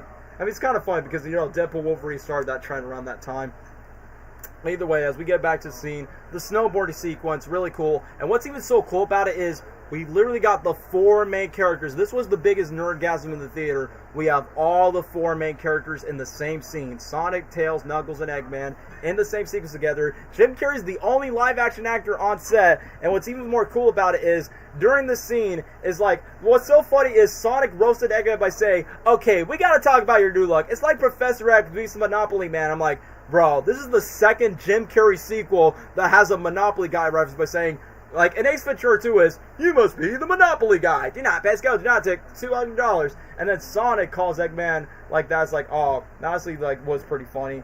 The only four were good songs, Sonic 2, being Walk, Tricky, Still Love You Like That. Yeah, that song I was going to, I was like, dang, I hate Bruno Mars. I like Bruno Mars, but I'm so sick and tired of hearing Uptown Funk, man. So, either way, once we get back, the snowboarding scene, you want to know what could have made the snowboarding scene a lot more better? They could have done, like, a orchestral version of the ice cap scene of bow now now bow now now now. I'm like, I feel like that would have been the nice cherry on top if they would have added like the ice cap theme, because that's literally what the level's based on from Sonic 3 and Knuckles, from Sonic Adventure 1, including the scene where Sonic lost his rings by saying, I get it. And during the moment after when Sonic and Knuckles talk a little bit about their past, I like that Knuckles was growing to empathize with Sonic, but then when Tails captured him, I like that we went to the slow motion to Jim Carrey of Eggman where he goes, later haters, and I feel like the movie gets better once when Tails gets knocked down and Knuckles gets so confused by saying, I understand, why the hedgehog go back to the fox? And then Eggman's like, like, new friends, same pathetic weakness. That's a scene where Knuckles is like, yeah, Cameron, I want to point this out because Sonic 2, Sonic 3, you have all the main characters in the same scene. I believe the fourth movie's going to cook of having every single mainline Sonic character, including Eggman 2. And I'm like, that was like the nerdgasm moment of Sonic 2, but like, holy crap, they're all in the same scene together. They're interacting. This is so cool. Like, Tails being chased by Eggman, Knuckles taken down by Sonic. And then what's so cool about this scene is like, not only like Eggman and Knuckles vanish away, and I like that Eggman makes a joke by saying, see you kids, enjoy the fresh power. My only complaint about that scene is like, you can tell that the CGI feels a little bit off when Jim Carrey's on the egg ship, which that is a nice like recreation from the games. But here's what I don't like. You can tell that the green screen looks so off, and I get that Sonic 2 was during Phil Draco. It's like, does that look right? But anyway, that's just a minor nitpick. But I like that when Tails gets knocked down, like, from each scene, it goes from consequence to consequence. Like, for Sonic 2, it starts off from, oh, when Tails gets knocked down, it's more like, hey, I'm okay, Sonic. Like, no, Tails is unconscious for, like, 15 minutes of the movie. And then when Sonic goes back to the Hawaii, not everything's all right by saying, the Eggman's back, and there's this emerald that's happening. No, and then Gun comes in, and then same goes for Jim Carrey's Eggman. When he has the treasure, Master Emerald, it's not just because, he has the treasure. Like, either way, I like Hard Times, Ice Cap Zone. That would have been a nice remix. But I will be honest, when I made content for Sonic 2, since you know Sonic 2 was like the biggest thing on this channel right now, the one thing that really caught me off guard is like, I knew the scene where Sonic was going to go to the Ice Zone because it was spoiled in the behind the scenes footage. I don't think they could use music from Sonic 1 and 2. those songs were being so true. I don't know if there's any Michael Jackson problems with Sonic 3 OST. Yeah, that's a missed opportunity. They couldn't add any Michael Jackson songs, which they could have added Speed Demon or Bad, or, you know, that would have been like a nice reference. I don't know, make Wicked songs for Sonic 4. But either way, so, okay, like we said, when it comes to the wedding scenes, yeah, I will get to that as my least favorite scene. But here's what I think that still holds up. I think it like, the first half of the wedding scene is funny. Once when Sonic and Tails got captured by Gun. Once we got the Olive Garden guy, Commander Walters, coming in, introducing Gun. I will admit, this scene was honestly kind of funny where Rachel is ranting by saying, Operation Catchfish, and then when she points at the pastor where she's like, are you an agent? When the pastor opens the Bible with the gun, and then he just does like crossplay, like, okay, that was funny. That was so funny because you never expect that the priest has a gun in his Bible during the wedding priest. That was a funny scene. But given the fact that Rachel's heartbroken that her quote-unquote hubby is a gun agent and just catfish her all the time, and then Randall has feelings for her, and it's like, okay, that's, you know, interesting. I like that Tom sticks up for Sonic, that he punches another dude again. I realize that Tom doesn't do any punching in Sonic 3, but he's willing to protect his quote-unquote hedgehog son. And I forgot to talk about Tom in the movie, which, I like the scene in the boat in the beginning where Tom is like, Sonic, I know you're using your powers, but you're being so irresponsible in that moment. You don't choose that moment chooses you. You just got goosebumps. I like that Tom is basically kind of like the Uncle Ben to Sonic in a way, just trying to like give things like, without Tom, Sonic wouldn't have these grounded motivations in this case, so I honestly like that. But then, this is where my complaints for Sonic 2 happens again. Once when Tom, Sonic, and Tails get locked up, I mean, yes, it's cool that we got Gun in the movie universe, way introduced before Shadow, but still, what I don't like about it is, once when Tom, Sonic, and Tails are gone, I mean, I like Maddie, but, you look, Rachel's funny, but they give Rachel way too much spotlight in this movie. Similar issue where they give too much of weight spotlight by saying, look, I mean, Cars 2 is an exception, making Mater the main character, but usually, when you make your comic relief, like your side comic relief character, the main character, wouldn't that get too old and stale and basically too generic if that's the case? So, because Sega wasn't paying him for doing all the uses. So, either way, there was like, Jeff Fowler effortlessly explains that there was a deleted scene where they could have shown a scene where Tom, where Sonic apologizes to Tom, and I wish we could have had a scene like that where Sonic's like, Tom, I'm sorry that I couldn't like keep you a promise that I get to stay at home, and I apologize for making things, and Tom's like, don't worry, Sonic, I know you're just trying your best. I see that you have yourself a new friend. I don't know who's your new friend. Like, I wish we would have had a scene of that, of Sonic and Tom apologizing, or maybe even a bonus scene where Robotnik and Knuckles were in the snow, where he's like, so, how come you eventually decide to leave your old man behind? And then Knuckles and Robotnik could have a little scene. Or maybe a better idea, why not just show what is Agent Stone doing all by himself? Like, I don't know, maybe crushing on his boss, or making some more lattes, make Robotnik scenes. But then, yeah, look, I know there's people that defends the wedding scene, but like I said, the beginning of it with the priest, the priest scene with the Bible and the gun thing, that was funny, but the rest of the scene, oh my gosh, they did not have to drag on the scene for long. I mean, there's still Sonic elements in it, just because Maddie and Rachel uses Tails' gadgets, but what's funny about it is, we never see Tails use the rest of those. I mean, he used like the electric one, and you know, for the car, and he has a shooting gun at the end, but the other gadgets that Maddie and Rachel uses, Tails did not use that in the entire movie. It's more like, so you're telling me that you're having these two side human characters? I mean, sure, it's cool to have two sisters working for each other, but I will be honest, like, I know Sonic 2 is filmed during COVID, but you know the scene where Maddie throws like I don't know what's the device, but it makes this gun agent go all the way to the sky? It was so cheesy the way it looks, because when the guy's like flying up in the air, it's like, yeah, you could easily tell it looks so fake. And even though, here's my hot take, I mean, it's cool to see Maddie trying to find her way to fight Sonic. I feel like they should have stopped right there. They should have stopped the scene where Maddie takes out the gun agents and then Rachel does his own thing. They should have cut that right there and then just move on to like Sonic and Tom talk to each other, then Maddie breaks her out, or maybe a bonus scene where Robotnik and Knuckles.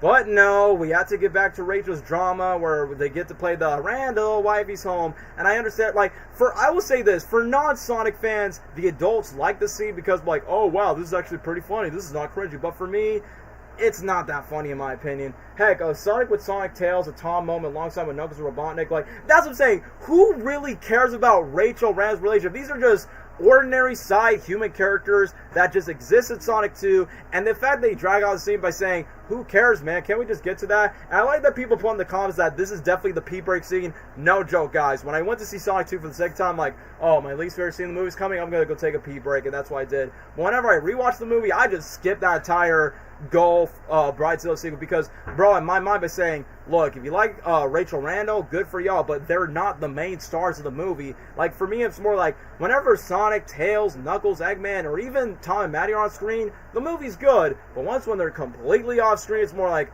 guys, are we watching a Tyler Perry Madea movie? Like, the worst thing about that scene is, like, we've seen these romantic comedy wedding subplots before. Shrek did this, Eddie Murphy's Norbit does this. Like, we've seen these type of things before. So for me, completely skip that scene. But thankfully, the movie got better again when we get back to the main plot. Robotnik and Knuckles goes to the Y scene. And what's so cool about it is we got the treasure key that they got, and then they just move in. And yeah, let me just point this out for Karen by saying, some critics hate this movie because, oh, they focus on the CG characters, and oh, my friends were like, buddy, shut up. It's like, yeah, who cares about that, man? It's a Sonic the Hedgehog movie. That's what we came to see. So I'm glad that the movie went back to the plot, and Jim Carrey, like, embracing his Eggman, like, even though he doesn't, like, do the laugh like he usually does, like, in the games where he goes, ho, ho, but this is the only time where he goes, ha, ha, ha, ha, yes, Eureka, I found it. Like, the funniest thing is, that line delivery reminds me of what Jim said, Horton Hears Who, where he goes, Mayor, I found you.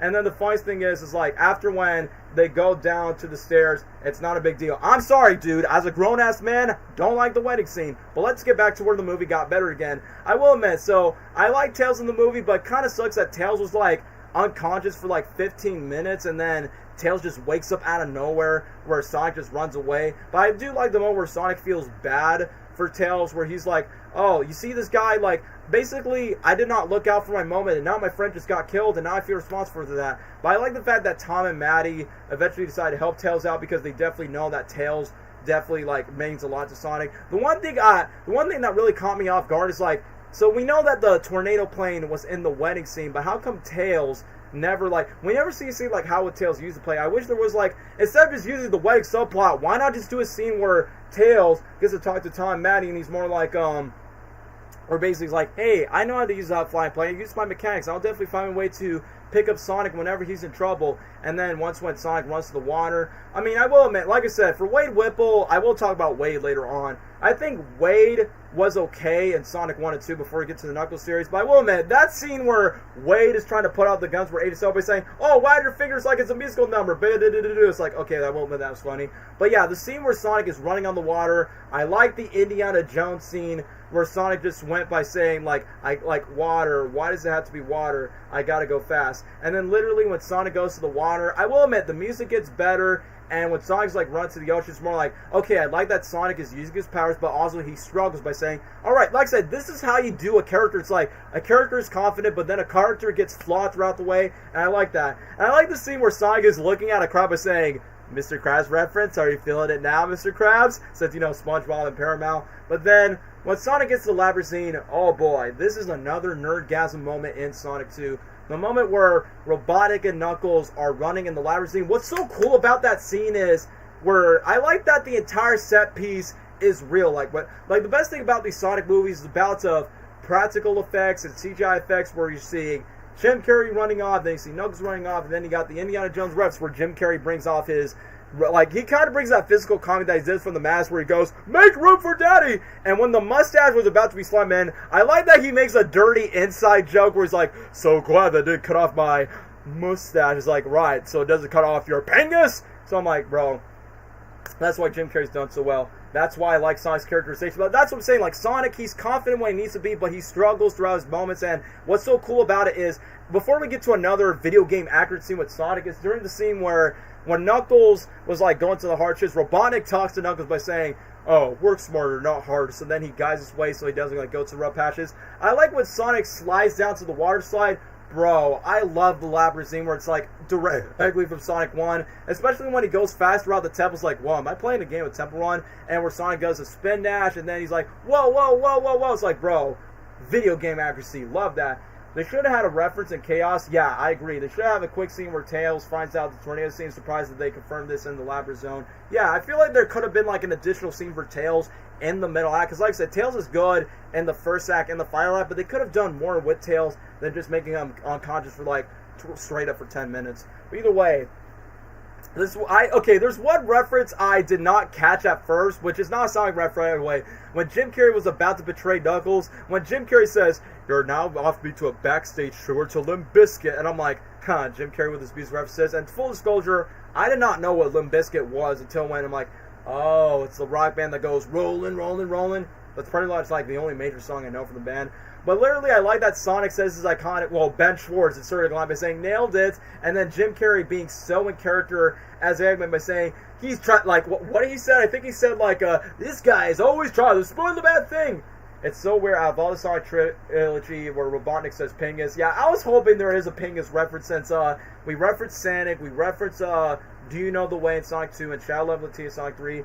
Is it me or Sonic and Knuckles both do that quick pose before punching each other? Yeah, it kind of is like Sonic 2. No, not like Sonic 2, Sonic CD, where Sonic and Knuckles were bashing it out. I like that Eggman is like the referee in the background where he goes, "The kid is taking no prisoners today. Sonic has heart. We have no clue to live." And the best thing about the fight scenes, not only the CGI was so good between Blue and Red fighting against each other, like, not only the CGI is fine, like, fighting Knuckles in Sonic 2 was basically the blueprint of Sonic facing other, like, you know, opponents, rivals, enemies like him, and that's where we get to Shadow in Sonic 3. But the one thing is, as cool as that fight scene was, why did they use a track from Marvel's Ant-Man and the Wasp? It's during the scene where Sonic is going spin dash on Knuckles. I'm like, bro, why would they use a music track from an underrated Marvel movie that nobody talks about? I mean, it does sound very video game-ish, but it feels so weird they got that from a random Marvel movie, man. So, I don't know, man. But either way, it's so cool that we got a Sonic X-Res where Knuckles is doing the punches.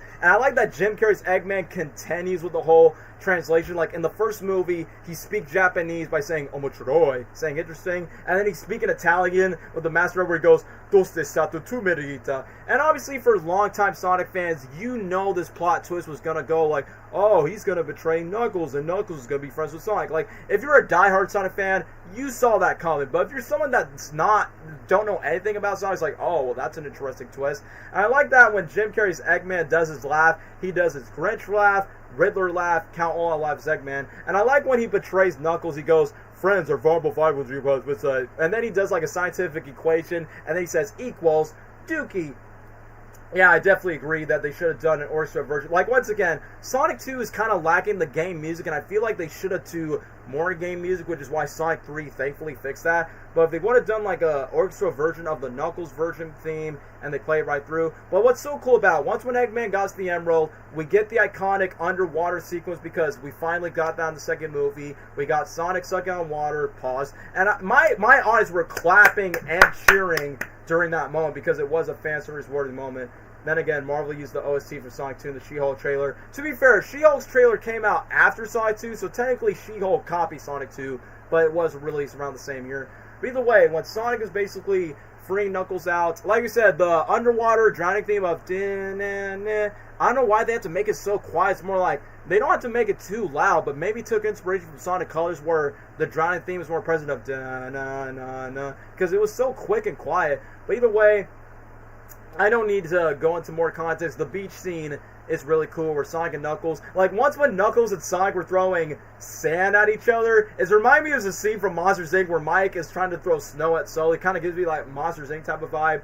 And during the moment, I really like the scene where Sonic and Knuckles just to branch out and they start to become more friends, where Gabriel eventually, I think it was during the moment where Knuckles was like, "Why? I was trying to attack you since the moment we met." And then Sonic is like, "I can't just let you die, man. Being here is not all about stopping the enemies. It's all about, like, keeping one thing. Wise words, an ancient word proffer. No, it's a Wachowski thing. It's I for a Robo." And then Tails, out of nowhere, says that annoying line, "Only Sonic the Hedgehog," and then blah, blah, blah. I almost forgot. Why is Knuckles' theme sounds like Tom Holland's Spider-Man theme? Like, Knuckles' theme is da-na-na-na. It's like, bro, why are we putting Tom Holland's Spider-Man theme for Knuckles? "I did it, Mr. Stark. We won." It's like, bro, it doesn't even make sense, man.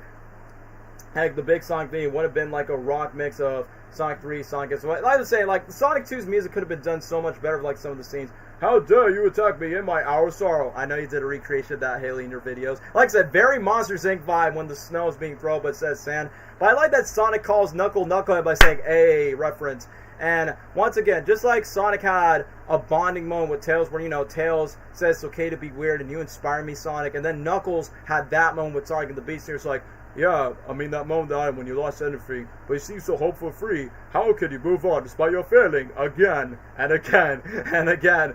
Idris Elba was so great, but the funniest thing is, Sonic did, like, for Sonic he does the power bump with Tails, and then for Knuckles he's like, you don't have to be alone anymore, then Knuckles crushes his hand. He did that in Sonic 3, I'm just hoping, for Sonic 4, can we have that again for OVA, where Metal Sonic just slaps Sonic's hand, just like the OVA?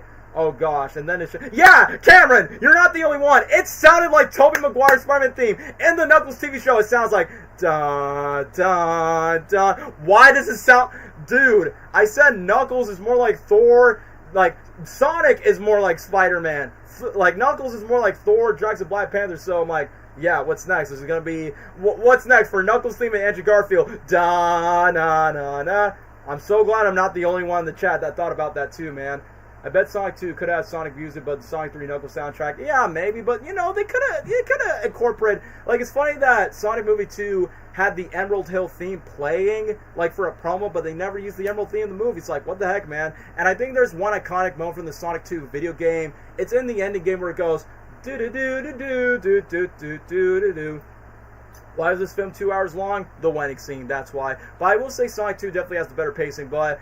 everything, like I said, the best sequence of the entire movie is 100% the final act sequence from Jim Carrey using the Master Emerald. I like that he calls Tom by saying, well, if it isn't the Pastry King, it's the Donut Lord. And I like how Jim Carrey's Eggman is like, well, you'd like to see how big a man I can be. And then literally when he flies up in the air, I like that Agent Stone is like, Doctor, take me with you. And then literally takes that away. And Gabriel mentioned this in his review where when Robotnik was doing the Sinister 3.0, by the way, I really love the black suit because, you know, anything that Jim Carrey has with green and black, that honestly would be pretty nice. And I like that Jim goes in front of Wade Whipple and goes, sit down, and just smiles like this in front of Wade, and I'm like, comedy gold. Okay, what would have happened if Knuckles tried crushing Shadow's hair, but Shadow already crushed Knuckles, so Shadow won't feel anything? That was funny, man. But yeah, during the moment, this is where, like I said, my screen, since I went to see Sonic 2 in early screening, we got the main trio. We got Sonic, Tails, and Knuckles in a tornado plane. I like that Knuckles dip up by saying, Knuckles, do your direction by saying, sorry guys, I'm leaving. And then we got the iconic tornado plane scene where this is directly from the Sonic 2 video game. And I like that Sonic roasted Eggman by saying, nice cool action figure, Eggman. Does it do something or does it do something ugly? And then literally after that, we got a cool tornado sequence. I like that Knuckles comes in, Robotnik, Deceiver, die, Mosquito. And I like that when Robotnik is trying to like take down Tails' tornado plane. I like that there's a Sega Easter egg where Robotnik's like, what's that? And then Stone is like, here it is, right here in the manual. It's like, bro, the fact that we got a Sega instructions manual and a Sonic movie, that is mind-blowing. Oh, the Def Egg, sorry, the giant Eggman robot. Yeah, it's kind of weird that the McDonald's... I mean, I understand why they did not want to call the Def Egg Raw because they don't want to advertise that to kids for a Toys Play. But we all, obviously for Sonic fans, we know the real name, but they just have to call it Giant Eggman. And I almost forgot to mention this. I love Jim Carrey so much for his taste in music, of Pantera heavy metal music. Just like, I mean, like I said, the Jim Carrey fanboy me, Ace Ventura 1, he had Cannibal Corpse in his movie because he loves that band. And then Sonic 2 of World Domination playing, bam, bam, now, bam, now. I wish they would have played the lyrics from the song where it goes, bam, bam, now, Respect! Walk! Are you talking to me? No way, Pop, because literally he's moving like a robot, walking, taking down green hills. It's like, bro. And then the audience clap when Sonic, Tails, and Knuckles team up with your straights, your strength, your smarts, and my speed. It kind of gives me the vibe of Spider-Man No Way Home when the three Peter Parkers are arguing with each other and they're like, guys, we could have just worked together as a whole. And then it's like, oh, they could have recreated the Maniac cover. Yeah, that would be nice since it is a trio, but at least they recreated the Sonic 2 promo. The playset for the robot is just plastic flat. I'm so disappointed with the toy of like, why is the toy set so purple? And yeah, let's not forget the Def Egg robot and Super Sonic were spoiled because of both McDonald's and Jack Pacific, and then Super Shadow was the same thing for Sonic 3. They're going to spoil Neo Metal Sonic for Sonic 4, but during the Sonic moment where Sonic says, this is our moment. Why'd they have to use the word deaf? It's not that bad, so I was pretty sorry. Like, that was moment was, like, everyone in my audience cheer. We see Sonic and Tails using their abilities. I like this inside joke of, oh, the groin is the weakest thought. Stop saying groin. Eggman just used the blaster things. And then literally when Sonic and Tails and Knuckles were going on ahead, I know this is such a funny moment, but when Sonic is like, alright, Mustache, you want me to come and get me? And then Jim Carrey embracing his inner Eggman. Don't tell me what I'm coming getting. I'm on the coming to come and getting. Come and getting. I like that he sounds more Eggman when he gets more angry. Come and getting. It's like perfect casting. And then I like that in Sonic 2, we didn't get that much screen time between Tails and Knuckles in this movie, but I'm glad that Sonic 3 got more screen time with Tails and Knuckles together, where it's like, you're really heavy. That's because I'm 1,000,000% follows of Faster Fox. And then this line, guys, I feel like this line that what Eggman says in Sonic 4 is going to be very important. I think this scene will pay off Sonic 4, where Sonic's like, what are you going to do, Eggman? And then Eggman's like, I'm going to sort, like, what? No, he says something like, I'm going to force humanity to save the force destroys my machines. First Green Hills, then the universe, then the multiverse. Who knows? Maybe that'll be enough. Full disclosure, you won't be there. That line from Sonic 2, that is definitely foreshadowing his Sonic 4 role, ruling a bad future, serving his machines, in a timeline where Sonic doesn't exist. I feel like that's going to be, I feel like that moment for Sonic 2 is going to pay off for Sonic 4, and I'm excited for that. And then during the moment where he does a snot rocket, and then Tails uses all of his multiplications, it's so crazy to see a voice actress interacting with Jim Carrey. And here's a fun fact, guys. Colleen O'Shaughnessy did not meet Jim Carrey in person, and then when Jim was first introduced to Colleen at Sonic 2 premiere, he's like, hi, I'm Colleen O'Shaughnessy. And then Jim's like, I know. I was like, aw, that's wholesome. And a big movie star is giving more credit to a voice actress. So, either way, so he only uses the iconic voice when he really gets angry. Because, come on, do you want to sound a little bit more like this throughout the movie? It'll get too ridiculous. The Defect robot based on Eggman Robot, which is called Giant Eggman Robot, which is the robot in Sonic 3 in 1994. Yeah, I know, man, it gets really crazy. But I like the moment where Knuckles is like, this loyal, this is how I roll. I love the final act, but if I have one complaint about the final act, it's so weird once when Tails and Knuckles gets knocked down, they were not like capable enough to save Sonic's life. I mean, the overall point is for Tom and Maddie to sacrifice their life and risk Sonic, but when Tails and Knuckles got knocked down, they were not as beaten up like Sonic. Like for Sonic, yeah, Sonic is bruised, he's weak, he's beaten up, he can't speed up. But for Tails and Knuckles, by saying, hey guys, you're just in the ground, could you just help your friend out before he gets crushed down? But you know, you just have Tom and Maddie. And yeah, that was a cool moment where, I would say this, when the Defect robot comes up where it goes, fee, fi, fo, fum, I smell the fingerprints of blue scum. And then when Tom and Maddie save Sonic, it's more like, yeah, that was a hype-worthy moment. And I will admit, Ben Schwartz's voice acting was really good. When the Master Emeralds were breaking to the Chaos Emeralds, I like Ben's delivery where he goes, no, no, no, no, no, no, no, no, no, no. Like, you can definitely tell, like, from the voice acting, he sounds genuinely scared and worried. It's like, dude, that's awesome. Jim Carrey seems like a chill dude. I need to know what other bands he's into with the Realms of Metal. I know he's into House of Change, Nirvana's grunge. Like I said, many great tastes in music, which is why I love the man so much. But either way, so, yeah, I can't wait what other song Jim Carrey's going to choose for Sonic 4 if that's the case. But yeah, I will admit, it's a cliche moment, but gosh dang it, it's a cliche sweet moment. It's like, we're family, guys. And then literally when Sonic, Tom, and Maddie is saying, hey, if we're going to be a family together, we're going to die as a family. Even though I saw this come because, one, thank you McDonald's for spoiling the movie. Secondly, it's the plot of Sonic 2 and 3 and Knuckles. We know what's going to happen where Super Sonic was going to happen, where Jim Carrey's like, man, I finally got him. And then, boy, everybody in my theater was clapping along when Super Sonic was out. And once again, like what Garo mentions, the Sonic Unleashed moment where, you know that cutscene in Unleashed where Eggman's like, sorry, I'm sorry, just give me a chance. It gave me the same vibe from Unleashed. I'm like, oh, I wish they would have played like an Ellis Possibility track. Like, I don't know, like, maybe take inspiration for the Sonic Symphony where it goes, da-na-na-na-na-na, da-na-na, da-na-na-na-na, da-na-na-na-na. I think that would have been, make the Defect music scene a lot more perfect, in my opinion. Like, use that track from Unleashed and play like an orchestra version of it. That would have been nice. But either way, I like the line that Jim Carrey's like, oh, what we say, we let bygones be bygones. I did some things, you did some things, there are good people on both sides. I'm like, I see what he did there with that inside joke. But during the moment where Sonic just flinched, and then he did the Osick tap noise, and Jim Carrey's like, later, hater. I know around that time, Jim wasn't sure he was going to come back for Sonic 3, but I'm glad that he did, because if Jim would have stopped acting after Sonic 2, I'm like, that's where you're going to end your career at? Just like that? Come on, man. So I'm glad they brought it back for Sonic 3, because if that was the end of that version of Eggman, I would have been so mad and disappointed, but luckily that's the case.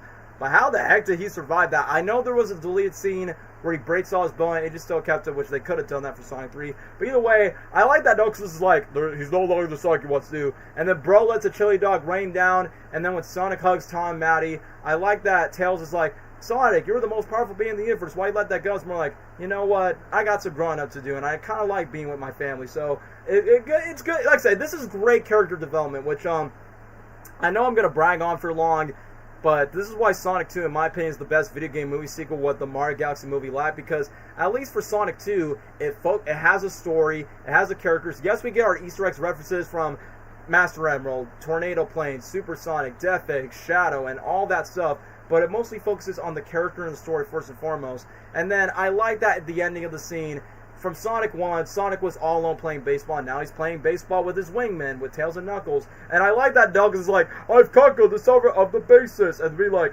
oh, I'm having the fun. What is ice cream? And then after that, I laugh so hard where Knuckles is like, my victory chariot, boom. And then literally just move on ahead. And then Sonic just calls Tom dad by saying, yeah, to be fair, he is kind of like your dad now. No longer your friend since you got more people like him.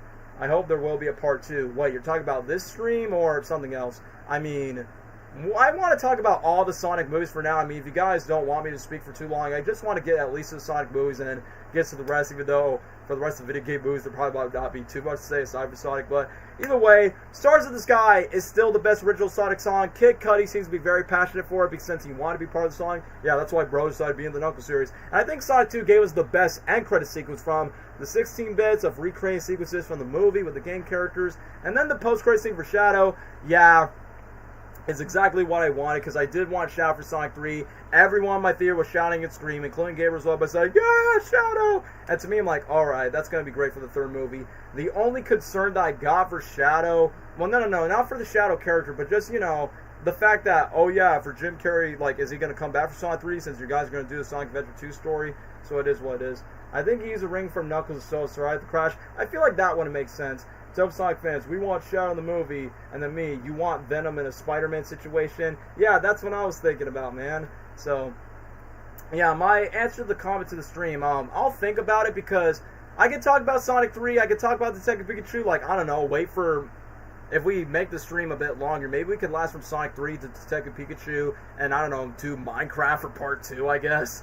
But either way, we're only just talking about the mainline video game franchises, but either way, I blabber for Sonic 2 too long because I want to get to Gabriel's thoughts about Sonic 3 by saying, if I do split this, we're not going to wait to do Sonic 3 for a second part. So without question, despite the flaws and despite everything else, Sonic 2 is 100% a peak video game movie adaptation.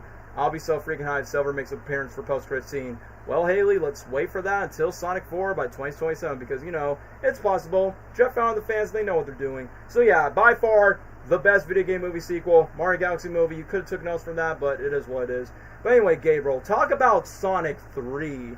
I'm curious about your opinion. Is it the best Sonic movie? Is it the best adaptation in your opinion? Gabriel, take away for your thoughts on Sonic the Hedgehog numero 3. Part 3. Yeah, Sonic 3. Yeah, Sonic 3. Like I said, each movie got better and better, and I believe that this is the best Sonic movie that they put out so far. Just everything about it. I mean, like, it still had the like family innocence for, you know, kids and families to watch, but it also had stuff for Sonic fans who knew about, you know, Sonic Adventure 2 and the stuff behind Shadow's backstory, although it was, you know, a little bit softened down for the kids. It was still not bad the way they portrayed it, and Keanu Reeves as Shadow was just perfect casting. I think that's like a character that I feel like Keanu just, like, that's just him in Hedgehog form, or John Wick in Hedgehog form. That's just perfect for Keanu. And it's funny, you know, going from the first movie where they reference Keanu, and then now they have Keanu playing a character from the franchise, which is one of the most popular characters in the whole franchise, Shadow the Hedgehog. So that's pretty cool, and he did a phenomenal job with this movie. And even though he still kind of just sounds like himself, but it still matches the character. It still matches Shadow, and like in certain parts, he displayed his emotions really well, like in the final battle. where he was telling Sonic like Sonic was getting angry at him, and then he was like encouraging him to be angry, and like, yep, that's how I felt. Like like like those kind of emotions he displayed really well, and that anger, the bitterness, pain that he felt over Maria. He did a great job, and the intro was super cool. His introduction in the beginning was super cool. It was well animated, like when he did the Shadow the Hedgehog video game reference where he teleported and started kicking the officers and stuff. Like, that was really cool. And also just the soundtrack and the music for this movie. I mean, yeah, I wish there were more. I wish there was more music and stuff from the games. For the most Obviously, part, we got Live and Learn. Thankfully, we got Live and Learn. Even though it was a little bit, it was kind of short, but we still got it, and I'm thankful for that. We did get some music tracks. We did got some more, like Escape from the City, Eggman's themes, the last event scene, and Green Hills as always. Yeah, they kind of did it in their own way, and it was fine. Like, that part where Eggman was coming out in, like, his ship was coming out in England, like the water or whatever. Yeah, from the crab meat, which I thought that was nice. They played the Eggman theme from 06. Bro, nerdgasm. Really cool. Nerdgasm. I was like, oh shoot, they're playing it. And I'm gonna glaze in that was scene. Cool. Yeah. But yeah, the music overall I thought was good. The action sequence, I mean, I think, man, yeah, this movie definitely has the best out of the three movies in terms of action. Big blow up. The scene where Sonic is chasing Shadow in the city. And then, of course, the final battle where Super Sonic, Super Shadow, they fight each other. And then they also help each other fight the robots. Oh yeah, the gun robots to which defeat I thought Gerald. was nice. That was really cool. The action was amazing. The characters like Sonic and Sonic, Tails, Knuckles. We still got to see them be themselves and team up and be Team Sonic, or the Sonic Heroes. Per usual, and I mean, I guess they still kept the more comedic side of Knuckles with Pika Pika. Yeah, the Detective Pikachu reference, which, how ironic, making fun of another video game movie. Literally next to it in our list. And the Chow, like the Omo Chows. Finally, it's about time. In that restaurant. I mean, yeah, it wasn't like the actual Chows, but it was still Chows, like in their mascot but form. Easily it was still cool. I would say this, cool. The best restaurant scene out of all three movies, because this one's actually video game inspired this time. Yeah, and this is where it comes down to like it's a kids movie, so you're not going to expect, the craziest stuff, but like when was it the general or whoever who died Commander in Walters? The restaurant? I kind of expected him to die, but probably a bit too quick if I'm being honest. It's just the way he died. It was just like... to the missiles? Okay. Yeah, get down! Oof! Rest in peace, all No, it's just like the way he laid there and then just passed away. Like, that was almost... like in the Dark Knight Rises, that woman... Yeah. What's her face? Talia al Ghul. Where she... Yeah, yes. Talia al Ghul. I forgot that's who she was playing. Yep, unfortunately. Talia al Ghul, where she died. Like, to me, it just felt like that. I'm like, okay, yeah, that happened. He's dead. Can't help but to laugh at it.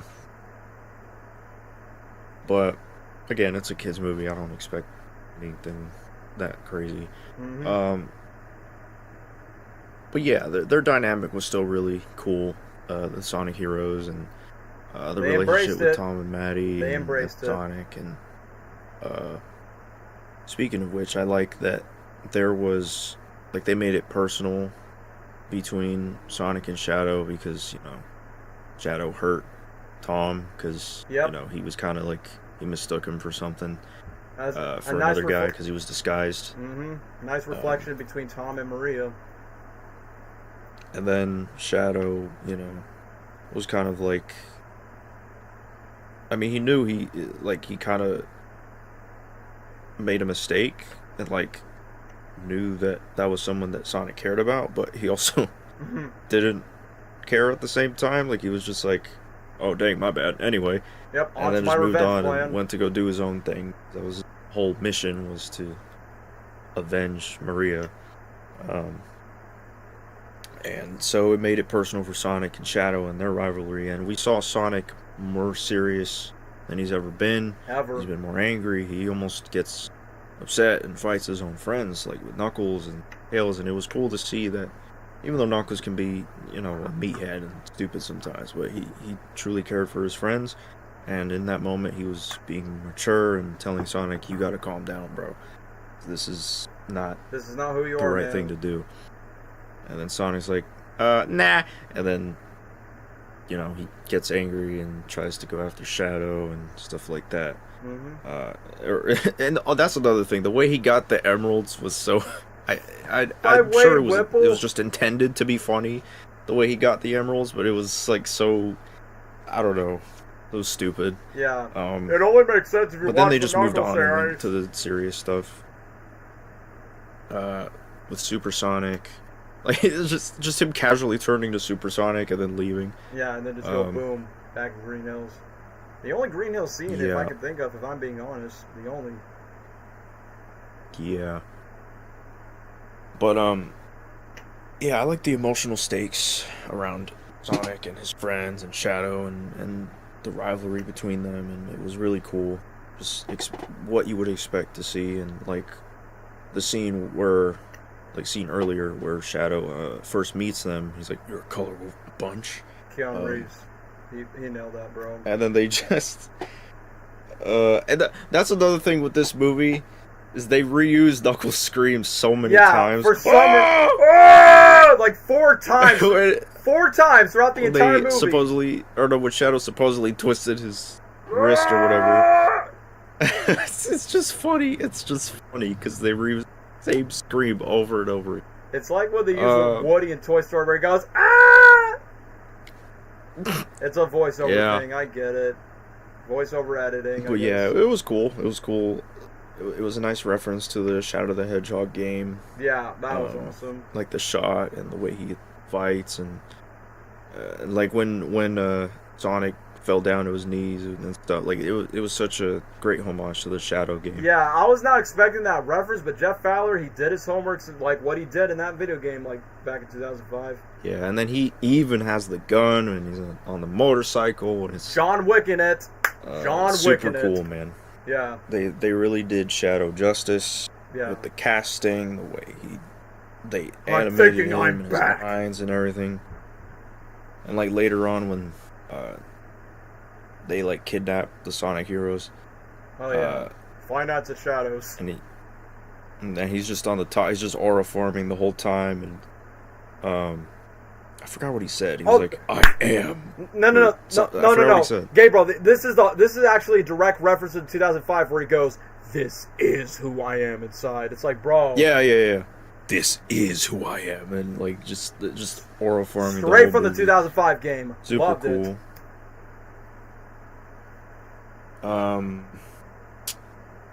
And then, I mean, there's a lot I could say about Shadow. They just, oh yeah, the backstory with him and Maria. Again, they kind of, let's say, nerfed it for the kids. Yeah, because it's not as violent. Yeah, and Maria's not, and another thing, Maria's not clinically ill like she is in the games. Yeah, she was just, an innocent kid trying to make a friend and have fun, and then Gerald was very protective of her and not letting her kind of explore the world and everything, because Gerald is like, no, the people out there suck, don't trust them.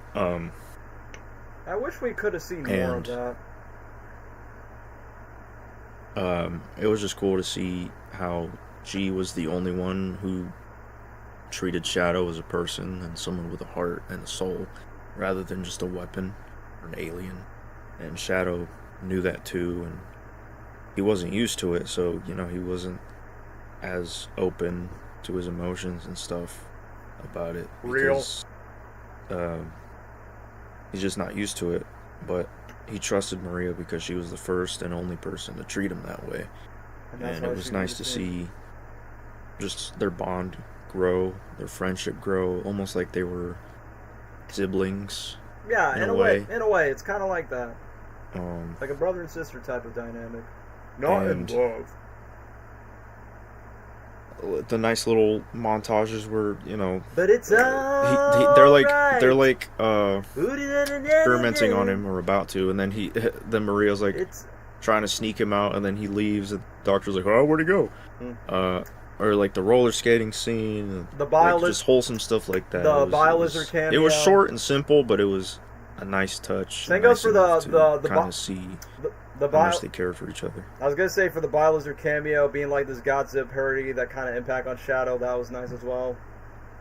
Yeah. And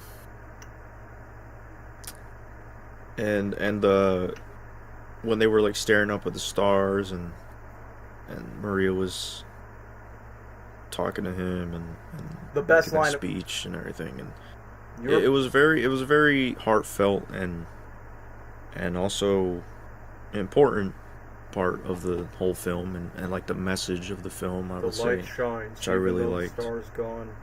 Best line of the movie, entirely.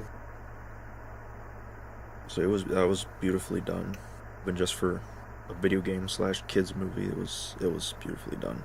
It was. And yeah, so I think. Okay, and the stuff where eventually you get to Maria's death. I think that was the part where it was kind of like, where I say it was nerfed, like the way she died. Obviously, it was more sad and violent in the games, but in this one, it was just like, big explosion, but she didn't make it, and somehow the other guys did. Yeah, and Gerald, even Gerald as well, is alive. Yeah, surprisingly, Gerald survived that, but Maria didn't. So yeah, I don't know. That was just a dumbed down version of her death, which wasn't bad, but not saying that it wasn't sad. It was sad to lose somebody that close, and then it made him, because it was because of the guards and the people, like the humans, trying to get Shadow. So obviously he would feel that way towards the humans.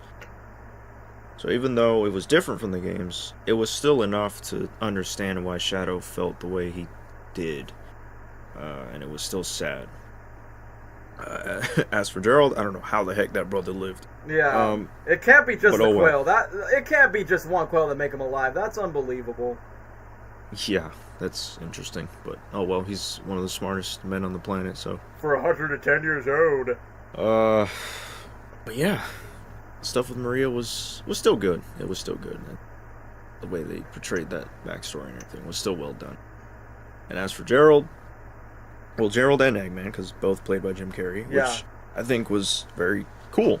That they were both played by Jim Carrey. Played by the same actor. He did a really good job playing both at the same time, and it made it almost believable that they were two different people. Yeah, especially in the drama scenes, like in the final act, which was pretty nice. Still, that was fun. That was cool. Gerald was always more of a serious character compared to Ava Robotnik. But in this one, they're both almost like the same person. But you know why? Jim Carrey. Yeah, but he did that intentionally just to get his grandson with his evil revenge plan. So that's why he intended to do that. Yeah, he was just a lot more sillier, goofy, and just a silly old man, and not just this serious evil scientist guy. Well, I mean, he was an evil scientist guy, but just with more humor. Yeah, and he's alive in this which is okay, because it's Jim Carrey, and it's their own take, and I don't think he did bad. I don't think it was a bad version of Gerald. Yeah, some fans did not like his take. It was the scenes where like they did flashbacks with Eggman as a kid. Oh yeah, the Gerald. VR set. What or like the is it VR nice if thing, we and then when he were when he older? fell off the bike, There's a funnier that was deleted. funny. There's a deleted scene that picks up to make it even more funnier. But Beach Boys, great song choice to choose for that sequence. Wouldn't it be nice? Yeah, well, that was funny. Like stuff like that, like their dynamic, even though again, same person, Jim Carrey, was still funny. Playing with himself. What? But seeing those two characters on screen was just a fun time. Then, I mean, until the ending where Gerald kind of shows his true colors, and then he's like, "You're not Maria," and Eggman is like, Heartbroken. "Oh, so that's how it is. All right then." And then, oh man, I know what you're gonna say. The scene where he's like using the gadgets, and then he makes a Green Lantern joke. Yeah, that caught me off guard. I'm like, say what, Jimbo? First Ryan Reynolds and now you? They were fighting each other and using the gadgets and all that, like that. I was saving it for just funny. I was saving it for Comic-Con, but now there won't be a Comic-Con. Yeah, bro. Yeah. I was not expecting you could Jim Carrey just tell to it's say just that. Jim Carrey being Jim Carrey, having fun, and like I don't mind it. Because that's just how. I mean, Gerald. Yeah, again they changed him a little bit, but that's just Eggman in general. That's just how he is. So that stuff was fun. They're dynamic, and even just the way they killed off Gerald, I can't take that serious. I mean, you're not really supposed to. It's meant Tom to be and funny, Jerry ass type of. it's defeat. such a. What's funny is like how different it is from the games. In the games, he's literally shot to death. He's executed publicly, and then here he gets some like cartoon death. Yeah, Tom and Jerry type of. Oh man. I mean, again, like it's Sonic, kids movie. I'm not gonna take that seriously. It doesn't like ruin the movie for me. Nah, it's fine. But the part where Sonic and Shadow talk to each other after their fight, like on the moon, whatever. Peak. That was great. That was great. I almost teared up. Same. I was like, am I really about to tear up over a gosh dang kids Sonic Hedgehog movie thing? Like, these are two talking hedgehogs. I'm not about to cry here. But it's just like the message of it was real. The line. It was a good message. No winners in revenge. That hit deep. That hit so deep. Where he says there are no winners with revenge. That hit. And like Sonic says something about like, because of like the people that love him and stuff like that,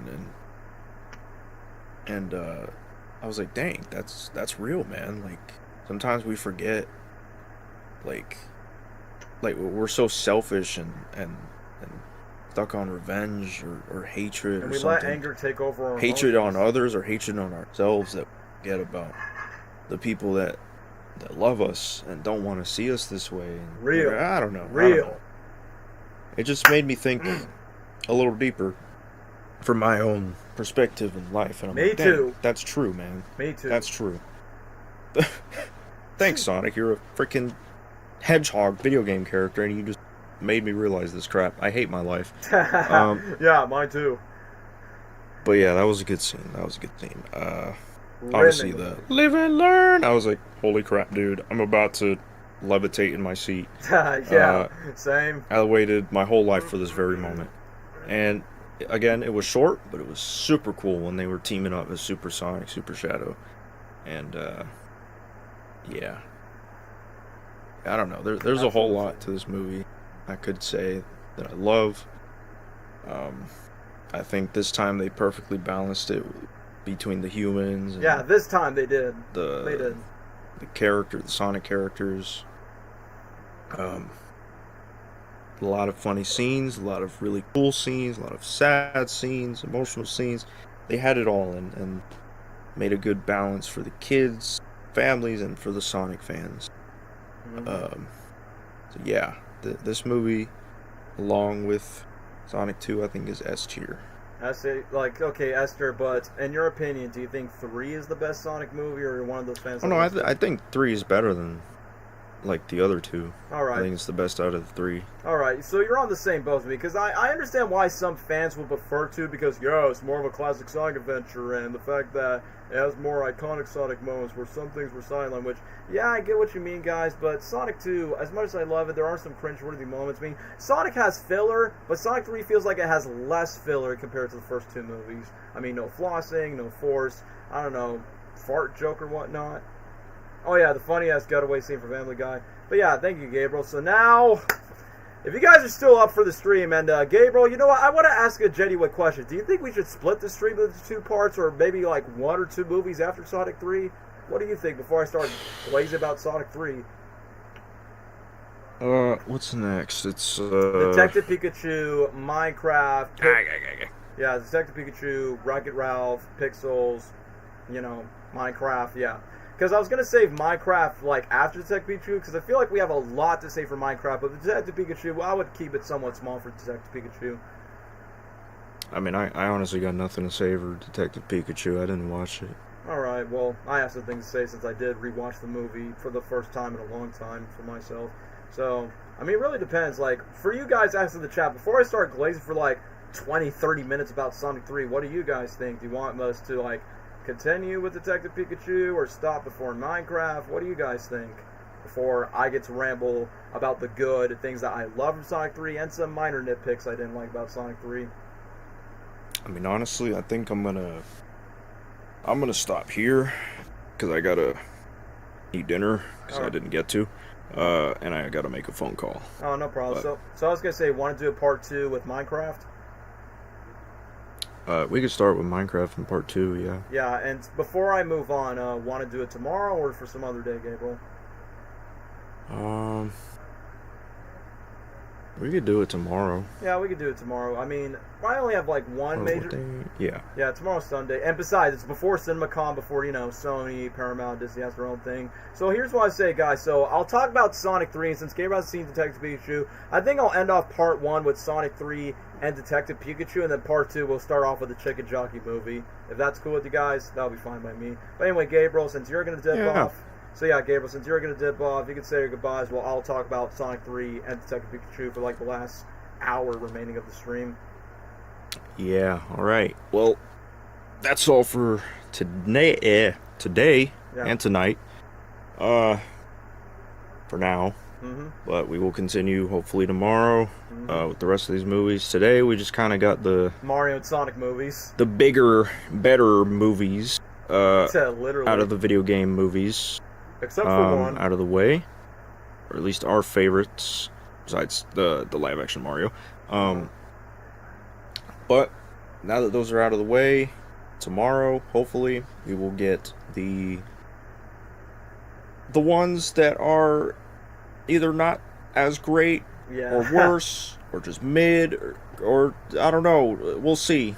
But definitely, I definitely will say I got less to say about the rest of these movies besides maybe like Wreck-It Ralph and FNAF. Mm-hmm.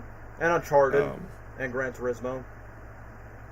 Yeah, a couple in there, but definitely not as big as like the Sonic Mario. Yeah, since those are like the mainstream franchises. That's it for tonight for me. Hopefully tomorrow we can continue the rest of these movies, get them out the way. Yeah, I think part 2 will be much shorter. Hope y'all like our rankings for Mario and these Sonic movies that we did today.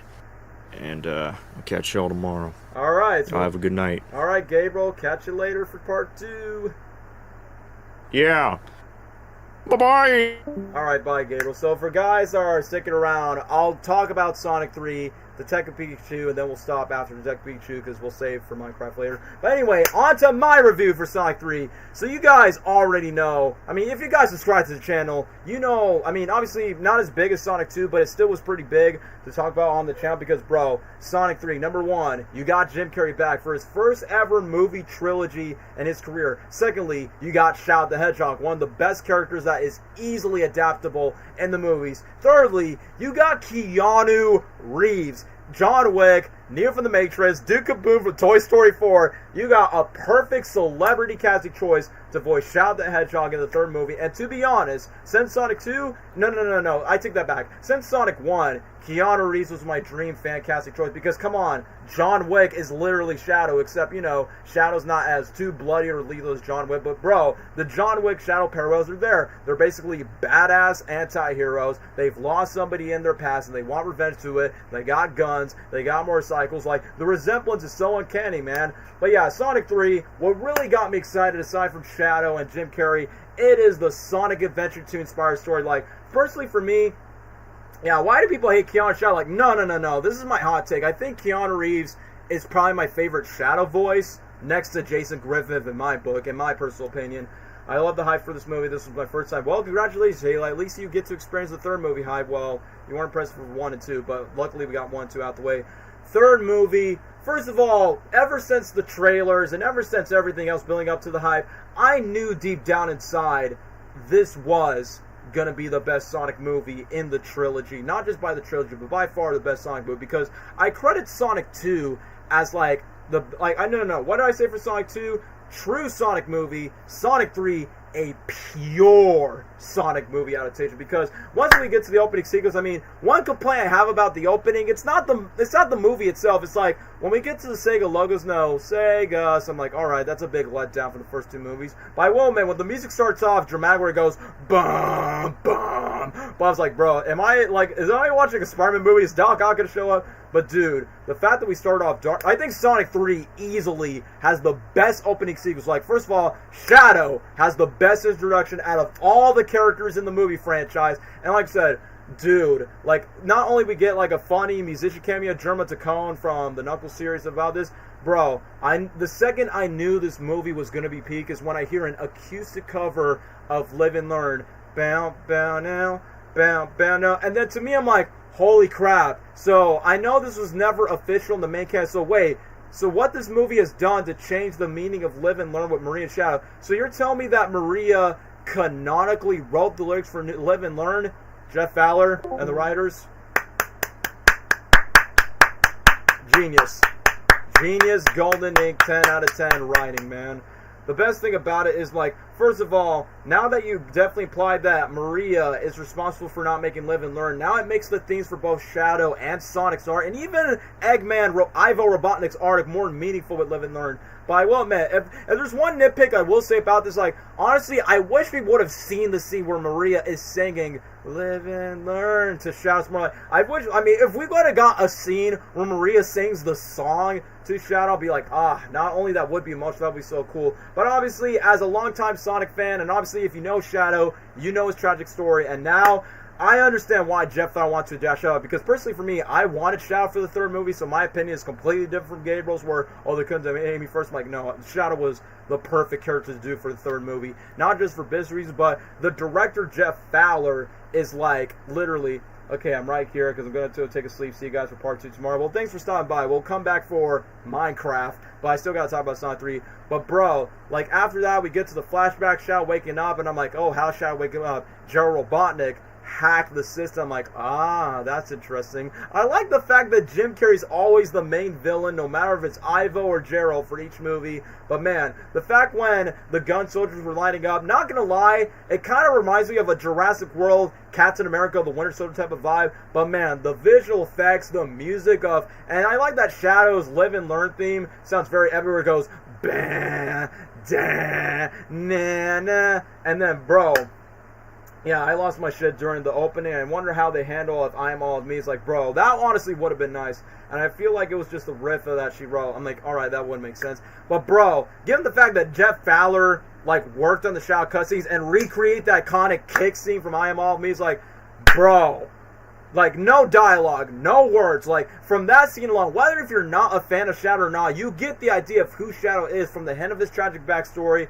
waking up from his revenge, waking up for Gunn, because the last memory that Shadow had, Maria was gone, he's angry at Gunn, and now he wants nothing but revenge of what happened to her. And then I like when Shadow had this big fight with the gun robots. They're like, oh, what happened to all the guys? And then you got this badass opening sequence of Ben. He escapes from Prison Island. And I like that Shadow's eye turns into like a black hole worm. And then you got the Sonic Adventure 2 logo and Live and Learn plays. Da-na-na-na-na. Bam, bam, bam, bam, and then boom, onto the scene where Sonic is on the team with the race. And also, what I like about this movie, oh, I got some dinner, that definitely is pretty good. But anyway, what's really awesome about this scene alone for the third movie, so not only, even though we didn't hear a line from Keanu Reeves, but the character of Shadow's already really good. But the fact when you got Sonic, Tails, and Knuckles compete each other like brothers, and I like that Tom makes a joke by saying, oh, I've been like that with my siblings. It's more like, well, I feel like one of the biggest highlights of the third movie is you definitely get to see not just the team dynamic, you definitely see the brother dynamic between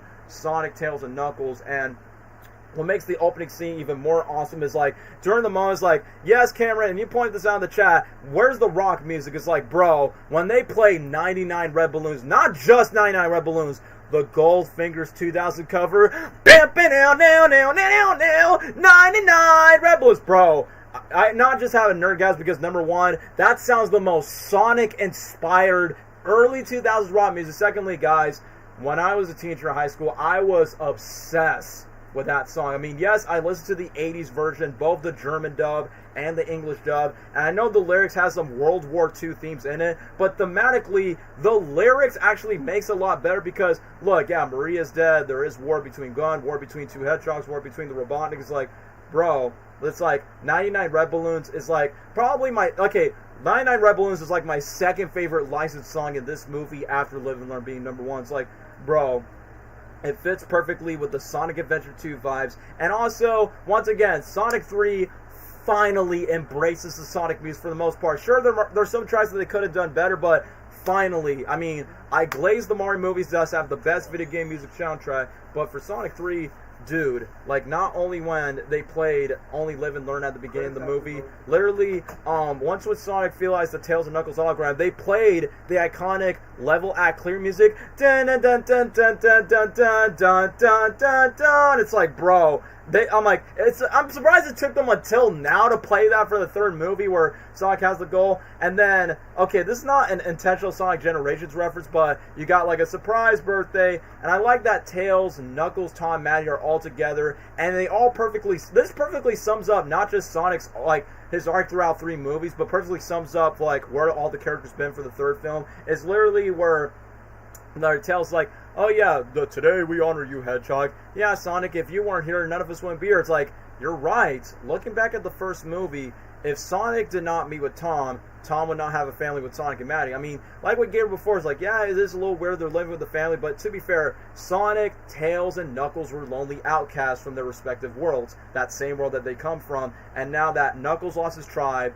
Tails has no friends, Sonic was alone, so it makes sense why they become this weird Guardians of the Galaxy-esque type of family. And then after that, Sonic's like, let's party. And I will be honest, Sonic 3, how would I describe this? It's the Spider-Man No Way Home, the Toy Story 3 of the Sonic franchise. And for me, I love No Way Home and I love Toy Story 3 when a third movie's at its peak in terms of the story, the darker themes, and the drama, but also the nostalgic fan service. Sonic 3 feels like a nostalgic sequel to 1 and 2, despite it's just the third movie in the franchise. Like I said, it's the No Way Home and the Toy Story 3 of the franchise in the best way possible, where the third movie is the best one in the franchise by far. But when it comes to that, where Tom and Sonic goes back to the cave, I'm surprised Tom knew, like, he did not know about the cave, but saying, wait, how do you get all of Sonic's bed stuff in the attic from the first movie? So that confused me for a bit. But we do got nostalgic callbacks to the first movie, Sonic with his nunchucks, even though there is no long claw flashbacks, but you know Tom still remains to be the Uncle Ben parallel. And if you think about it, Shadow has parallels of all three Team Sonic. Yeah, he does, for all of them. But speaking of parallels, it literally starts off with Sonic and Shadow at the beginning, where Tom is like, yeah, Sonic, you may have a tragic past, but you don't change what you hear. Yeah, in my lungs, in your heart. And I like that. Okay, like I said, I know Gabriel pointed this out early in the stream, but to me, I'm like, dude, I don't want to expose my personal life, but for what Sonic says and what Shadow says, and even what Ivo Robotnik says, like, bro, this is making me think about my personal life, where Sonic is thinking Tom is kind of like his father's more like, yeah, if you weren't there for me, I probably would have been a different Hedgehog. It's more like, yeah, Sonic, I feel you, man. When I lived with my dad, I could have been a different person if I was not living with my dad. But speaking of which, the best thing about the scene where it transitioned through, like after when he had that emotional speech by saying, when you change from the past who you are, then eventually you won't pass through. I like the moment where it goes to Shadow in Japan. The rain looks so good in that scene. Like literally the scene where Shadow and once again, since it's Keanu Reeves voicing him, I like that it's a John Wick like for anyone who watched the John Wick movies, they're really good movies by the way. I like that it's a John Wick Chapter 3 reference where Keanu's character John Wick was in the rain and terrorizes us by saying, "Oh, I knew what the filmmakers were going." And yeah, literally, it's kind of like a Captain America: The First Avenger vibe, where he's like, "Oh, where am I?" I like that. Literally, in the background, you see Chow in space. You see a lot of Chow in Japan. And Chow's like, 2024. I was trapped for 50 years. And literally, this is how I knew Keanu Reeves was perfect for the role. Yeah, the guy that says, "Keanu, you're a national treasure," because the Sonic movies really loves Keanu Reeves so much that they got into the role. But what got me sold for Keanu Reeves' Shadow is this line delivery alone when they're all surrounding him. You can tell, like I said, obviously Keanu did his research, which I gotta give props to both Keanu and Jeff for giving all the research that Keanu did for the role. But bro, that line delivery where he goes, "Why won't you leave me alone?" It's like, okay, one, he's not phoning it in. Two, you feel like I said, I know it's an inch for an edge, but you feel the raw emotion. Like, he's traumatized. "What do you want from me? You killed my best friend, and now I'm pissed I'm going to take all of you down." Bro. Keanu was just so good in that role. I like how Shadow looks blue in some shots, like in SA2, where his mom has blue eyes. Yeah, that's exactly right, because it's literally his debut. And then once you get the Shadow, okay, for Knuckles is still a highlight in the movie. Probably not as much in the second movie, but I like that Knuckles, like I said, like Drax from Guardians of the Galaxy, and like Thor, once when their series backstory is done and he bonds with a new family, that's where he becomes a bit more open-minded, more lighthearted, a bit more sillier. Not in a stupid, dumb way, but in a more lovable way, where he's like, "I have dishonored my marshmallow." And during moments where Team Sonic, which they have to got that way, so it's a Sonic Heroes reference. And then we get to this character, Director Rockwell, who's played by Kristen Ritter. Number one is, it's Jessica Jones. She's quite attractive. Secondly, you have two Marvel actors in the same scene. James Marsden as Cyclops and Kristen Ritter as Jessica Jones. It's funny that after Sonic 3, they asked Marsden, "Are you coming back as Cyclops?" And then boom, bro's back in Avengers Doomsday. Kristen Ritter, "Hey, are you coming back in Marvel?" Boom, she's back in the new Daredevil season that's airing now on Disney+. So, how ironic, they kind of went back to their Marvel roles. So you think Shao killed his gun agents? I believe he has, because we don't see those gun agents at all. So I feel like Shao either must have killed them or just knocked them down. Either one, or they definitely got knocked down. That's why they need Team Sonic's assistance. But I will talk about director. I'm going to talk about Rockwell's character right away, which he's probably my least favorite character in the movie, which I like the actress, but why does she not like Team Sonic at all? I mean, I guess the whole idea is like, "Oh, these are aliens, we should not trust them," but it never comes off as personal. It just comes off by order. So, and also another thing, when she believed that, "Oh, Commander Walters, I thought you were dead," and then when she gives the key to the fake Commander Walters by Tom, it's like, we never see her again for the rest of the movie. There's not one scene in the final act where it's like, "You know what, guys, Sonic, I was wrong about you. You saved our lives." I mean, the movie split in half because of you guys, but you know what? Forget it. You guys definitely are the good guys. Shadow's moves were so good. I feel bad that gun treating like way he was a threat in Lab Pride when Maria died. Sorry, guys, I'm also eating my food. Because Mike Coulter's back where Luke Cage was there and the referee was shot behind Sonic also did that. That's what I was thinking, man. Like, she just went off out of nowhere. So that's what I say, if I have to choose some of my least favorite characters, like, I don't understand her hate with Team Sonic just for the sake of, "Oh, they're aliens, we should not trust them." And after when she gives the card to the fake Commander Walters, and then she's gone. There's no resolution where she forgives Sonic Team. There's not a scene where she's come back. And also, she's not confirmed to come back at Sonic 4, so I'm like, you know what? As much as I like Kristen Ritter, I feel like she was kind of wasted in this movie. Despite her, at least her scene, at least gave us the funniest joke between two Jim Carreys. "I don't believe this. I know, grandson. A woman in the military." Hands down the funniest joke, which, no surprise, is from Jim Carrey as an old man being Red Pill. Rockwell's kind of forget. Like I said, look, I mean, for the human characters, like I said, the only human characters that are not the Sonic characters, like not the Robotniks, is Tom, Manny, Agent Stone. The other human characters in the movies and even the Knuckles TV show are either okay, meh, forgettable, or just annoying. That's just my honest opinion for that. But I'm glad, like what Gabriel said, Sonic 3 this time fixed the issues of the balanced screen time when it comes to that. This is the change I make during the grab scene. After Rockwell grabs the key, Shadow comes in, knocks her out. See, that would make more sense of like why she's gone from the movie. Sonic and Shadow recreate the Faker moment, and then they have the race over London. We will get to the London sequence, but either way, what's cool about the helicopter scene, one, yes, adapting Sonic Adventure 2. Like, if you're a big fan of Sonic Adventure 2, boy, they did a lot of justice for that game for the most part. Sure, there are some things that are lacking from SA2, but for the most part, they got the best things from that game. And to be honest, Sonic Adventure 2 is like the most story-heavy game that the movies adapted before, because the previous movies are only done the classic games, and Sonic Adventure 2 is like the golden story for that. It's a good thing that, like I said, SA2 is like movie material, which hopefully they could do the same for SA1 and 06 someday in the future. But right now they're going to do CD for the fourth one. And yeah, thank you, Haley, for mentioning this as reference. Look, I did not expect, like, I will be honest, I wish Ben Schwartz would have done the Faker line. He kind of did in Sonic 1's press tour, but that was not in character in the movie. That's just for a fan junket thing. But for Sonic 3, it's like, bro, and the fact that Knuckles like, yeah, Team Knuckles, like, okay, that's a very in character thing. But man, the fact that Ben Schwartz said the line so perfectly, talking about low budget flights, no food or movies, we're out of here, is like, wow. Can't believe like, first of all, I can tell Ryan Drum is in theater by saying, yeah, Benjamin, you did a good job to my justice. And I almost forgot the song choice that they put with Neon Lights. I'm surprised it's from the same band that sings the song for Sonic 4 I'm like, okay, there you go. That's another Sonic-ish time music game, and you kind of tie that in. And what's cool about Sonic, Tails, and Knuckles, I made a joke by saying, yeah, us hopping up the bus in Fortnite. I like that when Sonic, Tails, Knuckles lands. You get a hero's reference where they do the climb things by saying, yay, Space Furry Avengers Assemble. And then, once again, the best thing about Sonic 3, we got, once again, what I love about Sonic 2, we got all the main characters in the same scene. And I'm looking forward to see all the main cast in Sonic 4 with Amy and Metal along with the mix. But like during the moment where Sonic, Tails, and Knuckles, they use their abilities. Tails uses gadget smarts, Knuckles uses muscles, and Sonic uses speed. Like, Keanu Reeves' Shadow has the biggest aura when he kings into the flames. And then I like that Sonic goes, whoa, which may be an unintentional Keanu Reeves reference because Keanu always says, whoa, a lot in his movies. Hey, if they get Shadow movie, can they get him say his Faker lines during the press tour? They got to, man. Like I said, I mean, I know New Hedgehog is their way of saying Faker. I'm like, come on. It would have been nice to be like, I found you, Faker. Because I get that. Because in the movie universe, Sonic and Shadow are distinctly different from each other. But in the games, they always confuse Sonic with the whole mistaken identity like with Shadow. So, I don't know. I mean, I get it because of the movie adaptation, but it is what it is, man. But at least we got the iconic talk about low budget flights. So I'm like, alright, that is a nice one.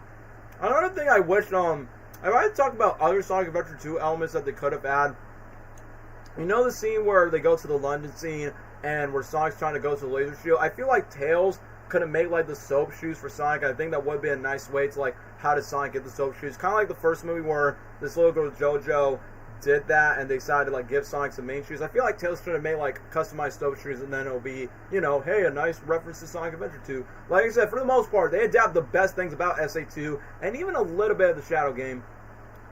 Amy vibes above Shadow 5 or when he's walking up through the fire. I'm surprised we didn't even get a scene where he's like through a little fire explaining where it was happening. Yeah, not too excessive like 05. But that scene, we definitely got the most 2005 Shadow the Hedgehog references in that one scene. And I like the fact that Keanu Reeves was the inspiration by saying I don't look like you, you look like me. That was Keanu's reference.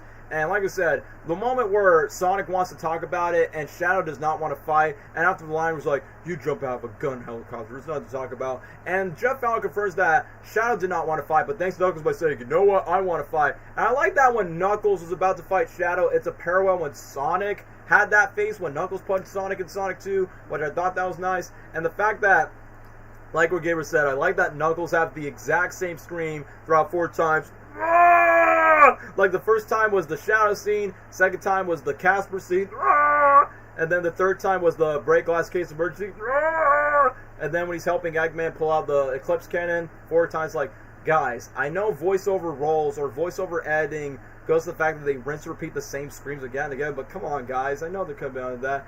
They should have played It Doesn't Matter, Throw It All Away. Yeah, I wish they would have done a cover of it, like, obviously, like, play an instrumental cover of It Doesn't Matter. Now, what happens? That was the one song I was disappointed that wasn't in. Same goes for Throw It All Away, since that was technically Shadow's first song in the franchise before we get to the iconic I Am All of Me song in the Shadow game, since, you know, it is Sonic Adventure 2. So, that honestly would have been really nice. And yeah, couldn't got the grind sheets. And also, that would have been cool for like merchandise to like make the Sonic figure cut days. Paramount couldn't afford a new stream. But yeah, but this movie has a much bigger budget than the first two movies, so I don't know why they had to keep I mean, that screen was debuted in the final episode of the Knuckles series, so it's not the case.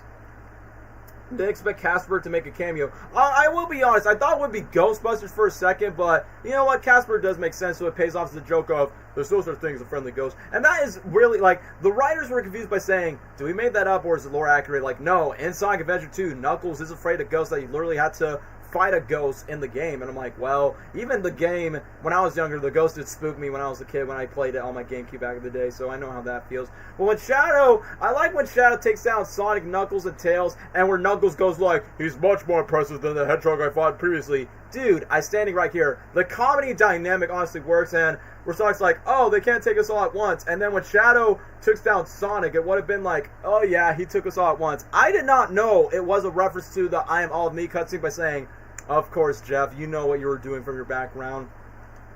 At least the riff, throw it all away when Shawnee beat Team Sonic or Westopolis. Westopolis would have been nice. Yeah, I thought Ghostbusters would be a main one, but I guess, you know, to please 90s kids instead of 80s kids, I guess Casper would make sense if that's the case. Even though Casper is a Universal movie and not Paramount. I mean, a little Ghostbuster made a cameo in the movie Casper before I remembered. But either way, Shadow holding a gun. I mean, sure, it's not like an actual gun because, you know, you got to keep it PG. But him carrying the gun and motorcycle, because first of all, great reference to the 2005 game, but also like Keanu Reeves in real life, John Wick of going the motorcycle, and man, that action scene, and I like that Tails is like trying to keep Sonic and Knuckles grounded for the most part by saying, Sonic, no, that's not a bad idea, and Sonic's just wintering back and forth. And I will admit, the slow motion scene when he goes to the truck, I mean, if you're a Spider-Man fan, it reminds me of that cutscene where Spider-Man's like on the helicopter in the PS4 game where he goes, oh, is this a fight to Newmark? It's like, I kind of got the vibe. And what's even more funny is like Sonic and Shadow, when Sonic is riding on the Shadow motorcycle, it's kind of funny where they bunch into like a Japanese bus, we're like, you're just getting started, and then literally the coolest moment, I can definitely tell this is Jeff Fowler's idea. I'm like, that's why I use Japan. Not just because that's the country that originates Sonic, even though Japan's not really a big fan of Sonic for some reason. I'm like, oh, because the Shibuya Tower. And also to make more anime references, like the obvious anime references, Akira when Shadow does the motorcycle. So I'm like, oh, that's perfect to do that in Japan. And then just doing the spin ball and just hear the bam, now, now, now. The action sequences, I mean, Jeff Fowler and the crew, they just went up the stakes. I like Ben Schwartz where he goes, oh, whoa, whoa, whoa, whoa, whoa. And Shadow remains silent because, you know, Shadow's a very silent wolf type of character, so that's why it's really cool. But yeah, despite their first interaction, that was really awesome where we got like a very SA2 vibe. And then there are moments where Shadow runs away. I'm like, I'm surprised that Shadow just disappeared like that. Like a shadow. And then I like that Sonic says 1.21 gigawatts, which is a reference to Back to the Future, because one, Ben Schwartz loves that movie, and two, you got Doc Brown from Back to the Future voicing Chief Patrick in the Knuckles series. Missed opportunity for not to do the race on foot. Don't get me wrong. Yeah, because, you know, that is a common thing in the games, but also in Sonic X where Shadow and Sonic usually race against each other a lot, so a little missed opportunity there, but it still was really cool. I'm just chewing some food, guys, because I'm actually eating dinner. But I like the scene where Tails and Knuckles comes in, and then Tails warns Sonic by saying, you shouldn't run off on your own. That kind of guy goes to like Sonic's arc throughout the movie, where basically he's trying, is like, for the first movie, he learned how to use his powers. Second movie, he has to learn how to be a hero. Third movie's like, his goal is like, learn how to be a leader of a team, since the second movie was basically the origin of the team. And then, sorry guys, I don't want to choke myself on stream, that would be funny, but no. But funniest thing is like, once when Sonic was like, oh, we need to find a meme, we're not trusting anyone about gun, I like that for once, out of all the restaurant movies in all three movies, finally, the third movie is like, the restaurant is based on a video game level. Like, the first movie is just a random bar, second movie is in Russia, but Japan out of nowhere, and even though it's different from the games, like, you know, Chow are actual creatures, but you know what? Putting them in a Japanese Chuck E. Cheese type of store, brilliant. You got a bunch of Chow references, and speaking of Detective Pikachu, since that will be the last movie I will mention for part 1 of the stream, it's so funny that a Japanese girl approaches him by saying, are you Detective Pikachu? And Knuckles like, he does look like a Pokemon. It's like, wow, what a way to throw shade at Nintendo, but also throw shade of the whole Detective Pikachu versus Sonic 1 debate that I remember back in 2019 to early 2020. So I thought that was funny. And then the funniest thing is, even though I think production-wise, I think the Chow Garden restaurant, cafe, whatever you want to call it, is probably like my favorite production set piece next to the Eclipse Cannon and the crab scene from Sonic 3. But the Chow Garden is like the most video game inspired one. And since it's Sonic Adventure 2, Chow was part of it. So get props to the filmmakers of that. And is it just me, or they put care in the marketing to 2 more than 3? Because I feel like the marketing did well, but I feel like they did more the second one. You're not the only one. They just try their best to not give away too much when it comes to 3, since 3 had plenty of surprises. But either way, for Commander Walters, I'm surprised that Commander Walters was such a silly, jokey character in the first movie and the second one as well. But for the third one, let's actually give Commander Walters death. Not only because since the post-credit scene Sonic 2, my gosh, Project Shadow, he's the one. Because, he's definitely not as serious as Abraham Towers in the original source material. Because, Abraham Towers was more of a serious character in the original lore. But since, this is the movie version, so I guess Walters takes the Abraham Towers type of role. And not only just that, guys, the one thing that's really caught me off guard is he knew where Sonic and his team were gonna meet up at Chow Garden. It's oh well, that just happened. And I know this was a line in the trailer where he goes oh yeah, Sonic, where you have family and friends, Shadow only found pain and loss. It's kind of funny that in the first 2 movies, let's capture this blue alien, and then the third movie's oh yeah, we're friends now. So I don't think the Chow Gardens rules out Chaos. What's even weird about it is the Knuckles series never mentioned Chaos at all, which I think that's very weird because it's such a big part of Knuckles' lore for his backstory. So maybe, I don't know, if they're going to introduce Chaos to the movie, it needs to make sense since they're not mentioning about it at all in the movie universe. Not even to call, so that's even more shocking to say. But either way, when it comes to Shadow's backstory, even though Jeff Fowler was aware that Black Doom is what created Shadow in the first place, and Jeff Fowler knows because obviously he worked on that game, but the main reason why we don't get Black Doom elements, not in this movie, probably not yet in this franchise, I think we might get Black Doom connections later down the line for a potential Shadow spinoff. But I feel like they made the smart decision to not do that for this version of Shadow because, remember, number 1, this is live action. Number 2, even though fans, like us, the fans, know that, but I feel like non-Sonic fans would be wait, what's this Black Doom creature alien thing going on? So they definitely may change the Shadow's origin, but it doesn't retcon it completely like Rosalina's backstory in the Super Mario Galaxy movie. But either way, so I like that Shadow's meteorites, it kind of looks like literally the asteroid from the Shadow game, so that's somewhat a connection. Instead of just Shadow being created by Gerald and Black Doom, he's found the first alien to step on space, and instead of Gerald creating Shadow from Maria's illness, he's the one that's observing Shadow's powers. And what caught me off guard, and Haley, you pointed this out in the comments, where, for this one, I think Black Doom's being alluded, because, even in the movie, Shadow mentions that he doesn't know where he's from, he doesn't know his planet, so, that might, that possibly might set up for a future Shadow spinoff, if they have the cojones to do it. But I noticed that in the backstory, Gerald got arrested, he kept the quell so he stays alive, and pretty much after the whole explosion, Maria's dead, they tase Shadow, and then the reason why Gun ice Shadow is because they literally said, oh, he's too valuable to destroy, too dangerous to walk by, and literally the last thing that Shadow saw before he got frozen for 50 years, literally he got iced, and then it's Captain Walters, a younger version of Walters, goes there, and I'm surprised that Gerald, since Gerald's the main villain of Sonic 3, technically, it's kind of funny that Gerald coincidentally knew Sonic, Tails, and Knuckles were literally in the cafe the entire time and hack his grandson's egg drones, which is the main reason why Ivo decided to team up, because there's an imposter out there using his technology, which is why Ivo has to team up with his former enemies that almost nearly killed him in the last movie. So, yeah, that was honestly quite coincidence that he's surprised. But I'm surprised they play a Japanese Michael Jackson song, so I'm okay, that's at least one Michael Jackson version in a Sonic movie, despite it's not from NJ, it's from a Japanese cover of it.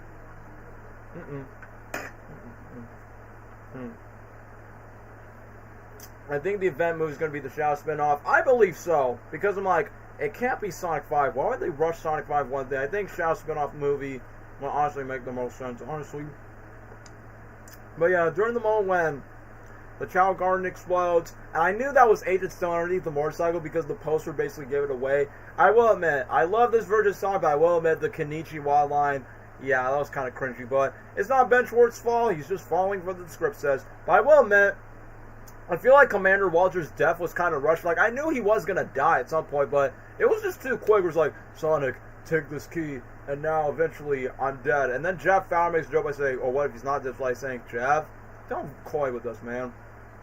But then, I like the fact that when Sonic, Tails, and Knuckles have the Chow mascots, I'm like, wow. So you're telling me Jack Specific made an action figure of Tails wearing a Chow mascot for like a 5-second scene? That would be like so low. But anyway, love the scene where Team Sonic chases Agent Stone. Sonic makes a Fast Furious joke. Holy there, Tokyo Drift. And I will be honest, when Agent Stone removed his helmet, I honestly laugh when Knuckles says, it's the Goat Milker, because one, it's funny how the way he says it. Number two, it's a nice little line for Sonic 2 that he calls Sonic 2 and the Goat Milker. And to be honest, I feel like Agent Stone, this is probably my favorite Agent Stone, I don't know, performance, screen time Sonic 3, because at least Stone actually interacts with all of the Sonic characters, not just Knuckles and Eggman. He interacts with Sonic, he interacts with Tails, and even has one scene with Shadow. I like the small scene he had with Shadow, which was really kind of cute, where he goes, come on, Shadow, we'll make Guat together, we'll rule the world together. Then when Shadow's like, no, there won't be anything left to rule, and then he's like, oh, that's dark. It's like, I like that, like, Stone is, like, being playful. I mean, even the scene where he's with Tails, Lee Majdoub is actually confirmed by saying, oh, the line where Stone says, I'm just going to say this, you're adorable. That was an unscripted moment. It's like, yeah, that sounds something that Stone would say, since Tails is adorable.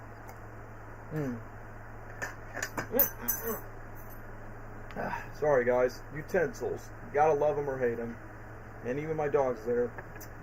But yeah, Sonic 3, London Town's my favorite song. Yeah, really like the life songs. Betsy said to London, kinda love Batman, could've got it down. Yeah, I often play that song sometimes in the shower just because I have the Sonic movie soundtrack in my playlist. But anyway, we talked about the Sonic cast. Let's talk about Jim Carrey's Eggman. So, not only he's fat, he's know it. I like the fact that not only he's gained weight, but I like that the explanation of why he gains weight, because one, he became like a god in Sonic 2. He had the powers of a demigod, and now that he's defeated by a hedgehog with Super Saiyan powers, Robotnik's definitely hit rock bottom, and now he's a lazy content creator streamer, which I'm like, yeah, like me. I will admit, the moment where he's eating breakfast burritos in the microwave and just having some disgusting sauces, literally in the theater, I'm like, holy crap, he is literally me on a lazy day. Even I eat, like, microwave breakfast burritos on a lazy day, but I was like, yeah, this is why I love Jim Carrey's Robotnik so much. And the line that he says, like, oh, we just call it as man boobs. I will admit, when he's dancing to, like, Mexican salsa music, I will be honest, as a Jim Carrey fan, they should have played Q and P from The Mask. They called me Coop. It's like, that would have been a nice reference since The Mask literally turned 30 years old. But once when he got jump scared by Team Sonic, I like that he goes, really? So I'm like, is it like Ace Ventura where he goes, really? So either way, that's one thing I also think that was like pretty nice. You think they told Colleen say thank you for during the recording? Yeah, I think so. Since, you know, Colleen hanged out with the cast in both the UK and the US premiere, so possibly. But like I said, Jim Carrey's Eggman still has the best quotes by saying, Planet Conker's way, big fat belly. And I like the fact that Jim Carrey's Eggman says the word damn, but Shadow the Hedgehog never says the word damn? That's the price. So you're telling me Jim Carrey could say damn by saying, well, maybe, this is not what giving a damn what you think I look like looks like, but not Shadow saying, like, where's that damn emerald or something? Where's that damn key card? So yeah, I felt a bit awkward because when I saw this movie with my parents in the theater, yeah, they probably don't expect fat boys. But yeah, at least that inspired me when it comes to the cosplay. Yeah, probably because of license issues, they couldn't play the song from The Mask, but to me, that would have been a nice deep-cut Jim Carrey reference to me.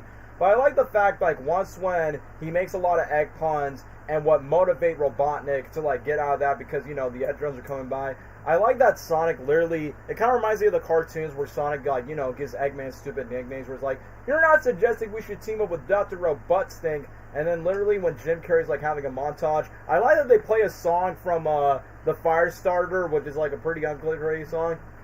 It's so funny that Jim Carrey come out of retirement just to grow hair, so then Agent Stone, Lee Majdoub could cut his hair in real life. And I like the inspiration when he got out the door, he's like, Tigger Taylor, I need room, I think Elvis, Circle 1976. I'm like, Jim Carrey with his Elvis Presley references like he always does. And then when we get to the Shadow and Maria stuff, once when I saw the roller skate, I'm like, yeah, I knew we were going to get some Maria stuff. Which, by the way, Alila Brown was great in the role. I wish we would have got. My only complaint with Maria is like two things. Number one, no sign for clinical illness. That's a sad thing. Like, the clinical illness is like what makes the character's death even more tragic, or the character tragic as a whole. But since this version of Maria is on Earth, and since, you know, the game version can't be on Earth, they can't be doing it like that.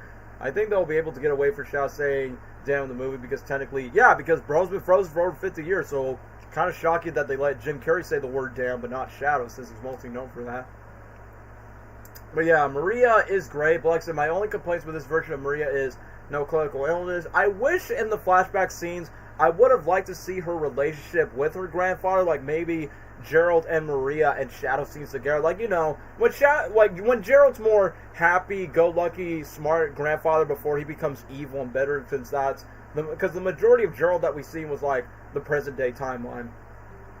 And the other complaint I would have with Maria before I talk about good things, I wish we could have got more screen time, but I understand that the present timeline, you gotta keep things going because, you know, Sonic 3 is mostly with a lot of Shadow flashbacks. But for what we got, I like that Jeff Fowler confirms that the first concept art for Sonic 3 was literally a scene of Maria and Shadow doing the closet scene. And yeah, the young actress, Lila Brown, does a great job with it. And when Maria awakened Shadow, not only the music was really good, the fact that Maria was not scared of Shadow, and I like when she did a little bunny sketch. It's a nice little reference to what Sonic was supposed to be. He was supposed to be a bunny instead of a hedgehog like Mr. Needle Mouse. And then it's funny, when I was watching the scene, you guys probably remember the Stephen Colbert scene where Stephen Colbert was talking to Ben Schwartz by saying like, oh, I know Shadow falls in love with Maria, and he's like, whoa, that's not saying love.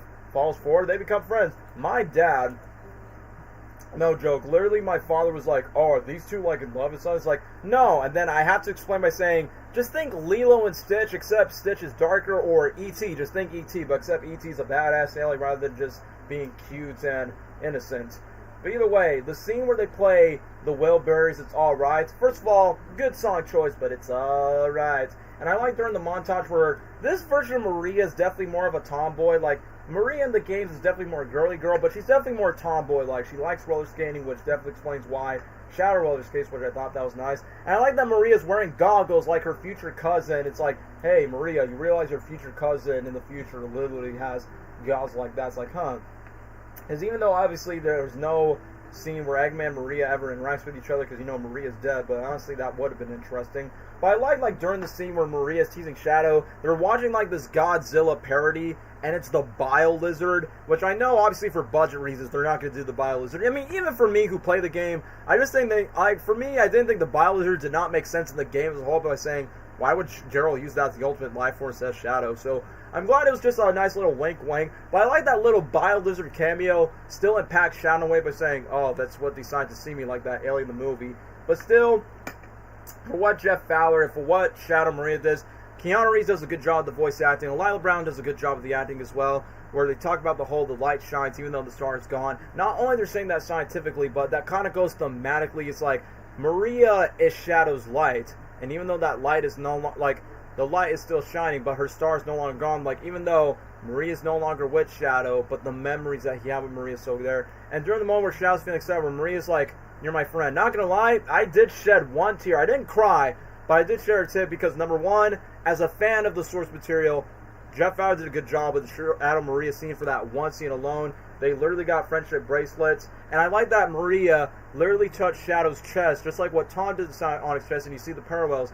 And then Sonic's like, I don't know what I would do without you, Tom. And then same goes for Shadow's like, I don't know what I would do without you, Maria. And then literally the perfect transition where it just went from, like, from past and then boom, back to the present day timeline with the same gun lab. It's nothing but clutter, destruction. Then you hear the acoustic cover of Live and Learn, very slow and emotional, where it goes, dun, dun, dun. And then Shadow just going back to that capsule while our All-Stars like, bro, what a perfect transition from the past. Like how the past, it's a good metaphor, like if you love the past, never forget it, never cherish it, but then when you go to the present, it sucks. It's terrible. It doesn't hold up. And that's how I see it from Child's perspective. And then it goes to Gerald's plan. Even though we knew Jim Carrey was going to play Gerald, but I like that the movie tries its best to be like, yeah, the guy behind the shadows, where he goes, it's nice to see you. Like, even though Gerald's more comedic, but I like that there's this sinister side from Gerald when he's like, oh, now it's time that we have to punish them.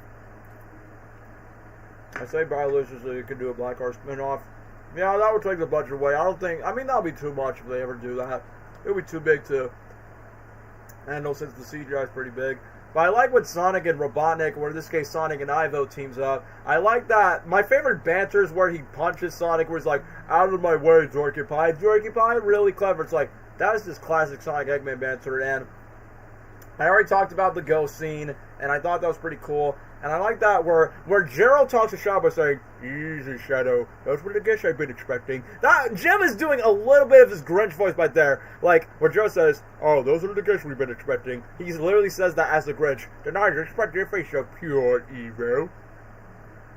And then once I like the fact where Ivo is like, I know, we should definitely split up. But I like that Sonic is being smart by saying, you know what? Knuckles, you go solo because you're the tough guy. Tails of Stone, since you're the sidekicks, we go on. Eggman, you and I go on ahead. And I like that Eggman's like, you and me.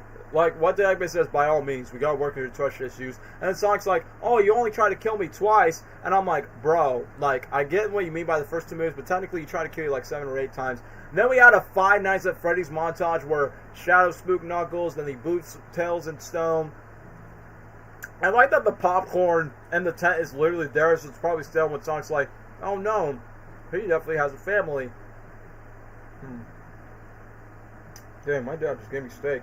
At least they didn't play a Taylor Swift song for Showcase. If you believe the Twitter takeovers, which of course I do not. Yeah, that would have been too cringy if they would have adapted that from the movies because that felt so weird. The fourth wall break, yeah, we will get to that. I like that Jim Carrey's Eggman because you know in the first movie he was like, oh nice, rub that over your face. He basically explains this up by saying, like Sonic's like, oh if you would have had a family Eggman, you probably wouldn't have been an evil villain. And then Eggman's like, I have no father, no mother, no aunts and uncles. I'm undesirable to all possible genders. My future's a cul-de-sac. Because you know he used to be attractive looking in the first movie, and now he's fat and ugly in the third one. I like that this slide where he goes, the Robotnik name's in, like Victoire, yes I know French, and then literally Jim Carrey knows French in real life.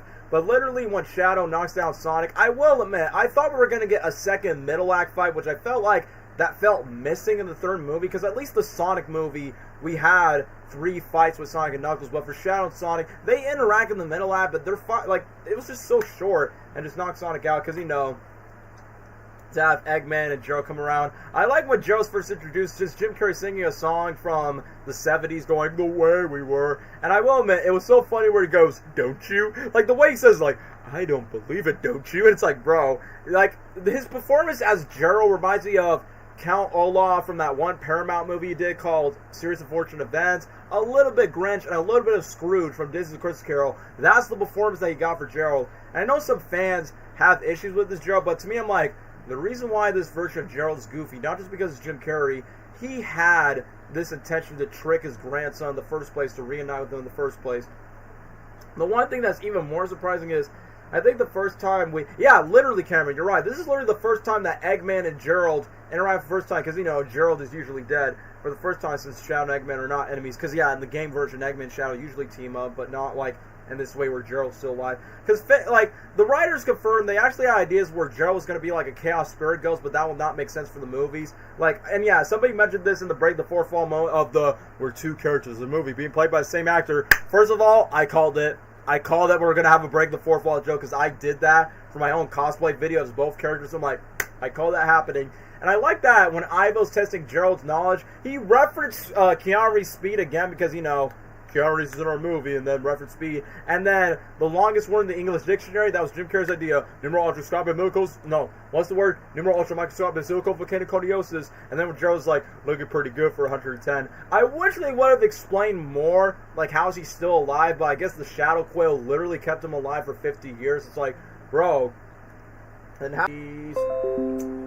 But yeah, either way, I like that throughout the moment, Ivo decides to become more soft and vulnerable. And even though it was expected that Ivo was going to betray Team Sonic, because, you know, that's such an Eggman thing to do. But the line of double your villains, double your fun, 2 Robotniks are way worse than 1. I predicted the next moment. I know he was going to go chest bump. No, because I literally recreated that in a cosplay video before they even started. And I like the moment where... And I think Cameron literally mentioned this in the when we were talking about Sonic 2. We literally have all the main characters in the same scene. We got Sonic and his crew. We got Shadow. We got both the Robotniks and Age of Stone. I like that Shadow goes, you must be the long, long grandson, and you must be another sticking hedgehog. It's like, bro, we got Jim Carrey, Keanu Reeves in the same movie. 2 90s movie legends. One 90s action star and a 90s comedy star. This is just awesome, man. Sonic the Hedgehog, out of all the franchises that got out of the way, we technically had 3 Sonic tries because I think the team, Sonic vs. Shadow, Sonic vs. but yeah, not in moving forward that they need to have a 3rd fight. Yeah, they definitely do, for sure. The Gerator Evil at the end, of course he did. I'm pretty sure you watched the same movie. You're literally the silver with all these predictions. Congratulations, I'm a prophet, I'm a fortune teller.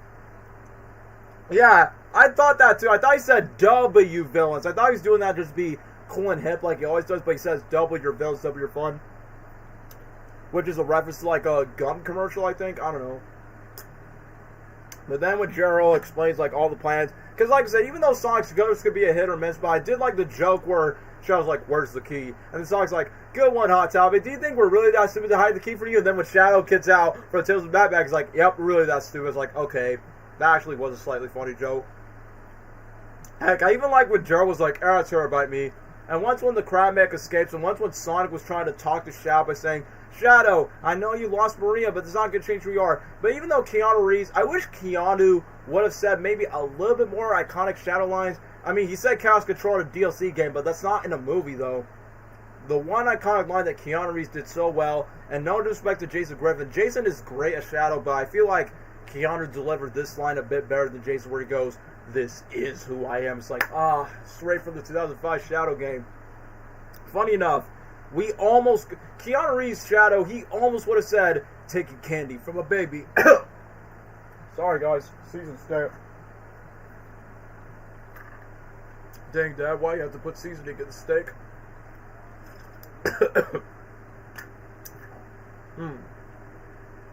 This is like the biggest cast of the whole trilogy? Yeah, agreed. It was so cool in the UK premiere that we got Jim Carrey, Idris Elba, and Keanu Reeves in the same movie together. And what's even more funny about it is now they're all in the same scene together in a big franchise. But now Sonic 4's cast is definitely a lot bigger with the addition of Kristen Bell, Ben Kingsley, Nick Offerman, and the other British guys, whatever their names are.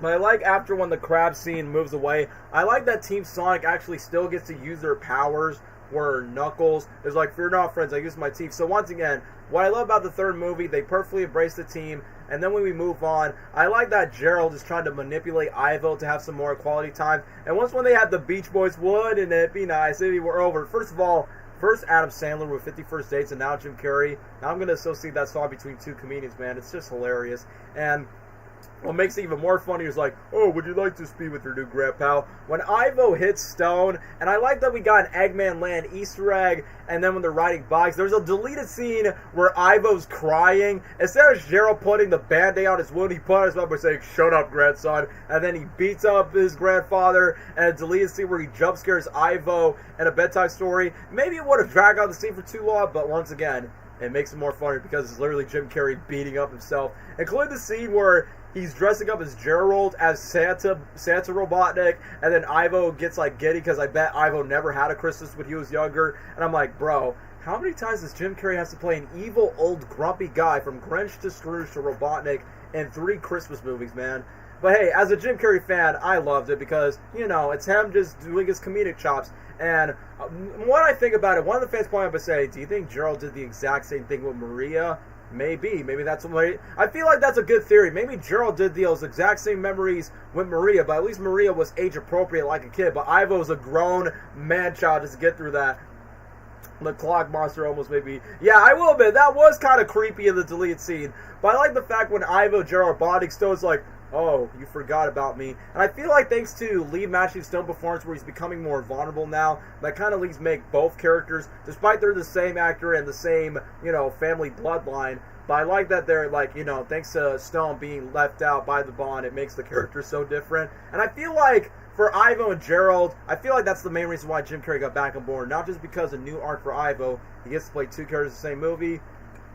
I wonder what they could do next for Sonic 4 with the Metal Sonic time traveling stories. So Jeff Fowler, keep it up. So after when that scene ended, it literally plays the Green Hill piano theme again from the first movie, and I'm like, you know what? I know it's the Green Hill theme, and you know it's the Wachowski theme. I'm just going to call it the Wachowski theme. And I like the fact that throughout the entire movie, I'm like, wait, we have not seen Tom and Maddie throughout the whole movie, because the third movie focuses more on the Sonic cast. But I like that when Sonic's like, Tom, Maddie, we need your help. And Tom's like, oh, we've been bored. We don't know what to do. It's like, I feel like that was the filmmaker. I feel like they did that on purpose, where they're like, crap, what do we do with these human characters now? Because, we gotta give them something to do, but make sure they don't distract away from the main Sonic plots. Because I feel like for Sonic 4, even though it's good to have Tom and Maddie back, but I feel like we're gonna get less screen time of those guys, which for me, I'm not complaining about it, but for me, 1 or 2, 3 scenes is good enough for like the main human characters for like 15 minutes. Yeah, they've been gone for like a while from the movie since we're too focused on the main Sonic cast, because obviously that's what we came to see.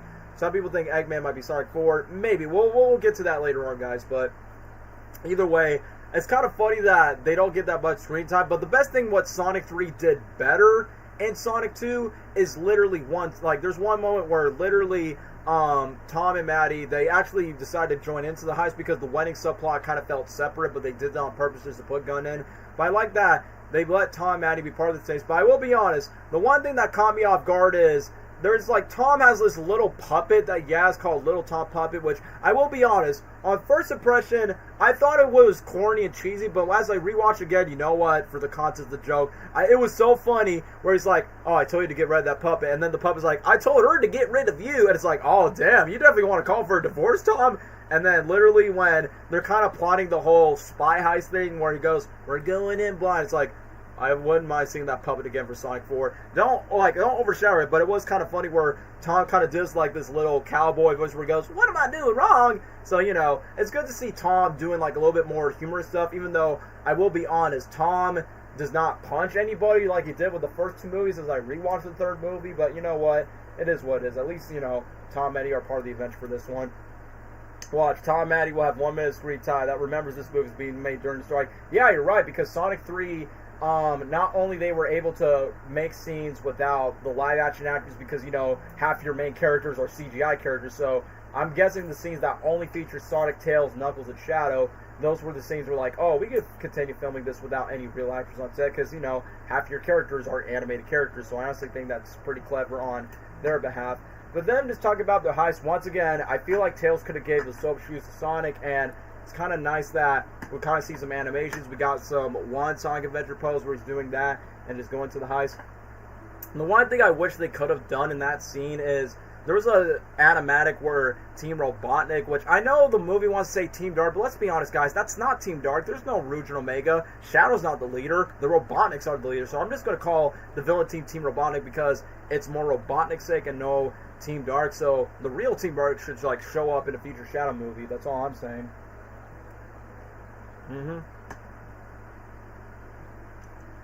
know, that's a good question.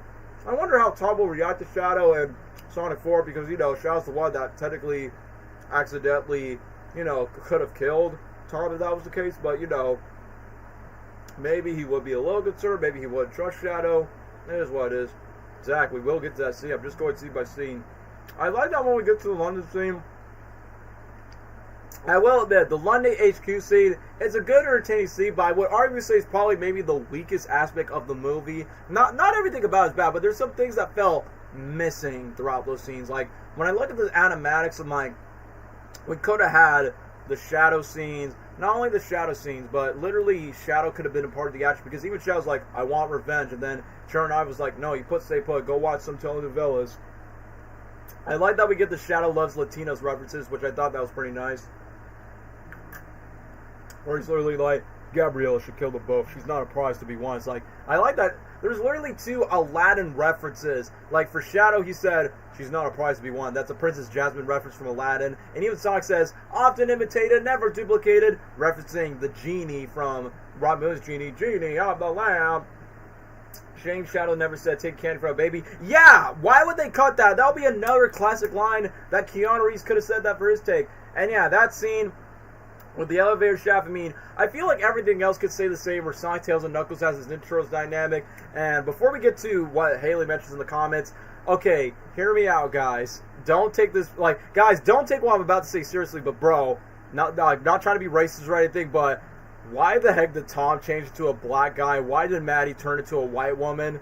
Like, I know it's not necessarily that, but I'm like, is that right? I mean, I guess it's one way to bring Randall, Rachel, like, I don't know. This kind of feels wrong in a way. I mean, that would have been one way to, like, you know, bring them into the movie just for the sake of that. But thankfully, we got less Rachel and less Randall in the movie. I don't hate them, but they took too much of the spotlight for Sonic 2. So for once, Sonic 3 actually balanced the screen time for the main human cast and the comic relief characters from the last movie. And hopefully, yeah, I honestly don't want Rachel or Wade to be part of Sonic 4 because they're just comic relief characters. They're not really meant to be taken seriously.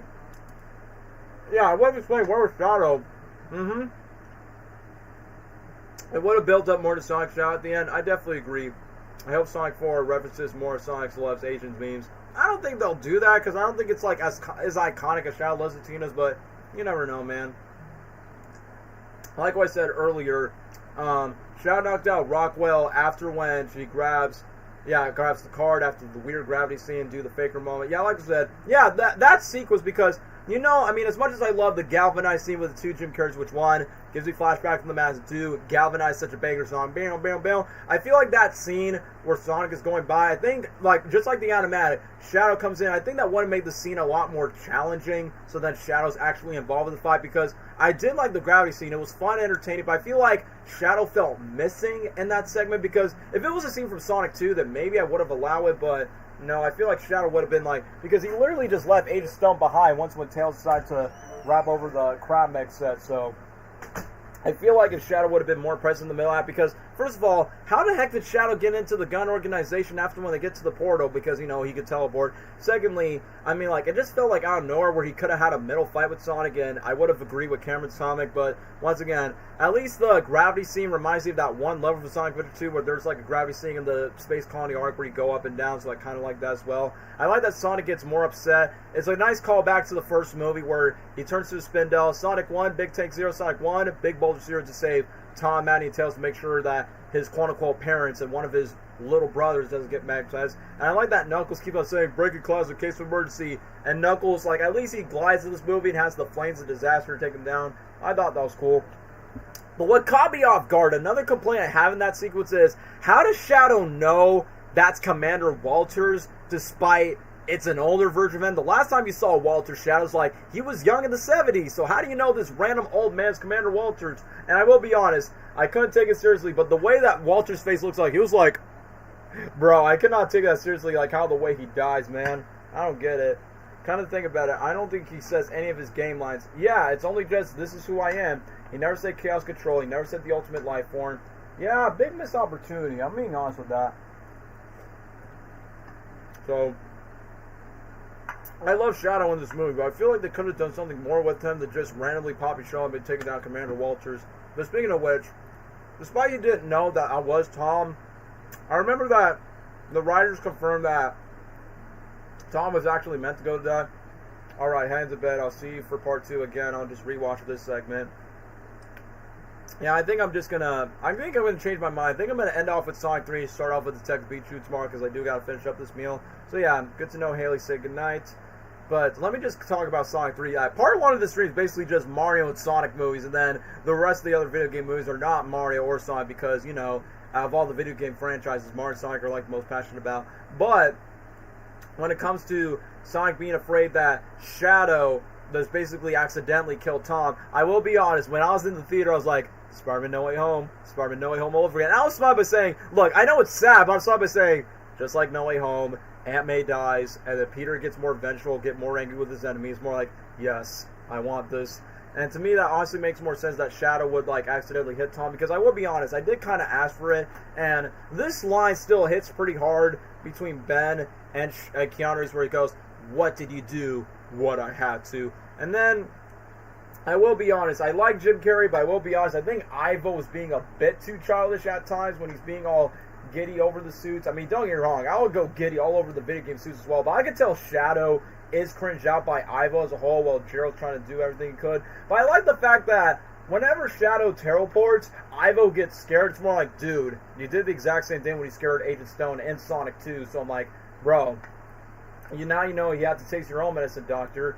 But I will admit, literally when we get to the Eclipse Cannon, aka the Space Colony Arc version of the movie, I will be honest, it looks really cool in the production set. And another thing I also think that is really awesome is the fact that not only Jim Carrey wears the iconic video game suit, like the game accurate Eggman suit, which I never would have thought it would actually happen in the movies, but now throughout his evolution, throughout his fat suit, he wears it. And to me, I had a nerdgasm where literally his ringtone is "I am the Eggman." It's only for a few seconds, but I recognize the song where it goes and it's like, bro, like to me, that's not the only Eggman theme song, but when it comes to like that's not the only Eggman theme. They actually play the 06 themes. Like, bro, I did say if they make a third movie and if Jim Carrey's back, they need to play the Eggman theme. And boy, this is such an underrated moment in the scene where he quote unquote breaks up with Agent Stone and then leaves him behind. Like this scene where the Eclipse Cannon rides off, it plays this theme. Dun dun dun na na na na na dun na na na.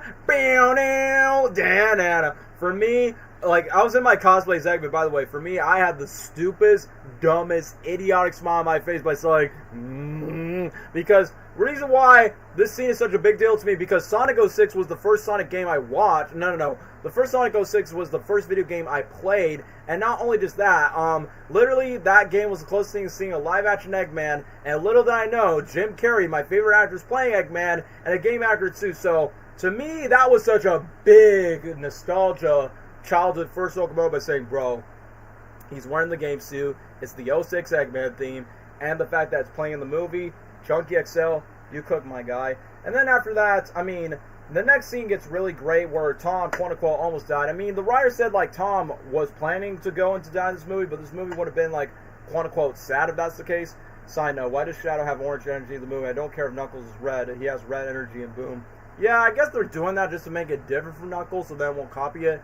I guess so, even though Shadow's not orange. He's black and red, for crying out loud.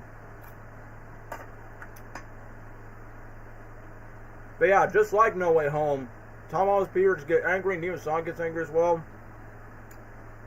I like that earlier in the scene, Tails warns everybody about Knuckles by saying, oh, if anyone has torched the Emerald, will become a sworn enemy.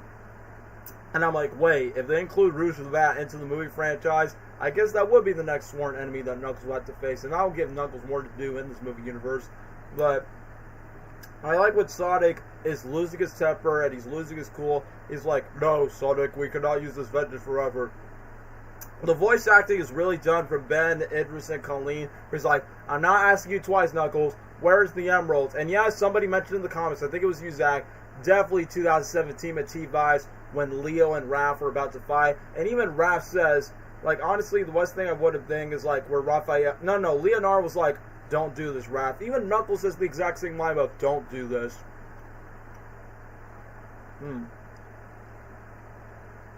I like the 06 Eggman theme. That's my favorite Eggman theme. P.S. Do you think they bring back in Dark Shadow and Hero Shadow from 05? I honestly don't want the Amnesia subplot for the new movie because I feel like movie Shadow should be different, slightly different from the games where I want to see him more progress from villain to anti-hero to like having a new purpose. So I honestly don't want the Amnesia subplot. I mean, I know that would be game accurate, but it is what it is. Fleetway Sonic, I wouldn't say like as dark as Fleetway Sonic, but definitely the most angry, is the most like pissed off that Sonic has ever been into the movies. And honestly, I thought we were gonna have like a little small mini fight between Sonic and Knuckles. More like, bro, right? Because in the last movie they were enemies, and they will have to go back and forth with the fight. Anyway, another thing I also like is like once when Knuckles calms down, and then literally like one thing, even though I thought those guys were gonna fight, but literally I like that Knuckles. Great character progression for Knuckles from Sonic 2 and 3 where he goes, part of a vote is to trust each other. Like, that scene was great, but to me what kind of ruined that scene for a little bit was the next scene after that. Because once when Knuckles was like, oh, the Master Rebel was fired by a Fearsome Warrior, you have to go through him. When he said Fearsome Warrior, I'm like, Knuckles, you did not. And then when it showed the character next to him was saying, of course, Wade Whipple, out of all the people, is like, look, the Knuckles series is not really that important to watch for Sonic 3. Maybe there's a few Easter eggs, but the Knuckles TV show, you don't need to watch that before Sonic 3. You can easily just skip that. I literally whispered to Fred by saying, this scene only makes sense if it's on the Knuckles show. And then I had to whisper back, Don't worry, bro. You don't have to watch it. He's like, oh, good. Because, bro, I get it. Wade Whipple is Knuckles' human friend in the movie franchise. I understand, like, oh, yeah, you're a warrior, Wade Whipple, because my chief ghost ancestor told me so.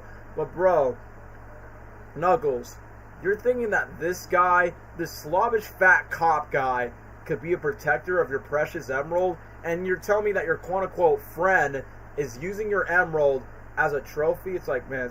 And this movie had the best usage of waves. Yeah, I'm really surprised the Knuckles OVA hat wasn't in the movie. I mean, they did for the Knuckles series, but of course they didn't do that for Sonic 3.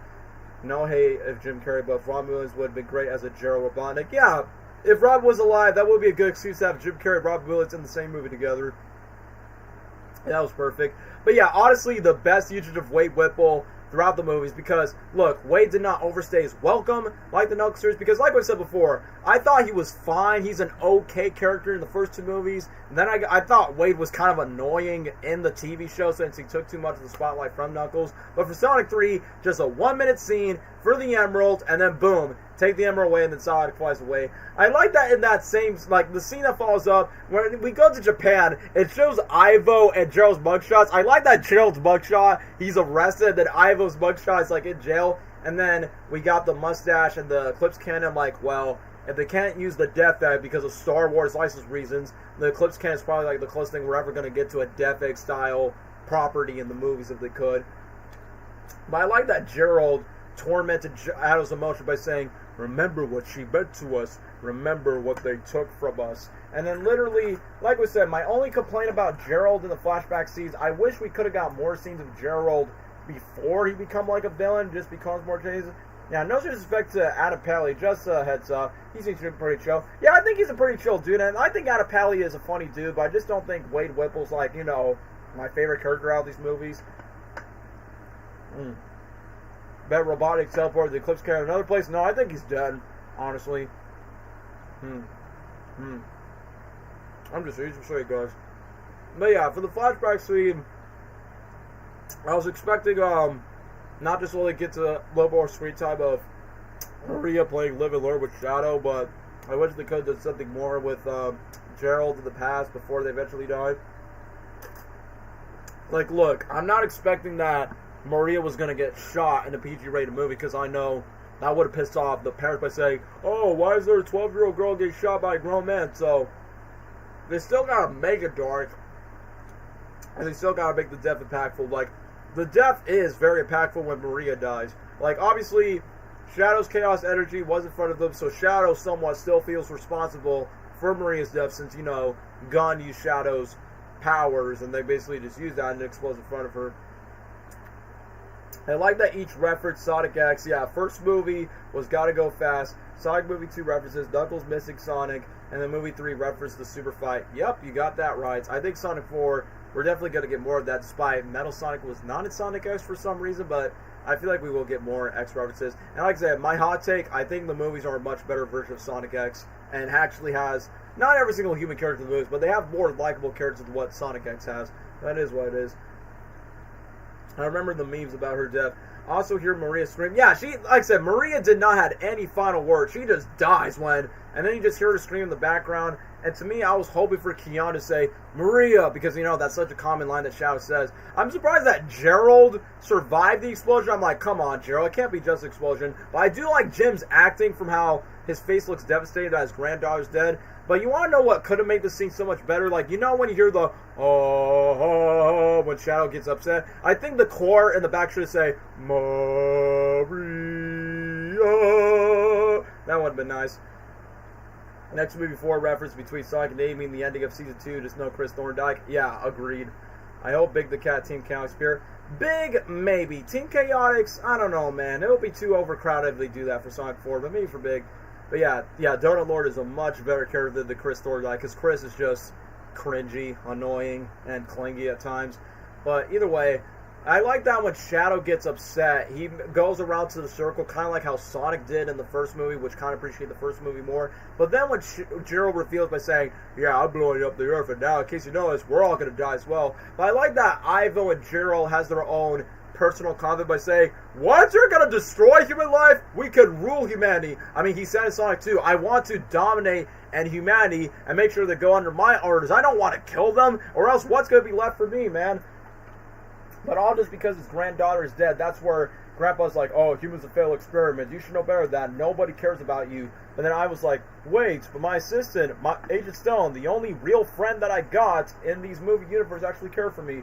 But I'm glad that Ivo got a taste of his own medicine. Like, just like he betrayed Knuckles, and Knuckles like, "Whoa, I thought you were my friend." But literally, when Ivo's like, "I have you now. We're family." And like I said, Jim Carrey's acting as both characters in that scene, Oscar-worthy performance right there. Literally around that moment where Jared's like, "Oh, Ivo, you're no Maria." Like I said, the acting for Jim, like from Ivo, he's heartbroken. He removes the hands out of each other, and then he cut back to Jared by saying, "So I'm burning it all down." It's like, dude, I'm not joking. Jim Carrey deserves an Oscar for like both of the roles of Ivo being heartbroken, but Gerald being vengeful and bitter. It's like, look, he did not win an Oscar, but at least he won a Kids' Choice Awards from Nickelodeon. So thanks, Nickelodeon. Thank you, kids, for voting for that. But yeah. I will admit, when we get to the final action sequences, bro, it is straight up Dragon Ball Z, Man of Steel type of vibes in the best way. And I will admit, yes, the dialogue could be very anime-esque, but guess what? It's anime-esque in the best way, where he's like, "You hurt my family. Now you know the pain I felt for 50 years. Now you're doing the same mistakes I've done. I'm nothing like you. We'll see." And yeah, despite not the trailers, but the TV spots kind of give it away that Shadow is going to be Super Shadow. I mean, if you're a fan of the games, you know that's going to happen. But I hate that the movie's promo kind of like teased that for a little bit by saying that could have kept secret so that we would be a little bit more excited. But still, not only it was so cool to see Super Shadow, another Keanu Reeves reference, another Matrix reference when Supersonic goes to shouting blocks. And yeah, Matrix reference. And like I said, that Keanu's line delivery of, "You're right about one thing. This ends now." Bro, like I said, Man of Steel, Dragon Ball Z fights in the best way where Shadow and Sonic are fighting around the world. I wish the scene was a bit longer, but I'm like, bro, the action is just too good, man. Not gonna lie, when I see the fight, I was thinking of like the Man of Steel Hans Zimmer music. Dun, dun, dun, dun, dun, dun, dun, dun, dun, dun, dun, dun. Yeah, they have some yin and yang lines like in the movie, like, "What I did... Oh yeah, what did you do? What I had to. This ends now. You're right about one thing." Yeah, it is very yin yang. I'm glad Sonic did hurt Shadow. Remember what Tom said. Yeah, we will get to that scene later on.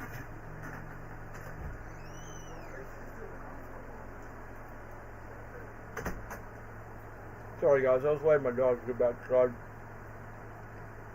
And also, given the fact that Ivo, I know people have complaints about it when Sonic and Shadow's fights are so badass, and then both the Robotics fights very like too goofy or comedic. I will admit, it was a little too out of place where Gerald speaking Eggman out of nowhere, but like, okay, that's honestly quite random to put after the badass Live Alert sequence. But I'm not gonna lie, aside from that one speaking scene that should have been removed from the movie. Sorry guys, I'm chewing my food, so that's why I'm not talking as much. I'll admit, I still enjoy the Robotniks versus, like, both of the Ivos fight each other, where Ivo does this one scene for Sonic 1, left yourself open, and then just move on to the next scene. The moment where he's like, "Oh, a nano fist." I haven't seen that since I hate watched Green Lantern in 2011. It's like, bro, I was not expecting Jim Carrey to make a Green Lantern joke. Despite Ryan Reynolds is mostly known for making those jokes, like, in his Deadpool movies. So now that we have a Super Fight Sonic X in the movie, now we need to have a Super Showdown in the games. Yeah, to be honest, we never really had that in the games. Sonic X did it. The movies did it. I like they had the fight. They had the Rift to Live and Learn throughout the fight. Literally the themes throughout the movie while they fight. So, gotta give props to Junkie XL for that. I mean, even Jeff Fowler confirmed it by saying, "Oh, the fans would murder me. They would rob me if we don't include Live and Learn." It's like, yeah, bro, it's literally Sonic Adventure 2's main theme song when you play the game. Especially in the main menu.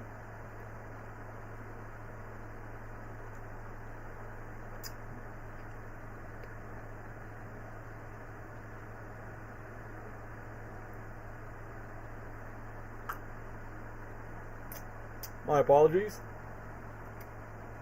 we need Super Sonic, Super Tails. Who knows? Maybe for Sonic 4, if that's even possible, to adapt some Sonic Heroes elements, even though CD is the main inspiration for the fourth movie. But I will expect there might be some hero ones. I wonder if... I was thinking the same thing by saying, has Jim Carrey watched Green Lantern? Because if that's the case, then what a way to diss your fellow Canadian ally, Ryan Reynolds, to be a part of it. Before the Eclipse can explode, did Ivo worry for Stone? Yeah, he did. I mean, when Gerald was like, oh, there's nobody that cared about you, I was thinking by saying, well, there was at least one person that did care about me, even though I kind of threw him under the bus, even though he was like the only real friend that I got that actually saved my life from many things when I fight that hedgehog. So either way, the most scene where Shadow and Sonic were out to fight each other, like I said, the dialogue gets better by saying, why are you alone? Why are your friends? You abandoned them. And during the moment where Shadow's like, what's his name, Tom? It's like, bro, I just imagine Sonic's about to say, his name was Thomas Michael Wachowski, you killing bastard! And then literally take him down. I will be honest, during the moment where Super Sonic gets angry, hear me out. For any Marvel fans in the chat, it's like Captain America Civil War meets Spider-Man No Way Home. You know, in Captain America Civil War, Captain America could have almost killed Iron Man with a shield, but he didn't. Or in Spider-Man No Way Home, where Tom Holland's Peter was about to kill Green Goblin, but then just stopped it just because that's not who we do. It gave me the vibes of that scene from Civil War and that scene from No Way Home. And honestly, aside from Sonic 3, like, any final act when the main hero is about to lose his shenanigans, lose his humanity, and is about to go bloodthirsty killer mode, and then they pause to realize what they've done. I know it may be cliche, but personally I love that. And then we get to the Uncle Ben moment of where Tom's like, oh, don't mess with the moment right here. And Gabriel mentioned this earlier in the stream. This was the best scene of the movie where Shadow's like, what are you doing? You won. And then Sonic perfectly said this so well. The line that hit me personally deeply, and it made me thought about my personal life when Sonic said this line, there are no winners but revenge. Which, once again, not to get to my personal life, but for any person you hate in the past, whether it's someone close to you or someone not, or just, I don't know, some person you didn't like, and if you decide to have vengeance for you, you won't win anything. Even Batman went to that thing by saying, what happens if you kill someone that's for revenge? You don't win anything in return. You'll be just lonely and just filled with guilt and a lot of shame, like, after that. So I honestly like that. We have two hedgehogs in the moon together before the moon get pissed by Eggman, which, haha, funny jokes.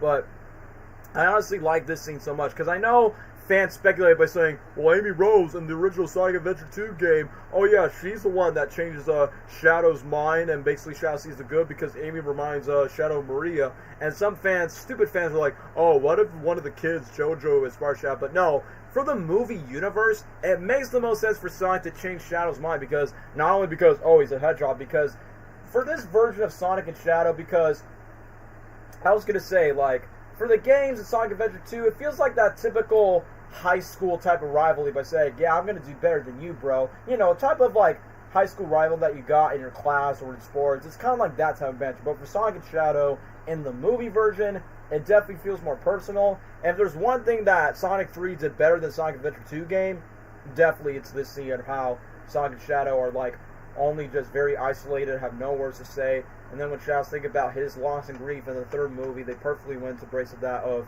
I felt this pain for so long. The last time I saw the stars, I was with her. And then when Sonic talks about his loss with Longclaw, and then it's a very similar scene with Knuckles on the beach. And I will be honest, like, the beach scene is nice with Sonic and Knuckles, but they're still added comedy.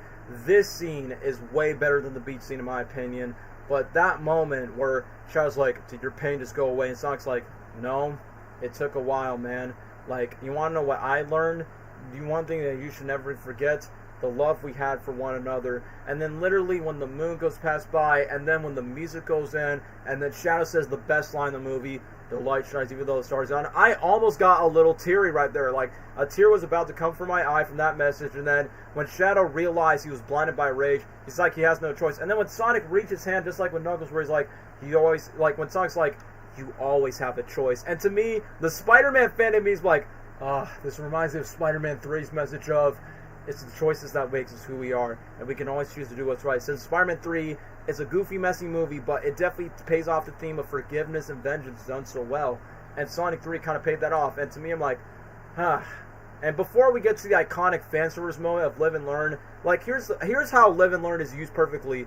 Sonic lives to learn, Shadow learns to live. They both live and learn to each other. It's not just a fan service moment. It was earned to deserve. And then We got the iconic Johnny Jewelli, Crush 40, bow, man, now, bow, now, now, now. Then you got the most iconic movie Dap history since Predator with Arnold.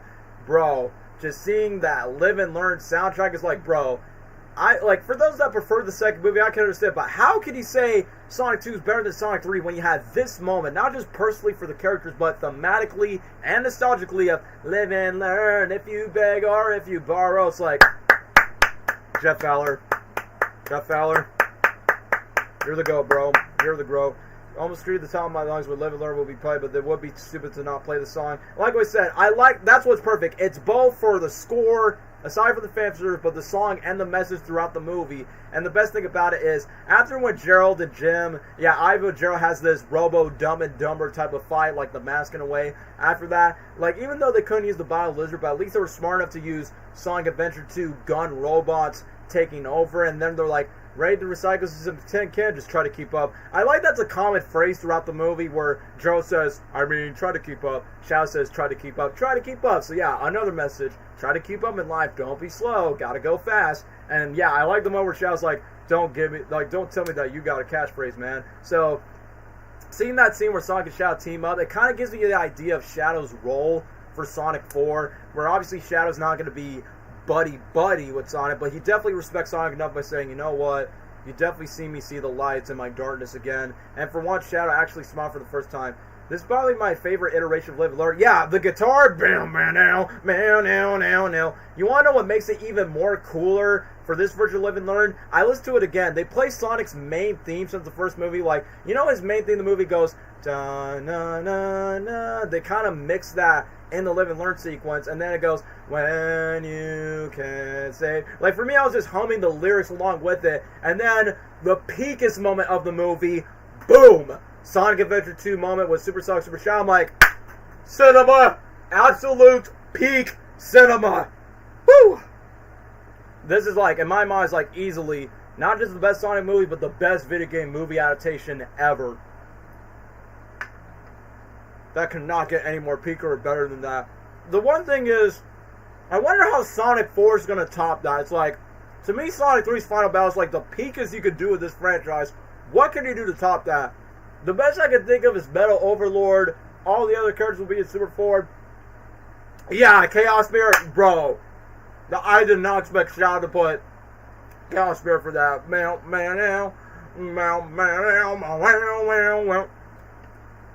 Sonic 3, it did everything it did for what it needs for a Sonic 2 movie by Sonic movie adaptation done right, man. I will be honest, it was kind of funny when Ivo was about to fall down to Gerald. I like that's literally shaped like a star because Maria liked stars when she was alive. It's like, one thing I forgot to say, I like the fact that it kind of gives me like a parody of Star Wars in a way, and during the moment where Ivo falls, it was funny, but my mom was like, no, not my favorite character, no. I will be honest, despite how funny Gerald's death was, I wonder, okay, my complaint with that scene, how does Tails and Knuckles knew that Ivo was going to fall down? Did Ivo through a ring? Did Tails and Knuckles knew that I was going to be in it? Well, you know, they got to find a proper way. How would Tails and Knuckles be in the final act since they were stuck on Earth? I wish there would have been a proper explanation, like how did Tails and Knuckles knew Ivo was going to fall into the ring, but you know what? At least they'll find a way to have revenge to his evil grandfather. It's funny that in the game's version, his death is more brutal and violent. In the movie, it's Tom and Jerry type of, ah! And then gets zapped like a bug. 2024 was the year of Sonic Adventure 2, not just Shadow, but Sonic Adventure 2 as a whole. Facts. The closest to a tie was the fight with Metal Overlord. That's the only closest thing we can have with Sonic 4. Again, I'm a Shadow fan. You can't have a Shadow mode. I mean, you're literally going to have Shadow in Sonic 4, so you got to do something that will do better, because my concern with fourth movie installments, it's like, when a third movie peaks, what can you do better for a fourth? But when it comes to Sonic, I feel like Sonic, Shadow, and everyone else, like Tails, Knuckles, and Ace, Metal Overlord, I feel like that's the best way you could top 3, because the best thing about these Sonic movies, and I've said about 1, 2, and 3, the third movie in particular, like all 3 movies, if you ask me what's my favorite action scene from Sonic 1, 2, and 3, it is easily the final act scene, especially with Sonic 3 with Live and Learn at the end. And I like that Sonic says, "Follow me!" And it's like, I was literally thinking, set me free. And I like that Tails, Knuckles, and Robotnik, they make our amends. I'm like, alright, we're not enemies anymore. I like that Ivo was like, I knew there was something I forget. I'm like, Jim, no homo, but I love you, man. But literally, during the moment where we got this iconic moment, which once again, the biggest nostalgia nerdgasm I got when Sonic and Shadow are pushing the laser, I'm like, bro, it's like in the cutscene. Done, done, done, done. It's Sonic Adventure 2 when literally when the world's about to be obliterated, it's like, is this your plan? I mean, look, I know we talk about Mario Galaxy movie like earlier today. It's like, bro, if they would have, like, I don't know, bring like a random Sega character like Alice the Kid, Billy the Hatcher, Knights, or Echo the Dolphin to come in to save the day, that would be so forced and cheesy, which is what Mario Galaxy did with Mr. Game & Watch. I like that he did a reverse of SA2 instead of where Sonic falls instead of Shadow. Heck, one of my friends during recess one day did our own version where they both fell to the earth. Yeah, I honestly like that change because, you know, in the original game, Shadow falls down to earth. But you want to know what I also noticed, and fans point this out. So wait, if Sonic doesn't have the powers of the Emerald, does that mean Shadow holds the Master Emerald? Is Knuckles not going to know but saying, where's the Emerald? So is that going to be addressed? I'm hoping it's addressed Sonic 4, whether Knuckles and Shadow are going to fight or not, and then eventually it's just going to move on to the next scene. So, I don't know. Who knows when it's going to be like for that case, guys. So, it is what it is. But yeah, it is cool that literally all the heroes can go up each other, and then Ivo, or in this case Eggman, literally pissed on the moon before he made an announcement. And I like that he blamed Tails by saying, look what you did. Which I honestly thought was funny. And I like that the base of ball scene was actually paid off in Sonic 2, where he literally just throws Tails. And I will be honest, that's got to be the most trooper thing that Tails has ever done. Because in the second movie, he was like unconscious, but in the third movie, he was willing to like risk his own life to save Sonic. That's true brotherhood right there.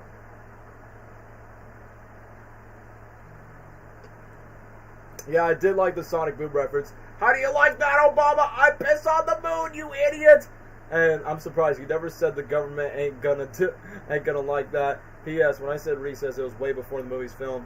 Wow, so you basically just foreshadowed this from the beginning, man. But basically, as I continue on, once when Ivo was there up in the Eclipse Cannon, every time when I see Shadow talking to Eggman, in my mind is saying, holy crap, Jim Carrey's talking to Keanu Reeves. I'm surprised they never done a movie together, but here they are, as Eggman and Shadow. Literally two 90s movie stars in the same scene. So the movie nerd in me was like, crap, you got Jim Keanu in the movie. This is so awesome to watch. But literally, I like that his final lines is like, we're not done here. This is our last chance to do the right thing. So just like Shadow learns, like basically lives and learns, he's trying to teach Eggman to do the exact thing. So Sonic, Shadow, and even Eggman himself goes through a live and learn type of arc, while Tails and Knuckles and Maria and all the other characters are just side characters that kind of like push the story forward. So yeah, take notes, Mario, for the third movie. But I will be honest, like, the funniest thing is when Jim Carrey's Eggman speaks Spanish, I thought it was because of the telenovelas where he goes, go with God, Sticky Hedgehog. But in Spanish, he's like, Vai con Dios, erizo, bestoso. And the funniest thing is, like, I did not know it was a reference to another Keanu Reeves movie called Point Break, where Keanu literally says, Vai con Dios. I'm like, okay, that makes sense. But then, this is where the scene, anybody else got Sonic X vibes when he took off the Hidden rings? Yeah, but also 06 vibes, where, once again, it's a small little detail that die-hard fans know, like, oh yeah, that's how Shao survived the explosion crash. I will be honest, it's not emotional to me right now, since I know he will be back in Sonic 4, but around that time, for the first time, yup, as a grown-ass, okay, how old was I? I was 23 around the time. Yeah, as a 23-year-old grown man, I cried. I cried over freaking Jim Carrey with a bushy-ass mustache, and over CGI talking cartoon characters, or video game characters, cry over this scene. Why? Because the music got emotional, because it's a heroic version of Eggman's theme of dun dun dun. And then Jim, of course, yeah, it's basically a reference to I come to make an announcement, but it's much more emotional here. I will be honest, as a Jim Carrey fan, it gives me Truman Show vibes. Sure, a bit too sillier than Truman Show, but seriously, it gives off a goodbye message like the Truman Show. And around that time, before we did not know Jim Carrey's come back for Sonic 4, I'm like, dang, they're treating this like if this was his final movie. If he didn't come back for Sonic 4, I would be disappointed. But at the same time, I would have been like, oh, that's such a beautiful ending. Not just for Eggman, but also for Jim as well. Like, literally, where he goes, time to dedicate my final live stream to a very special henchman. Like, literally, I thought he was going to say, in case I don't see you, good afternoon, good evening, and good night. It's like, oh, that would have been a nice callback to the Truman Show. But literally, once when he talks to Stone, I like that. If the world's watching this, we're like, why is this man saying goodbye to some random guy named Stone? But obviously, it's only attracted to Stone. And literally, Eggman says one of the best lines, if I can't rule the world, I might as well save it. You're the one and only person who ever cared about me. And it's like, you're more than a sycophant to me. You're more than a sycophant. And then literally when Jim literally says, oh, Mr. Latte, Steve Boster, go. No, my mind is saying, Jim, please don't make me cry. Please don't make me cry. It's like, how could one of the most funniest lines from the first movie became one of the most emotional ones for the third one? Jim, Jeff, movie crew. How did you do this? And that wasn't the only emotional scene in the movie, where we go to Shadow, literally having flashbacks with Maria. It's like, look, even though the star, like, his stars of his, his moments with Maria's gone, but the light of the love that he has and respect for Maria is still there. The perfect message for, in case, like, for Shadow of the light shines even though the star's gone. And for Tails and Sonic, having the sacrifice where they live and die for each other, because just like, if we go back to the beginning of the movie, Tails literally says, none of us want to be here if it weren't for you. It's like, bro, the fact that Sonic was a loner, Tails was bullied, and then what made it more emotional to me, like, on first viewing, is like, they play the main Sonic movie theme, da na na na na, and then the shot where Knuckles' face, like, rescues Sonic and Tails. I'm like, Jeff, Chunky XL, why are you making me cry over this? Like, for me, I cry for freaking toys on Toy Story 3, and now you're making me cry for this? Like, once again, the reason why I say Sonic 3 is like the No Way Home and Toy Story 3. Not only those are good third movies that are the best in the franchise, it's, yeah, Spider-Man No Way Home, Toy Story 3 also made me cry as well. So that's why I'm like, yeah, when if a third movie makes you cry, that's how you know the movie's at its peak right there. But literally, Knuckles saving Sonic and Tails, because number one, that is a perfect and beautiful representation of ride or die brothers. I mean, sure, it's a video game movie, but at the same time, bro, ride or die brothers for life. And then when Ivo does one final send-off, even though, yes, I mean, like I said, it's not emotional anymore because he's coming back in Sonic 4, but when he does the zzz, it's like, bro, it's like, Jim, the fact that this franchise saved your career, not only saved your career, but the Sonic movies made me feel happy to be a fan of you again, since the 2010s was kind of a dark time to be a fan. And where Jim's like, it's been a real drag, thanks for nothing, and then boom, explodes. Okay, so we know that Jim Carrey's coming back for Sonic 4, and Shadow survived. We definitely knew that for the post-credit scene. So how's this going to make sense for Sonic 4? I have two theories. Number one, either one, that same Eggman is dead, and the new Eggman that you see in Sonic 4 is like an alternate timeline version where he's evil, but this is kind of like Deadpool Wolverine. Hugh Jackman plays Wolverine, same character, same actor, but it's a different Wolverine from a different timeline. Like, I can see that for an alternative Eggman. Like, it's not the same one for the third movies, but it's the same character, same actor. Or it is the same Eggman, but now he has a new, different motivation of creating more Metal Sonics because, you know, time travel. Because I remember in Sonic 3's Adaptations, we were supposed to, it was supposed to be time travel in the Adaptations, but they decided to not do that because that probably would have, like, retcon the whole emotional purpose of Sonic 3 and save all the time traveling stuff for Sonic 4, because, you know, Sonic 4 is going to be the CD time traveling story. And as for Shadow, I mean, for Shadow, I can already take a good guess, because thanks to the headband rings in the post-credit scene, shows that he did survive in a way. Okay, I can tell you this, he's not playing Eggman from Rush, probably doing the Eggman holograms from Heroes. Possibly. There's another possibility that, you know, in Sonic Heroes, there's Eggman elements, Metal Sonic disguised himself as Eggman. So maybe. And besides, the reason why Jim Carrey likes playing Eggman so much, not just because he has fun in the role, there's so much variety and different directions and ideas where Eggman's not going to look the same, his motivations are not the same. Like, each of his goals feels different, which is why, at least for Jim Carrey's Eggman, his goals make more sense in all three movies. While for Jack Black's Bowser, he had proper modes in the first one, but then the second movie's motives for Bowser and for Mario 2 did not make too much sense to me. But yeah, other than that, that ending was done on purpose. Like, if Jim Carrey doesn't come back, then he's dead in Sonic 3. But if he's back in Sonic 4, either Robotnik survived, or that's a different version of a different Eggman from a different timeline. And as for Shadow, did Shadow survive in the same timeline, or is he in a different Earth? We'll see for Sonic 4. But either way,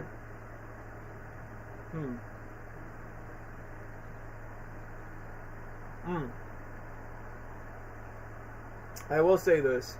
if Sonic and Shadow need to have a moment in Sonic 4, have a scene where they're finding a bunch of Metal Sonics close to the... Yeah, exactly, like Deadpool and Wolverine, like by the Deadpool chorus. It's like a little prayer down on my knees. Play Crush 40 is one I'm made of, or the Sonic Boom theme song for CD, and that'll be epic. Well, Sonic Saps of Sonic CD? Maybe, because we just got Sonic Boom playing in the Sonic 4 teaser, so I definitely say it's very possible. Yeah, I think it might be possible. However, if I move on to the next scene, I like the moment where I like the fact that not only the Master Realm was acknowledged, it's more like, oh, Shadow Robotnik, they survived, they definitely saved us. Where Sonic says, we always have a choice. Once again, it's reminding me of that Spider-Man 3 line. What did Tobey Maguire say? He's like, we always have a choice, and we can always do what's right. And the fact that Sonic apologizes, Tails and Knuckles, I like that we literally hear the Sonic Adventure 2 last scene music at the very end, and then it goes like, na na na na na. Bro, I actually wanted that music from the end of Sonic Adventure 2 in the movie, and they did it. They actually did it.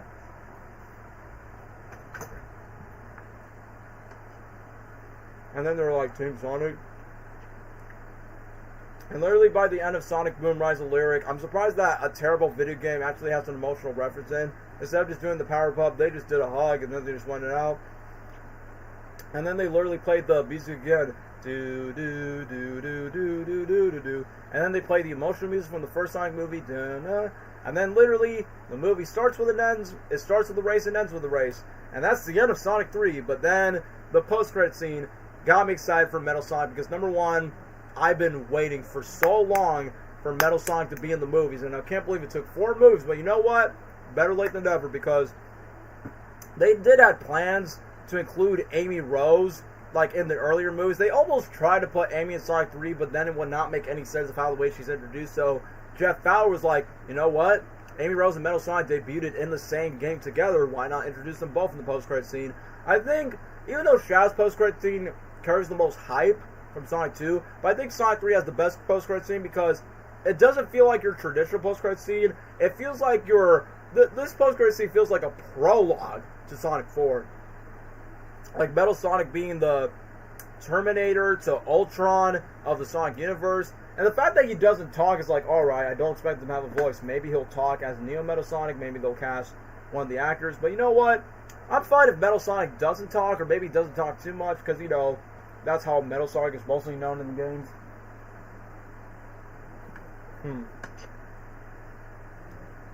If we're in the 2010s in the boom era, if the Sonic movie would be Life for Oblivion, we're in the Great Redemption era. Yeah, if it weren't for that first movie, guys, the entire franchise would have been cooked, man. I love the CD soundtrack from Japan, the 2011 version.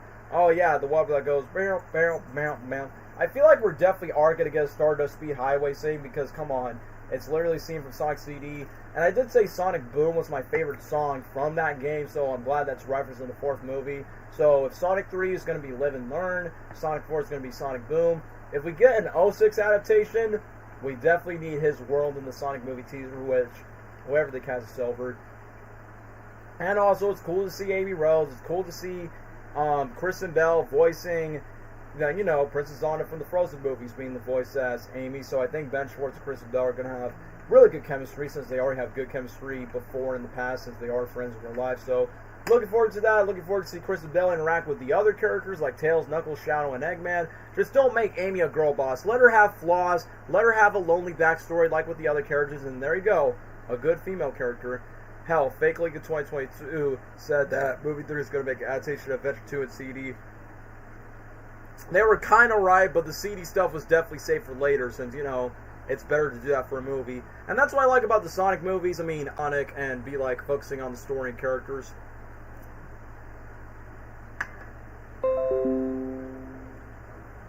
If it weren't for the redesign of that first movie, 100% agreed. But yeah, I'm definitely making the stream a bit too long. You already guys know what I'm going to do when it comes to like the ranking. I think I'm going to save my thoughts for Detective Pikachu in the next stream, because I do got to wrap up soon, guys. But easily, Sonic 3, it's not only the best Sonic movie, it's the best video game movie adaptation by far. We'll see. Could Sonic 4 top that, or will Sonic 4 be close?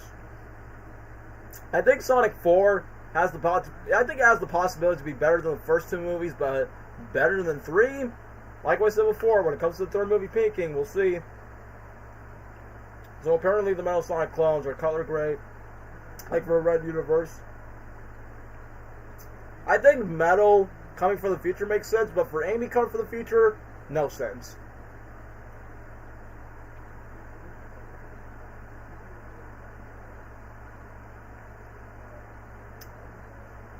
Just reading your comment, I think they're going to take inspiration from the Mario Galaxy movie when Luigi and Yoshi are teasing Mario. They're like, oh, Mario has a girlfriend. I feel like Tails and Knuckles are going to do the exact same thing. Because, come on, when you're in a group of bros, that's such a common thing that your bros will make fun of. Oh, you got yourself a girlfriend. Mwah, mwah. Anyway, so yeah, I guess they're also inspired by Sonic Prime, the Sonic Robotnik clones, but either way, we gotta retile ranking the Mario Sonic movies, because guys, if you guys don't know, it's already 6 hours of the stream, so you know what, I gotta finish this food before it gets cold. I was gonna say Detective Pikachu, but you know what, I'd rather save it for the next stream, I'd rather just rest my voice for it, but yeah, this first half of the stream is just literally the two main video game franchises above Mario and Sonic. What if Amy stay away? Bro, shut up! Shut up! I mean, just kidding, bro, I'm not trying to be mean, but bro, that's stupid. That's why my mind by saying, this is why I'm so glad fans are not the writers of these movies. If fans write the movies, it would be more 10 times crazier than what the movies actually are. So at least Jeff Fowler and the writers actually have more balance. Let's do part 2 tomorrow. Agreed. So we weren't going to start off with Minecraft, but you know what? I'd rather save my thoughts for Detective Pikachu for the next one. But like what Cameron joked, yeah, it's basically just the Mario movies and Sonic movies, because I feel like out of all the video game movies, there's a lot to say for both Mario and Sonic. So we already got 6 movies. So for those sticking around for part 1, yeah, so far Sonic 3, Sonic 2, the first Illumination Mario movie is all S tier. Yeah, exactly. Don't make them kids. The first will be happy and I will vomit, etc. You got that right, Cameron? That'll be so forced and so cringy if they decide to do that. So yeah, let's not make that happen. I definitely want Knuckles and Tails not only to Sonic like Yoshi, but the Wingman to like ask me out. Yeah, we'll have to see, dude. Yeah, see you guys soon. I know it's going to be midnight, but I probably might come back for tomorrow. I don't know when, but me and Gabriel will definitely come back for part 2 to rank about the non-Mario, non-Sonic movies, because yes, we give Mario and Sonic a high praise because we have the most biased nostalgia for it, but for the rest of the video game movies, oh boy. For part 2, stay tuned. We're going to have some mixed opinions on the rest of these other movies. But yeah, we'll start off with Detective Pikachu, Minecraft, and the rest of these other mixed bag of video game movies. So other than that, guys, thank you guys so much for watching. I'll definitely see you guys in the next video. Wahoo! Live and learn! Anyway,